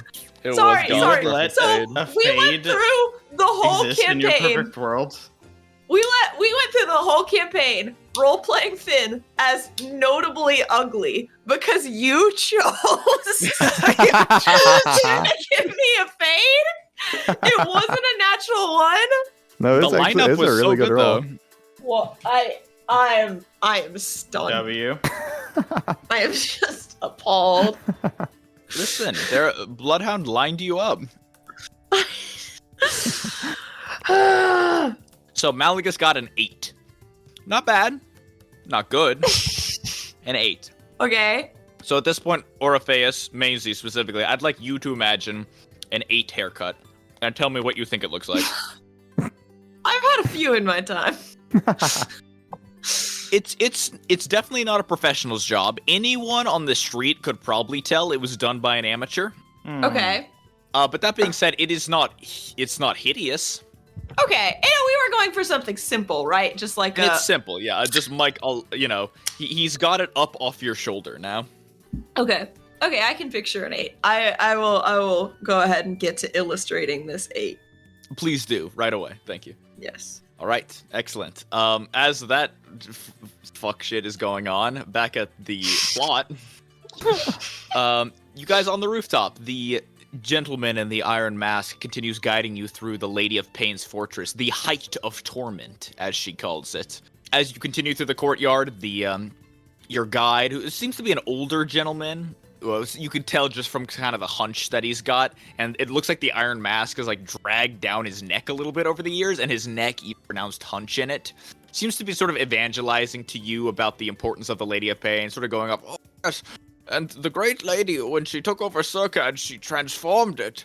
Now it is a beacon of hope and prosperity, and she's been very busy lately, dealing with the many hordes of enemies that threaten her border. And, here we are. And the gentleman leads you now to a small, unassuming door on the far end of the courtyard that opens into a somewhat cramped little room, this being the Lady of Pain's throne room. For those of you guys who've been here before, you recall it has a giant, beautiful wood table in the center.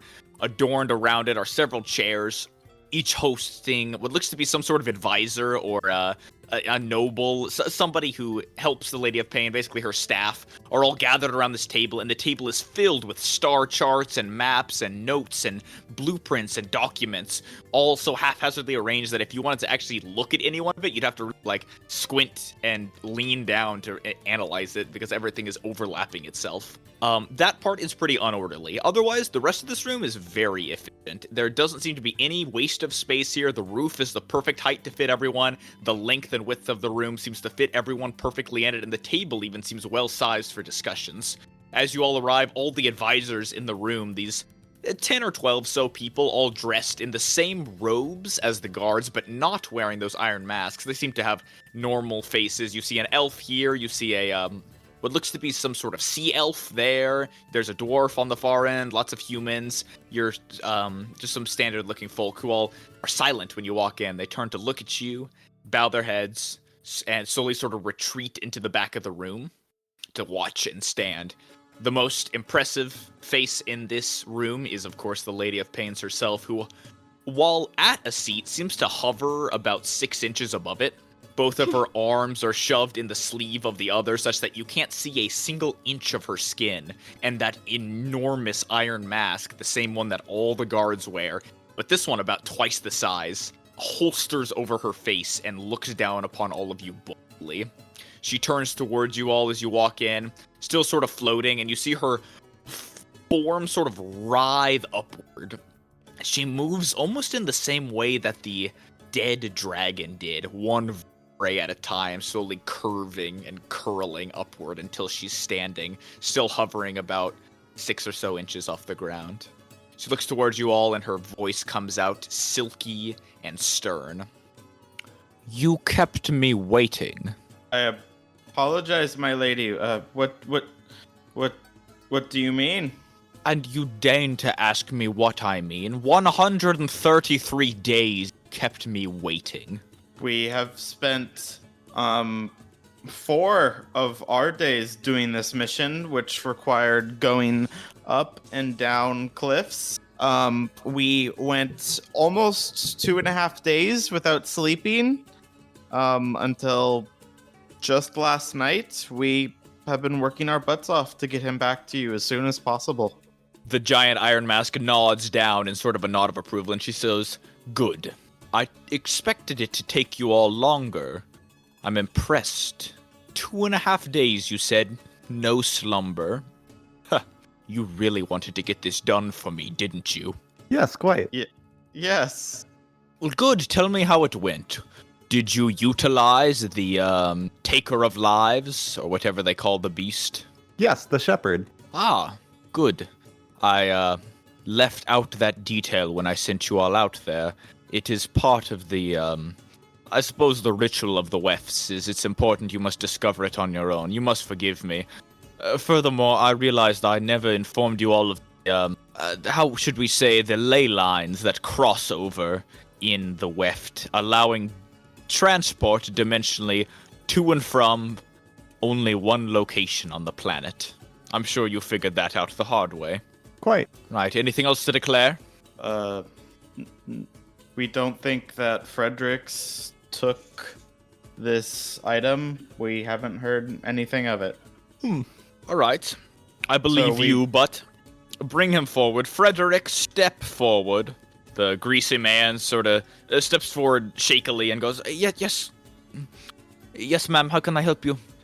She looks at him, and then you see, reaching out from one of her hands, or reaching out from underneath one of the robes, giant robed arms she has, a hand comes out, skeletal and white, bone white. The hand twists up and down, spinning some magic, and all of a sudden you guys all see beneath Frederick a giant, bright green and gold circle appears. It seems to also be underneath you guys a bit. The range is pretty large, but you don't feel the need to roll any save. It seems like you're being excluded on purpose from this, out of niceties perhaps. And instead, Frederick is the only one under fire here. So, Frederick looks at the lady with sort of a scared look, and the lady goes, Frederick Staven, are you aware of or guilty of the theft of my Inern Stone, the architect? He looks around, looks to each of you guys now, looks sort of pissed fucking scared, and goes, no ma'am, not at all. I was unaware of its location, since I was removed of your service, and, I did not take it. She looks at him, sort of nods her head, and goes, good. The rest of you weren't able to find any evidence of magics or other such things cast upon Frederick to make him forget or lie under oath, perhaps? We did not find any magics. Quite well, then. Thank you for your time, venturing all the way out to the city of Ulm. I know it must have been quite a journey. You should all be rewarded for your time, just as I promised. My apologies for no cash reward, but in the spirit of benevolence and the hopes that I might further get your services if I ever need them again, I've decided I would give each of you a fine sum of 30 gold pieces for your job. A pittance. She hands it out accordingly to everyone physically here. What the fuck? So, if all of you guys would like to write down plus 30 gold, except Orpheus. It's crazy. Okay, what if we remember to ask, though? Do you want to ask? Yeah. Right then, I hope that makes you all feel a little better, considering the pains you had to go through. Yes, it does heal some wounds. Thank you. I don't think we've met, friend, though I've seen you around my town. What is your name? Gesturing to you, Jaya. My name is Sergeant Jaya.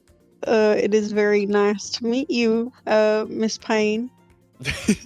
Oh, a sergeant. You're of the military. Good, so then you understand the ladder of power. Yes. Quite well.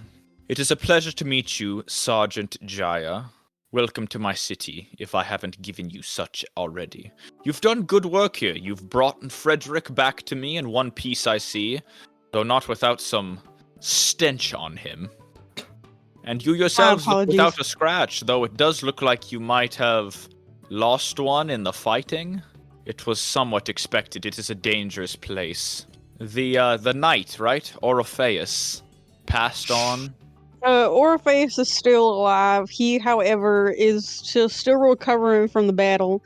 So, based off of my best judgment as Yeah, which is why I was asking you for the money for them the too. leader, I decided that it was best for for my troop to stay home.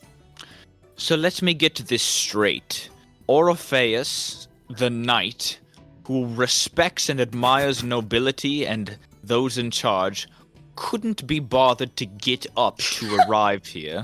Why don't you set me up for this failure? I was gonna go. You touched me into not going. He was like really sick and like messed up and not good to look at. He thought he would be disrespecting you by being in front of you with the way he was looking. He thought it would be a disgrace just to show himself. His visual appearance was not very appealing. I keep a very high level of personal grooming. I think it is always extremely important to be presentable and clean. Just look at the Orpheus mustache. was not able to maintain that due to his physical state. And so he, to put it bluntly, looked like he had an allergic reaction. Oh, so let me get this Why straight. are you ugly? We're saving your life right now. Let I me tried. get this straight then, Mr. Jaya. You're telling me that you're the leader of this operation. You're the one who decided Sir Orpheus was unpresentable. Yes. Well, I wish I had met you before. You seem like a fine, upstanding sergeant, and I'm glad to have somebody of equal renown. Do give Orpheus my regards, and I do hope he gets better soon. It was a pleasure meeting you. Thank you for your time. Yes, And I you do wanna like a say anything to very Malagus? respectful bow. Oh, thank you. And before you all go, it is my duty to give you your reward. Perhaps, do you need a moment to decide? Are you all quite aware of where you would like your box to be transfigured for? We know. Really? Good. All right, tell me then, and I shall punch it in myself. Dulam? It's did we have a specific area within Waterdeep or? Just the city of Waterdeep, please. City Yes, of Waterdeep. that one. All right, it can be done. Did you have a location in mind? Not quite. Do you have any recommendation? Perhaps I can just set you up right in the town hall front steps. How's that sound? Brilliant idea. Thank you very much, Lady Payne. Of course, right in the heart of town. Not really in anybody's bad spot, though it is outside, and if you need it changed, you'll have to do it yourself. My kindness only runs so far with this. Can I pay extra close attention to how she punches this in to the cube? Yes. In fact, actually, Demos, you know Thank you. that Orpheus once did an identify on this and knows how to do it also. But Okay, I'll tell you what it is as you watch it too, just to sort of give you guys a sense of how this works. But basically, as the Lady of Pain holds her hands over it, you see both of these skeletal hands reach out from under her cloak now. And by skeletal, I truly do mean like bones. she's so skinny. Bones. Skinty Queen. And she hoists them out over the cube that you present to her. I assume you handed out Dulam Yeah. as the cube keeper. She places it with one of the grayed outsides up, the one with no symbol on it, and holds her hands over it, and you see purple magic begin to shoot out, and she swirls her hands in arcane patterns. And Demos, you watch closely. Give me a perception check, please, to keep an eye on this. Oh god. Okay. Perception. Oh, it's gonna be a strong 9. Okay. Huge 9. Yeah, we'll take a 9. We like 9s here. You watch her do it, and she reaches her hands inside of the edges of the cube, sort of not quite going inside of it, but pulling at the seams of it for a second, and you see glowing magic swirl around more. The advisors in the back all look a bit frightened by this process, but they watch nonetheless, and so do you guys. And after but 30 or so seconds of this cast, you see she pull both of her skeletal hands away at once, deep back into her cloak. You see parts of the cloak billow out forcefully as if something is poking them from the inside. Whoa. Whoa. All over her body, on the shoulders, arms, Wow. torso, Mm. down to the legs, like a shiver of sorts. And then all of a sudden, the iron mask tilts back up to you all and goes, "It is done." And Demos, you watched it, and it looked pretty complicated. You think you could probably recreate it, but you don't want to you don't want to do it. It's sort of the thing where you're like, if you're ever in a pinch and you have to do it, you can try, but you're scared of doing it otherwise because you might break it. There's no way to practice, you know what I mean? Either you do it or you don't. But you Right. watched it, so it's sort of in the back of your mind now. Nice. All right, so that being said, she passes you over the box now, which now has 3 of its 6 buttons, basically colored in, bright, looks like they could be pressed if you want, and they all have a little symbol on each one. Now you have one that is a spiral, which represents Circad. You have one that's sort of like it looks sort of like a mountain, and that one represents the Wefts. And now you have one that is basically what looks like a tower. It is a sort of like a wizard spire or some sort of turret of a fortress with a little flag on top. And this one seems to represent Waterdeep. Do enjoy your stay in the material plane, but do visit us every once in a while.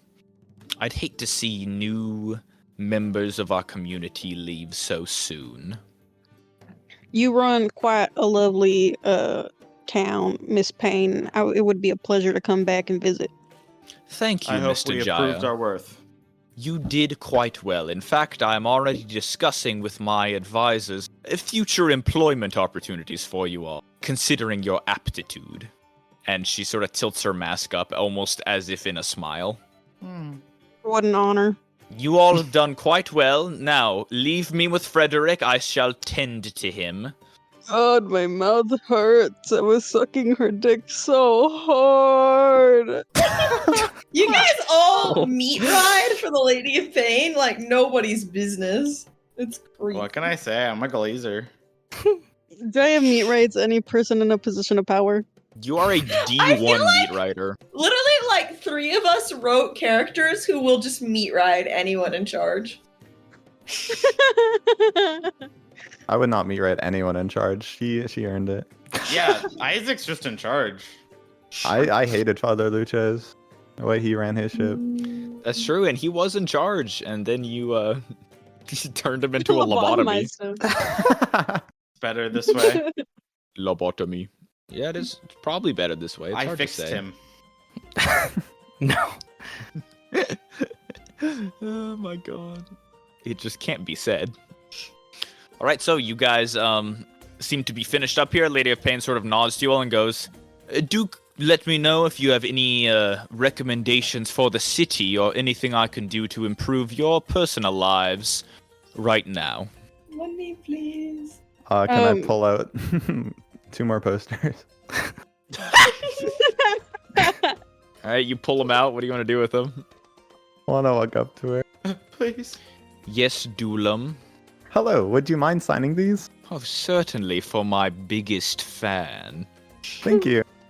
She pulls out her skeletal hand once more and inks on top of each of them with this beautiful scrawling script. And now both of your posters are signed Lady O'Pain. Thank God. She's Irish. Miss Lady Payne, I do have one request. Yes. As Sir Oriface's general, I saw that he fought a hard and well-fought battle. So I would like to humbly request his reward to give back to him when we return home. And what makes you think this Sir Orpheus, who decided not to show up today, deserves such a reward? He was very close to dying in battle. Yeah, Malgus. And there were many times that even some of my finer soldiers would have either given up or frozen in fear. However, Sir Orpheus showed a brave face and stood strong and fought alongside us despite him not being in the best conditions. And despite him pushing harder, did have some unfortunate effects on his body. You see the Lady of Pain's eyes, the mask itself, sort of tilt down, and then tilt back up to you and go, "You'll do have to excuse me for this. It's just I don't give out money on people's goodwill. I do it on facts and nothing more." And Jaya, all of a sudden, that glowing green and gold disc beneath Frederick, you feel its effects on you now. What do I feel? So, Jaya, can you... Oh, this glowing little circle. Can I have you make a charisma saving throw for me? Can he choose to fail? You can choose to fail if you'd like. What do I feel is gonna happen? I'm confused. You look down at yourself once more, and there is a giant glowing golden, slightly green circle beneath your feet that you're not quite sure what it does. But if you want to roll an Arcana check, I might tell you more. I'm a glazer. I'm gonna take it. Okay, you take it. So this is Zone of Truth, Jaya. Yay. Cast on you now. You fail on purpose, so now Zone of Truth is on you as well. So you are now basically commanded to tell the truth, and lying simply comes out as like a silence, or sort of like a mumble. Like Okay, a, so That's my Orpheus team leader. technically died, but in my eyes didn't fully die. So I would say he came close to dying, but didn't. So you're saying Orpheus came close to dying in your stead, but didn't. That is fine, but I want to know the quality of his work. Did he do, as you said, as successful as any of your best soldiers? Yes. And you really Keep in are mind, the... Jaya was in a very poor troop. He was not ranked very highly. I don't know. Did Jaya have any soldier? No. He had trainees, but Okay. very few. And as a reminder, Sergeant Jaya, you are the leader of this operation, yes? Yes. Jaya believes that. I shake my head. As like a yes or a no? No. I subtly nod no. The Lady of Pain looks at both of you confused.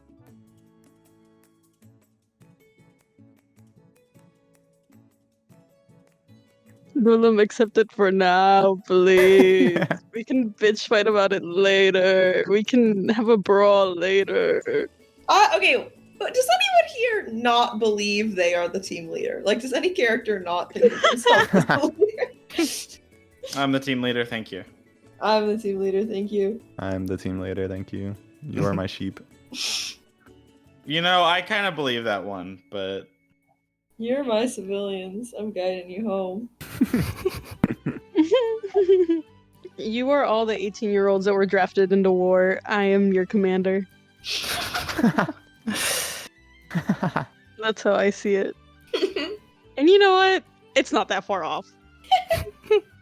You see, to Oro, we're just all the 18-year-olds drafted for war.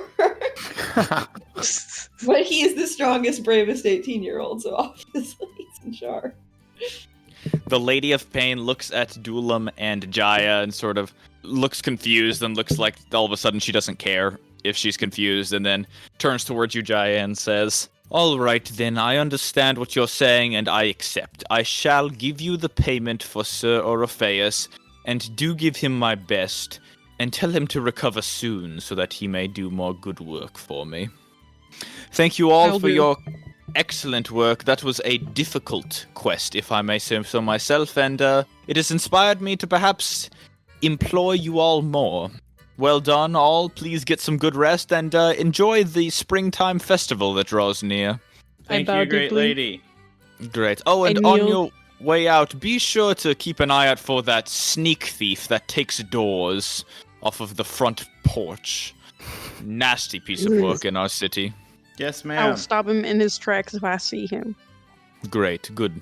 Then you'll have one more opportunity to see me again. Wouldn't that be just wonderful? It would be a pleasure. Yes, Catch ma'am. him if you can, and in the meantime, enjoy yourselves. If I need your services, I shall call for you once more, but nothing more of note right now. Thank you, ma'am. Thank you for your time, Niels. She slowly sits back down into her chair, hovering still, and the rest of her advisors sort of swarm in again to sort of debrief it, and she waves you guys all off. Okay, guess we leave. That went good. Quite. All right, Jaya, you can write down that you have you have Orpheus's gold. So rather, you can add 60 gold to your end. Just decide what to do with that when you get there. Wise.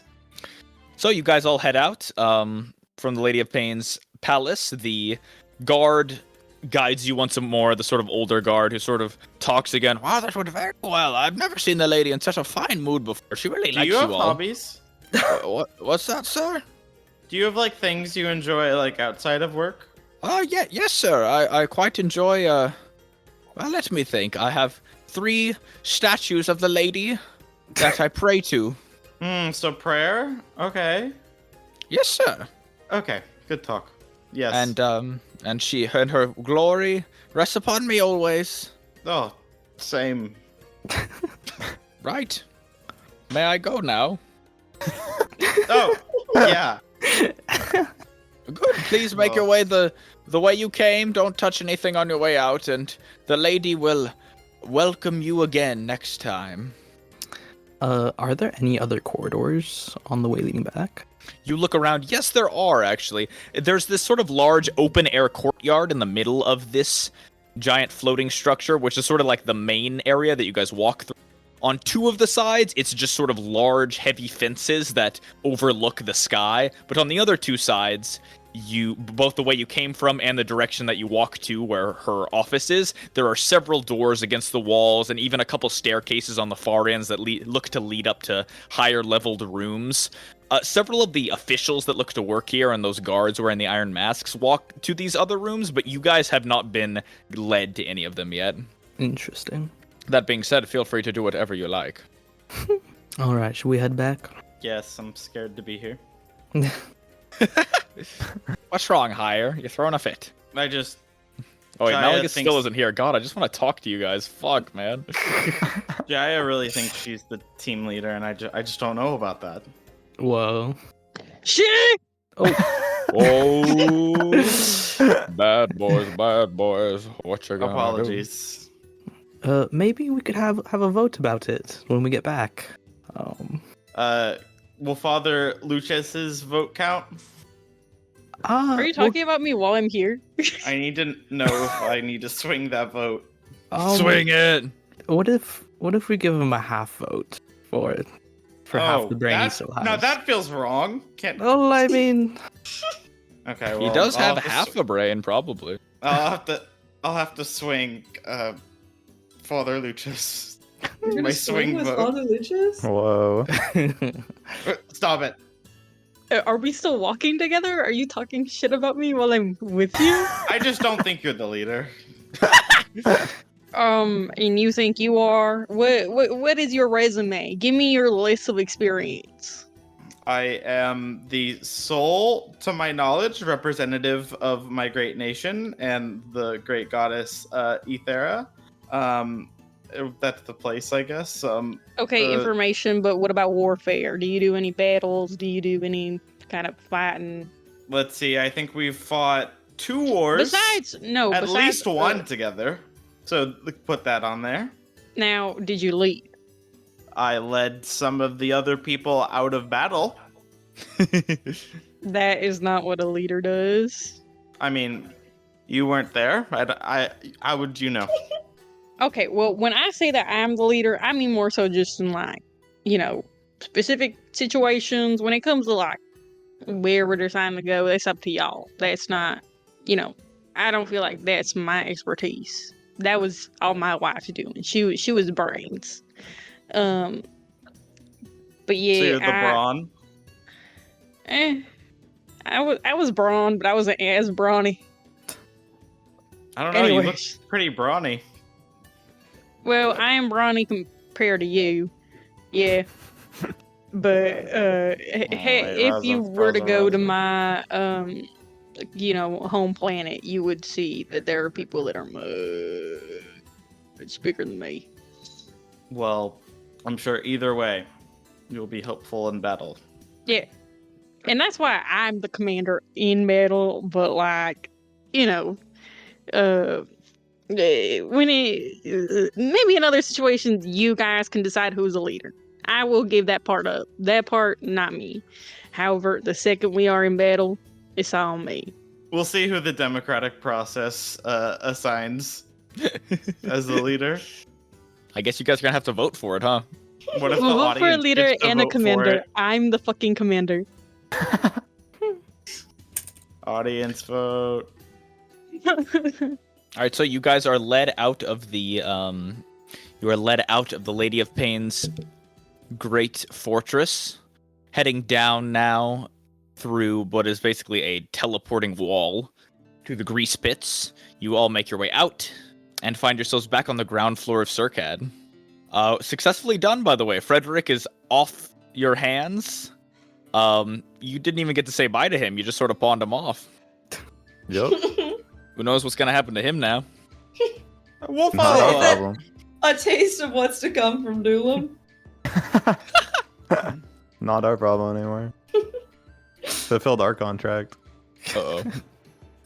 Well, he's gone now, and you have a box that's officially routed to Waterdeep. You could punch it right now and go there, and if you recall, it basically needs like a long rest to refresh, so you can't go back and forth several times per day. You sort of have to time it out where each button can only be pressed once per long rest. But nevertheless, this little box is all wired up for you. What would you guys like to do now that you're back in the ground floor of Circad? Start walking home. All right, you walk home, blap, blap, blap. And eventually, Orpheus, you and Malagus officially finish the Oro Hair Day. Woo! Boom. It goes pretty well. Is it better now? Less I think it's gross done. looking? It wasn't that gross looking before, but look, I did my best, alright? About like 3/4 the way through, I got a little tired and sort of dialed it in, but before that, it was really good.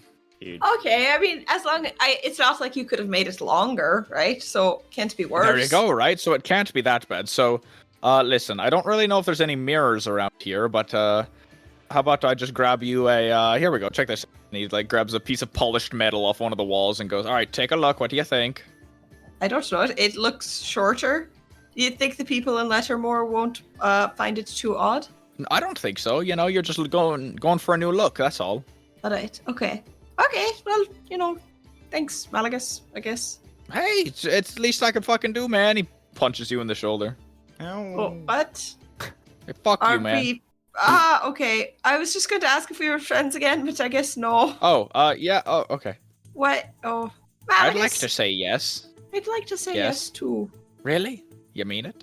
Yes, I mean it, but I don't want you to just start being mean to me again. Right. So are you going to do that? I don't want to do that, and I'm gonna do my best not to. And sometimes I might say something, but I want you to know now, while it's just us talking, that I don't mean it. You get what I mean? What do you mean while it's just us? Are you going to be mean to me again when the others are around? No, I don't mean to be. I just, sometimes I feel very strongly about something and I need to say it. And So the stuff you say that's mean is you say it because you mean it even more than the nice things? No, I mean it's impulsive. It's not something that I feel like I have a lot of control over saying. Do you know what I mean? It just comes to me. Surely you feel the same way about some things. I guess sometimes I say mean things. True. But I So? feel you do mean things as well. I do. Sometimes, yeah. Like when you run off on us. Well, I've always been a wanderer, sort of a rambler. Like I'm a rambler. I don't know. I do really want to trust you, Malagus. Score. Let's do that then, yeah? I think it's easier said than done.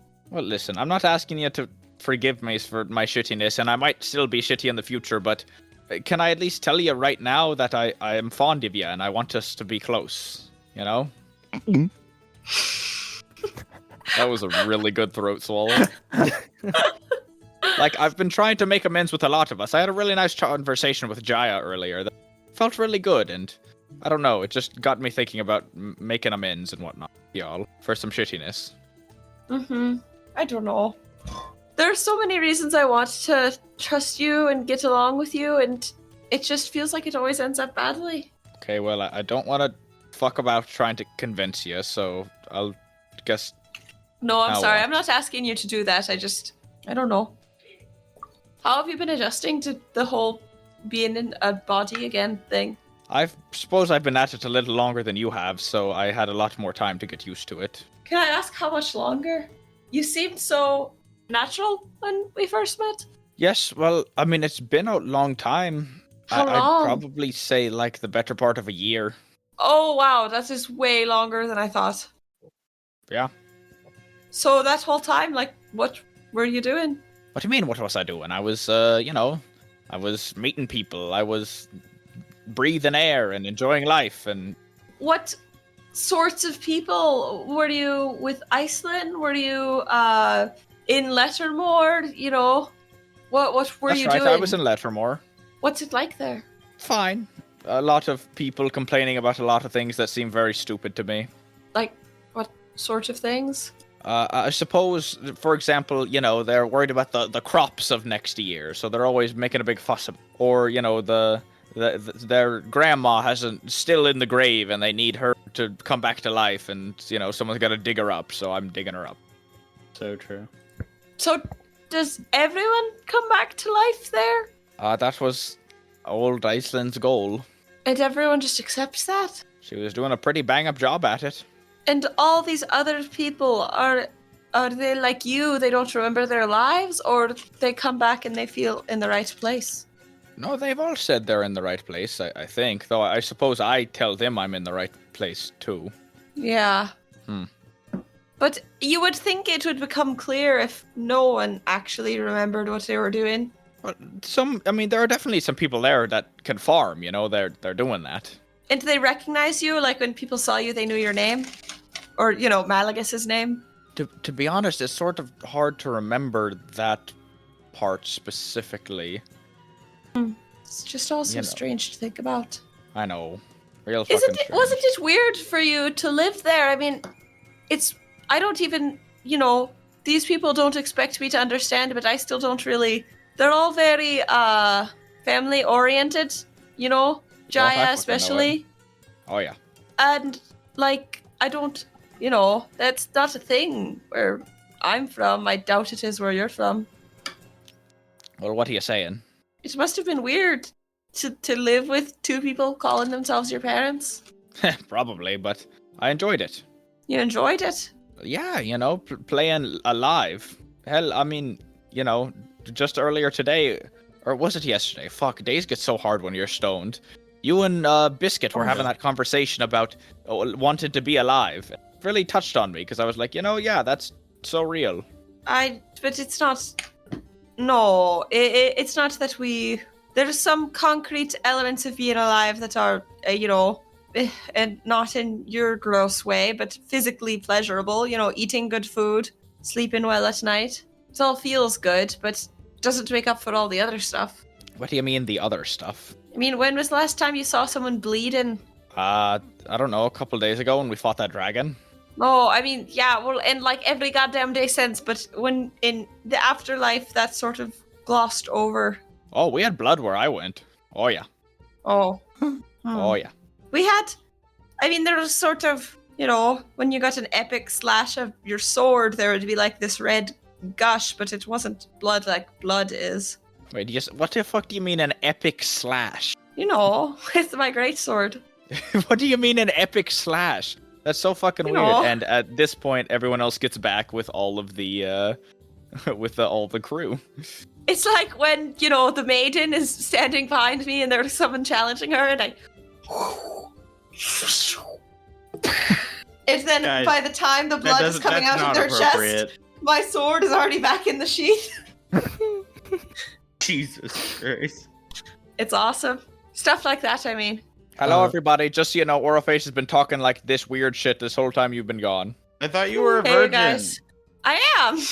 Oh. I'm going to provide you all with my quickly made image of Oro's new haircut. Oh, nice. Is it beautiful? Yes. Imagine it very fuck ass. It's too scrappy on the sides. Not enough hair left at the bottom. Amazing. I see the you've fuck ass changed. cut. Yeah, Malagus cut it all off. Do you guys like it? Mm-hmm. Well, alright. Hire fucking hates it. No, I love it. That's what that means, Hire. You hate it? No, it looks good. But I'm Hire glad- said, mm-hmm. I'm glad you like it. I mean, I don't know if I like Glad it. you like it. Oh my god. I thought Malagus said it would blend in. Yeah, It it does does, right, blend in. guys? Does it? Right, guys? Guys, back me up here. Oh. Okay, we gotta You know, put the it's old not man that bad. to sit down. What? Can Is you it- stop? Me? No, I'm talking to Higher. I know that I'm Oh. old. You don't have to say it with every sentence that you say about me. You're old? I didn't know that. Malagus. What? What? New bit unlocked. Were you doing that thing where you told the truth? Or, I mean, you said something. Wait, like a lie, but us joking? Man, I guess I really want to see you I don't do understand. What are we talking about? What's going on? I don't know. Malagus says he likes being alive. that. I would hope so. I'm glad to hear it, bud. No. What? You don't want him to be happy being alive? No, because he's not. Hello? Hello? What do you mean? I mean, he's a ghost. Yeah, but he's in a body. It's not the same thing. May not be, but you know, that's his truth. It's what he's living right now, and to him, it feels like living. So, Hmm. you know, my life isn't gonna feel the same as anybody Thank you. else's I'm not a life. ghost. I I think it's can't all believe relative. all you fuckers are just coming up with these ghost propagandas for me and Orpheus. It's very rude. Wait, what? For me? I am a ghost. Well, I'm not. So how about that? Not anymore, Doesn't make any bitches. sense to me. Alright, well, how did the meeting with the Lady of Pain go? Great. She was Good. nice. She always scares Yeah. the bejeebits out of me. Initially, she too. didn't want to give me your cut, but I was able to talk to her, and here you go. And I hand her the 30 gold pieces. Or hand Nice. him the 30 gold pieces. Then Ally. Thank you, Jaya. You're welcome. Anything else Ain't come up? nothing You but got due the diligence. the transportation cube? Yeah, it's Yes. all set up. We're gonna be on City Hall. Waterdeep. City Hall. Awesome. Yep. hey, Should well we go done, you today? guys. We could, but I think it would be better if you get maybe some rest. Has Orpheus hasn't taken a long rest still, right? No, I took one last night. But Orpheus is still pretty beat up. Yeah. Like since we left, there wasn't even like enough time for even a short rest, right? No. Yeah, and a short rest won't do anything. Well, I think that it might be wise, maybe to take one more day here, one more night, and then in the morning we can set off. Alright. You know, that's a fine idea. Besides, we've also, I've now got 30 whole gold pieces to my name, right? Where's my cut? I'll take mine now. Money, please.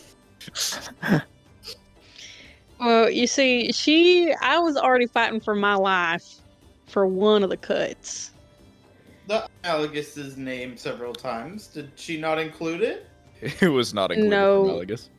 She only gave me Sir Orpheus. However, you know what, Malagus? Here's half of mine. No, it's all right. Orpheus will give me half of his. I'll I will. also give half of mine. Okay, he doesn't deserve two halves. That's like one whole. You guys keep your money. You actually went. Malagus, here's 15 gold. Appreciated, bud. Well, you guys didn't go because you were tired. Well, but we should have That's- been stronger, better soldiers and toughed it out. Do you like this haircut? You should have went to bed yesterday. I was a little out of my mind, so I couldn't have said anything to prevent that. I do apologize. Well, I had to keep an eye out for the threshold thief. Well, we don't If have a he door, steals- so If he steals every door and everyone gives up on putting out new doors, he's going to start taking tarps too. Then he's one. Well, what counts as a door? What if he starts taking, like, trapdoors or, like, Windows! wardrobe doors? well, the Lady of Pain did Fences! say she want to contract us for future employment opportunities. So maybe that'll be one of them. I Oh, say we wait. catch him. We're in her good graces. That's good to hear. Did she mention anything about this threshold thief? Just that he's been running rampant and that it's been a pain in our ass. And if we see the thief, to stop him. I've got a theory that it's actually the Lady of Pain running around letting off steam. I think Good Vinny's one. finally cracked because Monkey Bagatha's whispering in his ear at night. Where is Vinny? We haven't seen him in a while. No, we should actually probably look for him now while we have some free time. True. Yes. I mean, we've got what? How long do you think it'll take before you get better, Orpheus? 2 days? I'm fine to go now. Look, you guys, if Vinny survived in Waterdeep for like 20 years, I don't think it can really be that dangerous. I Well, feel yes, like it's but just another city. I mean, the whole point of Waterdeep was Dulam. You say it. Yes, we should find Vinny before we go.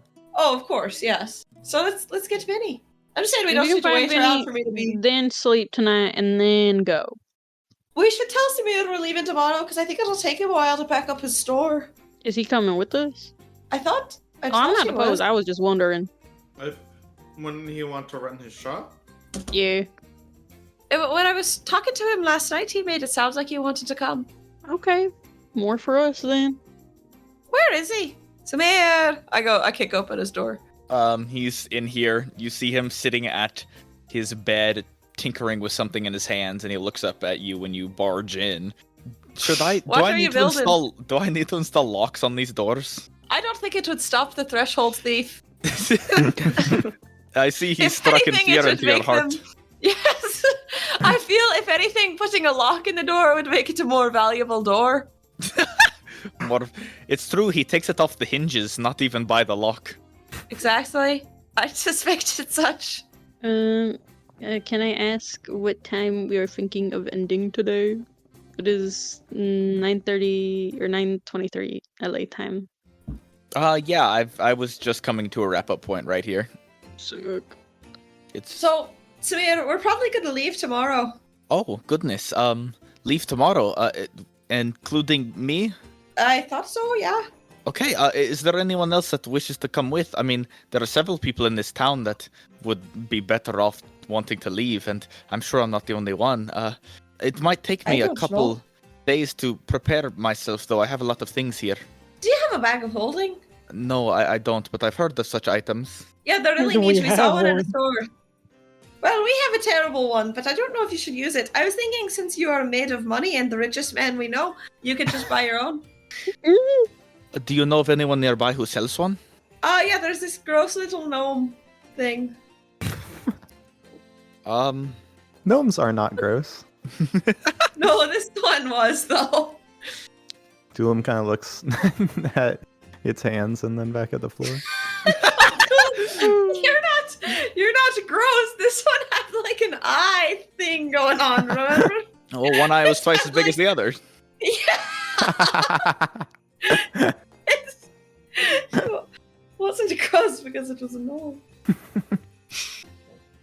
Well, it would take me a few days to collect all my things to be ready to go. Would you mind giving me that time? We can wait. We need to escape tonight, I understand, and I can do my best, but it would really mean not to wait a bit. And I'm sure also you have a lot of things you want to get checked around here too. I mean, do we ever Yes. plan on coming back here? Can we come back here? What's the plan Oh exactly? yeah, we'll be able to come and go from the material plane. I think we're going to take Vinny home and look for a wizard that can help us, and visit your friend who can fix Dulam, and maybe go by Lettermore. Have you ever been to Lettermore before? I don't know what that is. What do you mean? You're the one who told me about it. He squints his eyes for a second. Lettermore. Oh, the name of your bee and the town? Yeah. Okay. Right.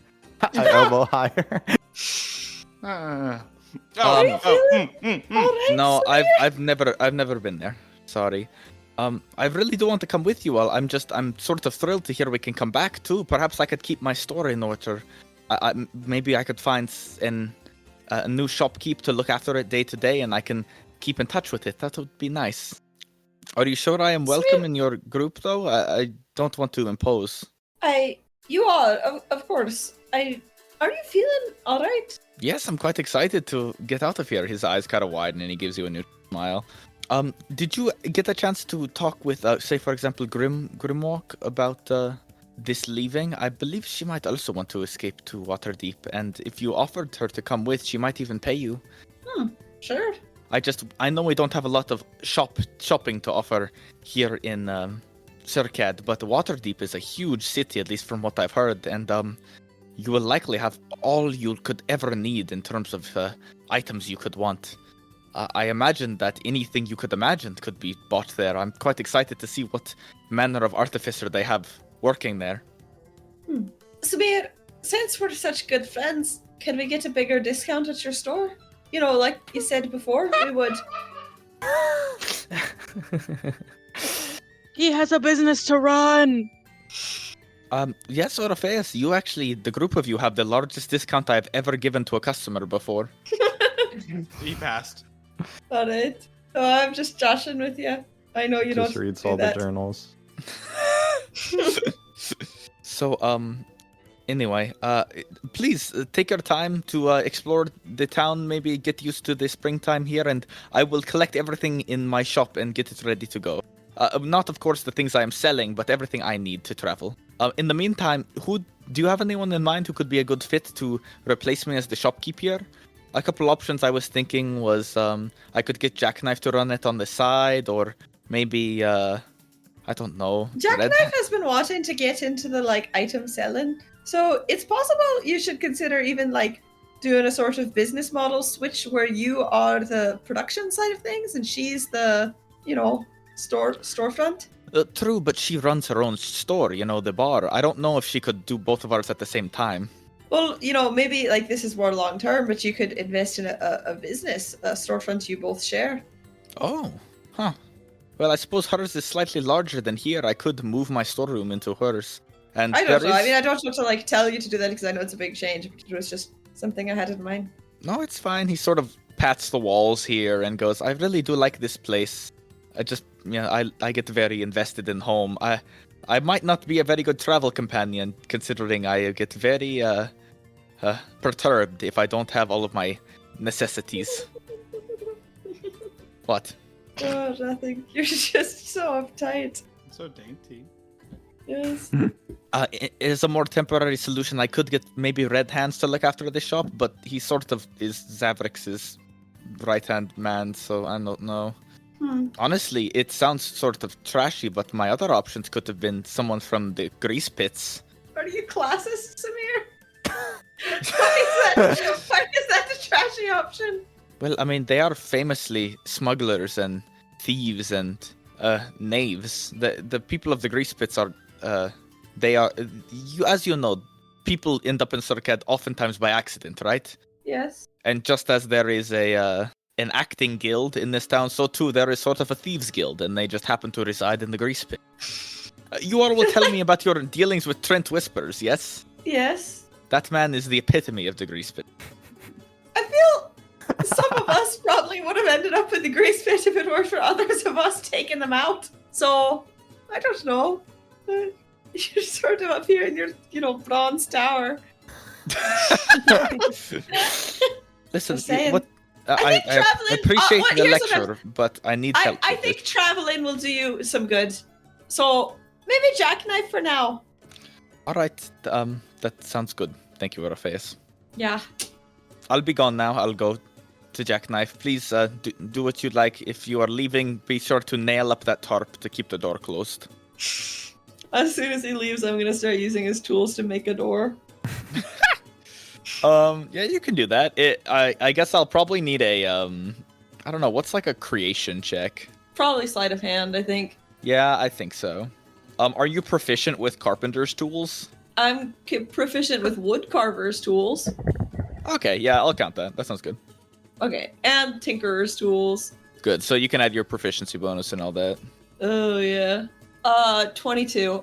Here's what I want to do. Here's how I want to do this.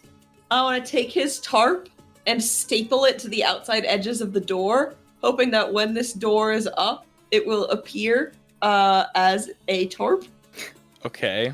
And then I want to, maybe there's a sort of give underneath one corner of the tarp where you can reach your hand in, press a lever, and it'll pop open.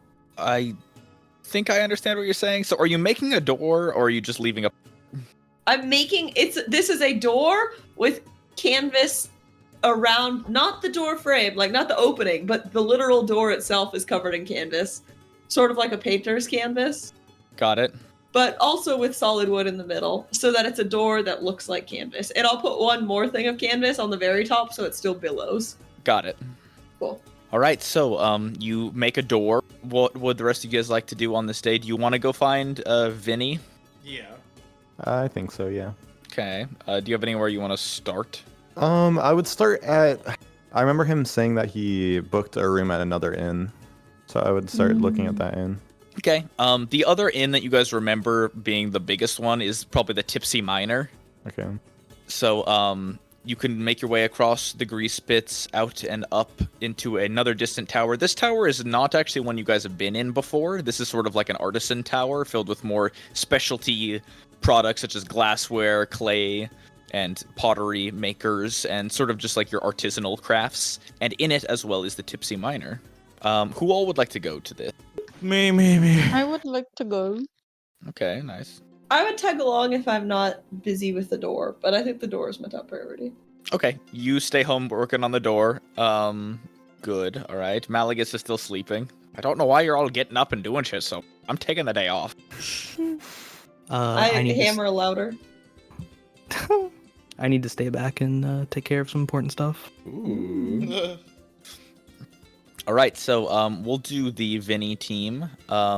You guys make your way to the Tipsy Miner. Inside is a familiar face. This is the one dwarf that you had recalled meeting during the drinking party just a couple days ago for you guys, but it's been several months for them. So, Marble Braid, the dwarf, seems to be sitting at a counter here. The inside of the Tipsy Miner is all wood, all the way around. It's almost the same type of wood as barrels are made out of. Very striated, lots of knots in the wood that are dyed dark brown, and everything has this sort of smell of ale to it. Like ale has been spilt into every wood surface of this entire interior, just like the inside of a barrel, and thus the entire thing smells very aromatic as you walk in. There doesn't seem to be any patrons here. It's still sort of early in the day. You see one or two dwarves sort of in the back arm wrestling each other and laughing. They look to have a set of cards out in front of them that are unopened, that they look like they were going to start playing, but got in a little bit of a fight instead, wrestling with each other. Marble Braid, though, the bartender here, welcomes you all in. Hello there! It's a pleasure to have you all here. It's been a while. I thought you'd stop by earlier, considering the friendship we made over in old Jackknife's bar. I didn't see you at the grand reopening, by the way. Sorry, we were on official business with the Lady of Pain. Well, that's good to know. I won't get in your way. How can I be of assistance to you? Have you seen a tiefling recently in this bar? We're worried about him. He goes quiet for a moment, sort of scrunches up his beard-covered face, and takes off the sort of leather cap that he's wearing to rub his bald head. You promise you're working for the lady here, and I'm not just giving out my customers' names and addresses. Oh, we are Yes. no longer working for her. Oh, right. Then I'm sorry, friends. I can't just tell you where these people are staying. It's against the policy of the Tipsy Miner. Look, he just lost his lover, and we're his only friends here, and we're afraid for him. Yes, we're actually sending him back home. I don't know what to tell you, folks, alright? Feel free to go knocking on doors if you want, but it's just not my policy to tell you which room he's staying in. I hope you understand. Then where does he hang out? Does he come to this bar?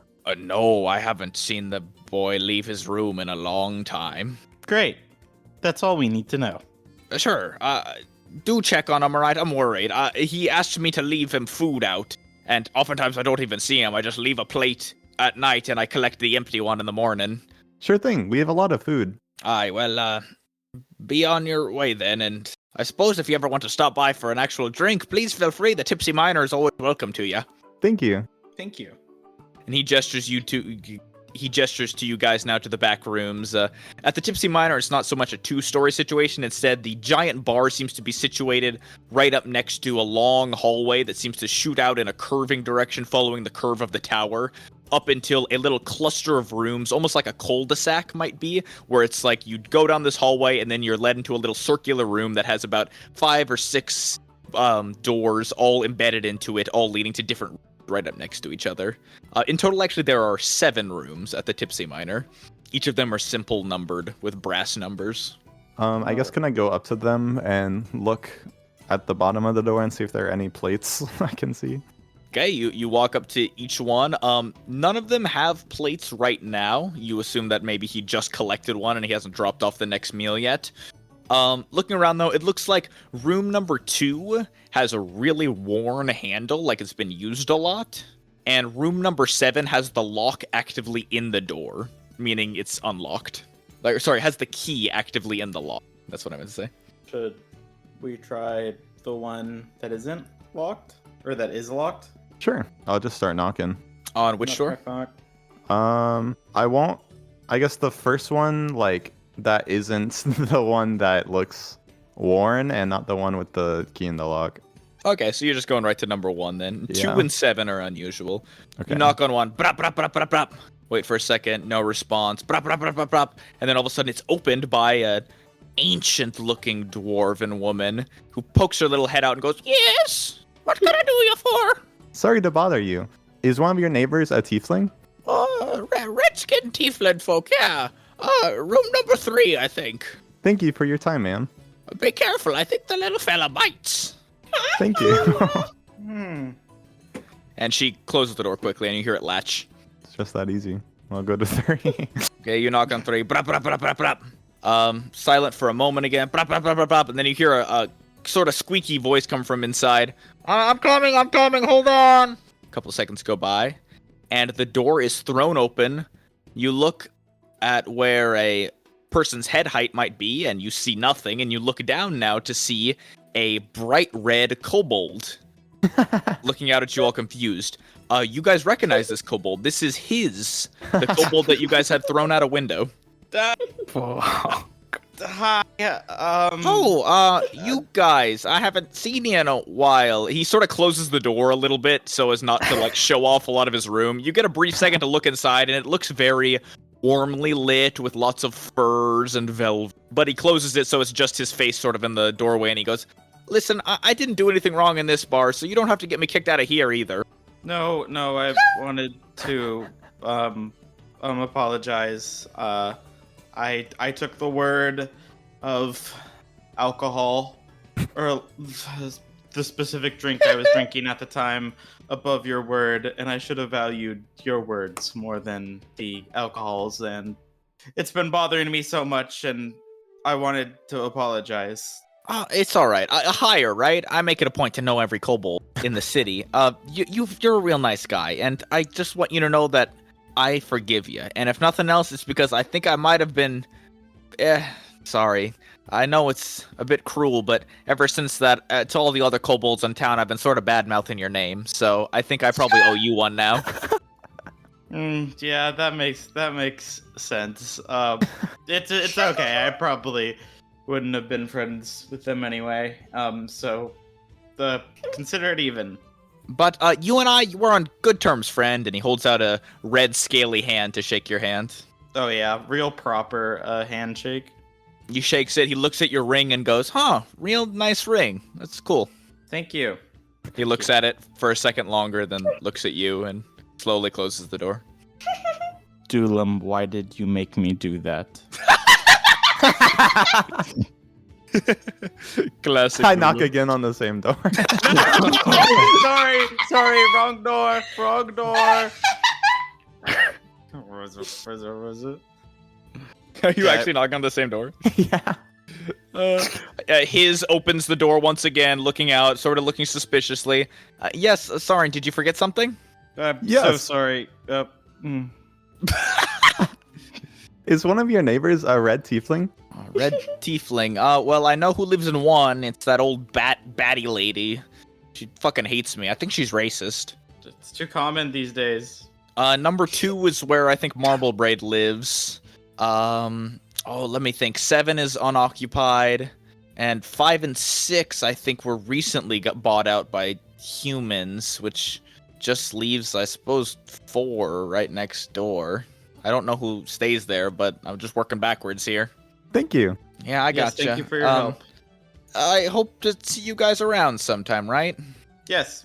He nods at too. each of you, and now he closes the door again, and you hear him latch it pretty soon after. I give Hire a satisfied look. Yeah. Start walking to 4. All right, you make your way over to 4 now, and you don't see any food on the ground here, but On closer inspection, you do notice there's just the faintest outline of dust where trays have probably been left over and over again on the ground. You get a better look at it now that you're just standing right over it. This room looks very simple. You go to knock on the door, brap, brap, brap, brap, brap, and there's no response. Vinny, it's your old party. We're worried about you, buddy. Silence. We have a way to Waterdeep for you. Still no response. Can I start taking out a piece of paper? Okay, you pull it out. I'd like to write a note to Vinny. Okay, you write a quick note. You want to slide it under the door? Yeah. Okay. God, you guys are such a lawful party. You're not breaking in. I would never break into this. Doors would. were meant to be kicked in. Pretty much in the note, I just want to write, like, your old party has a way for you in Waterdeep. Come see us at the Broken Compass. Okay, just as you go to slide that note under the door, you get pulled out from under your metallic hands, as if someone on the other side wrenches it out from under you. Look at High. Maybe he's deaf. Vinny, buddy, we've been away on work, but we want to make sure you're okay. Are you mad? And just at that, you hear a satisfying click on the other side of the door, as if it just got unlocked, but nothing happens. Can I look at Dulam and like mouth Diomecia? just in case. We're covering our bases. I shrug, and then I'll take another piece of paper that asks, can we come in, and slide it under the door. Up. Yep, good job. He's trying to set up his scene, man. This note also gets pulled out from under you, and then at this point, the door, you hear it go, click, and open ever so slightly, about 4 or 5 inches, and then left at that distance. Write another note, and is that a yes? Duelim's killing my suspense. With that, the door gets thrown open. You see somebody standing on the other end. This is definitely the form of the red-skinned tiefling Vinny, but his red skin is dark and sort of chalky in appearance, almost like it looks like it's got washed out from lack of sun. Jesus. He turns towards you all as you sort of look into his home. His eyes are hollowed out from sleepless nights. You see his once neat hair is all disheveled, his face is gaunt. And you are all hit with this horrible smell of burning. Like something's been set aflame in here. It's a nasty smell. It smells like burning plastic specifically. He's smoking meth! Mason! Hey, Vinny, we found you a way home. Have you been? He looks at you all, doesn't say a word, and walks into his room slowly, disappearing into the darkness of the shadowy room. The faint glow of a single flickering candle inside the room casts long shadows against him as he walks in. We're following him in, right? Yeah. We didn't mean for it to be that long. As you all walk in, you're met with the following sight. The air is suffocating, thick with that acrid scent of burning, and the room is cluttered, filled with all sorts of strange things. Stuff is tacked directly on the wooden walls. There's crude sketches and maps, some torn and singed, others meticulously detailed. Many are crude sketches of you all, clearly drawn from memory. It's drawn from memory of you guys laughing or drinking or fighting. Some of them have thick, angry lines drawn over your faces. You see giant red scratch marks above people's faces that say liar, failure. Etched into the plaster wall. Do we know which we each are? Who's the liars? Who's the failures? For liar, it is Orpheus. Fuck! Yeah, I knew it. For failure, it is Duelim. Sucks for you guys. For higher, How come you had those so quickly on lock, Mason? I'm still going. Those are just my big ones. The other ones are in smaller text, sort of etched in to these drawings. For higher, it's something that just says "Find him" in bright red, and then underneath it, it's Find him. There looks to be smaller script, talking something about the kobold next door. You can't read it from this distance, though. It seems to mention his in your poster, though. He didn't know Demos very well, but nevertheless, Demos says retribution on it. Hello. Oh my god. And very neatly and simply under Jaya's, it simply reads dead. You know, at least he isn't like doesn't have any bad feeling towards me, at He least. kind of ate. Well, maybe he's saying like you're dead to him. No. The opposite wall is cluttered with what looks like a knife mark drawing into the side of the wooden wall. It draws out a very crude sketch of Bagatha, and above it, it says, "Avenge her." You see the table in the center of this room is covered in all sorts of papers and schematics. Also, a couple fragments of metallic devices. You see contraptions still in various stages of assembly. There's a vial of volatile-looking liquid bubbling faintly in an apparatus on the edge of the table. There's also what looks to be thin metal needles, all tipped with some sort of strange, sticky black substance. Tar? This is dark. He speaks. Do you want to talk about it? Took you all fucking long enough. You finally came to me. Great. You think I've just been sitting here crying over her grave? No, I've been waiting. It seems you've been busy. He sort of paces his hands in between one another, grasping, and you see him with a sudden motion, sort of jumping. He lurches over the table and crashes into some sort of felt couch across the way, diving into a divot that looks to be made for his body. He leans up against it, kicking his feet up on the table, and sort of looks at you all. I wonder if you all know what it's like to lose everything. And with that, we're going to end the session. Whoa. Hello. Astronomical boy fit. This is the most understandable crash out a man can have. Well, hello? Hello. I'll show you an understandable crash out. None of this was our fault. Yeah. I would like to say none of it was my fault at all. I Okay, wasn't because even you're listed there. as dead. You were complicit in Father Lucius's capture. Oh, that I is. would say none of this was any of our faults. I should Yeah. note that is actually one more picture he has on his wall, one of Father Luces, Oh. and that one just reads "suffer." Already is. I feel like you wonder should be why, happy. Deimos, he has retribution. That one is a really interesting word choice for him. Yeah, we'll have to go into that. Oh god. Really great session, you guys. Hope you enjoyed. That Woo. was fun. Yippee! Yeah, we get some Vinny commentary next time. I'm so excited. Vinny He's episode. doing meth? He's doing meth, but it looks like heroin. I don't know. Black tar. You fell for it. And you feel stayed like at home and you didn't even bitch.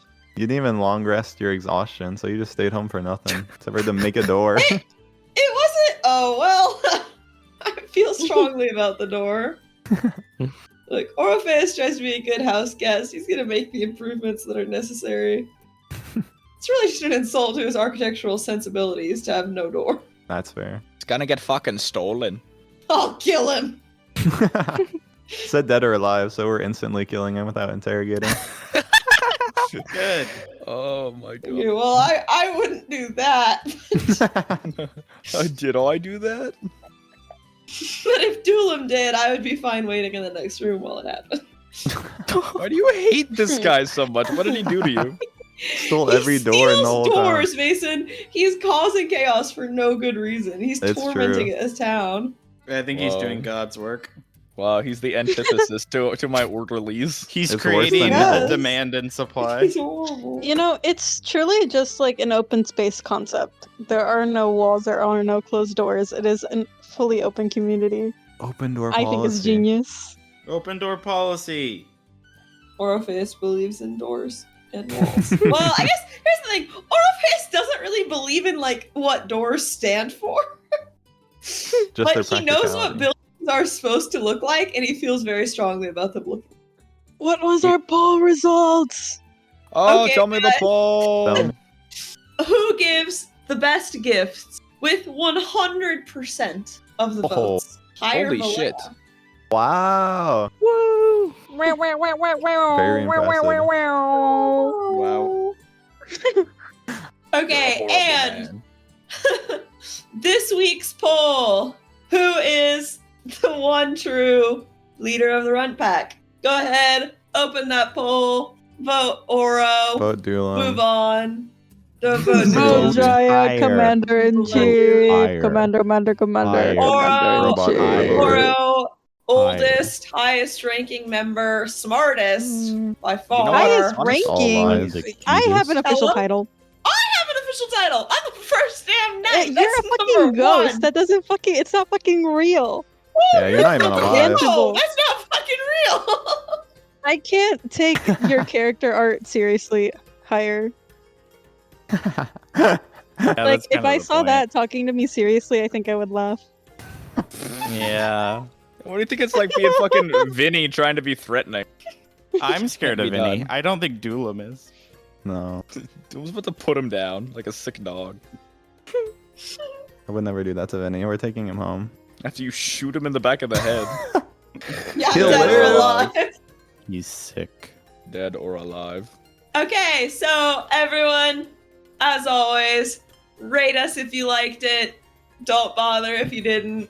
Follow us on Spotify, Apple Podcasts, Amazon's, whatever. Check out the Reddit r/Runpack Woo. and send us an email. This week I'm requesting, fan fiction as always. I'm just Yeah. like desperate. Send I us an need email it. with I your need fan it. fiction. I We need it. will I respond. need Maisie this. will We will respond. I will read every goddamn word. Okay. I will provide in-depth feedback. Give me a I few will- hours. I will, to the best of my ability, reenact whatever you write in the podcast. Whoa. I will do my part to make it canon. Okay, that's the deal. That's pretty Now good this right there, is you guys. interesting. That is really good. Power. All right, so thank you everybody for listening to the Runt Pack. We have been the Runts that go packing. So Yep. thank you. Please join us next week, next The Monday runs go for our next. packing one by one. Hurrah! Hurrah! Great. I just We'll miss you. Please join us for our next episode where Vinny will be shot and killed 30 times, and then brought back to life by hire to be shot and killed again. Mhm.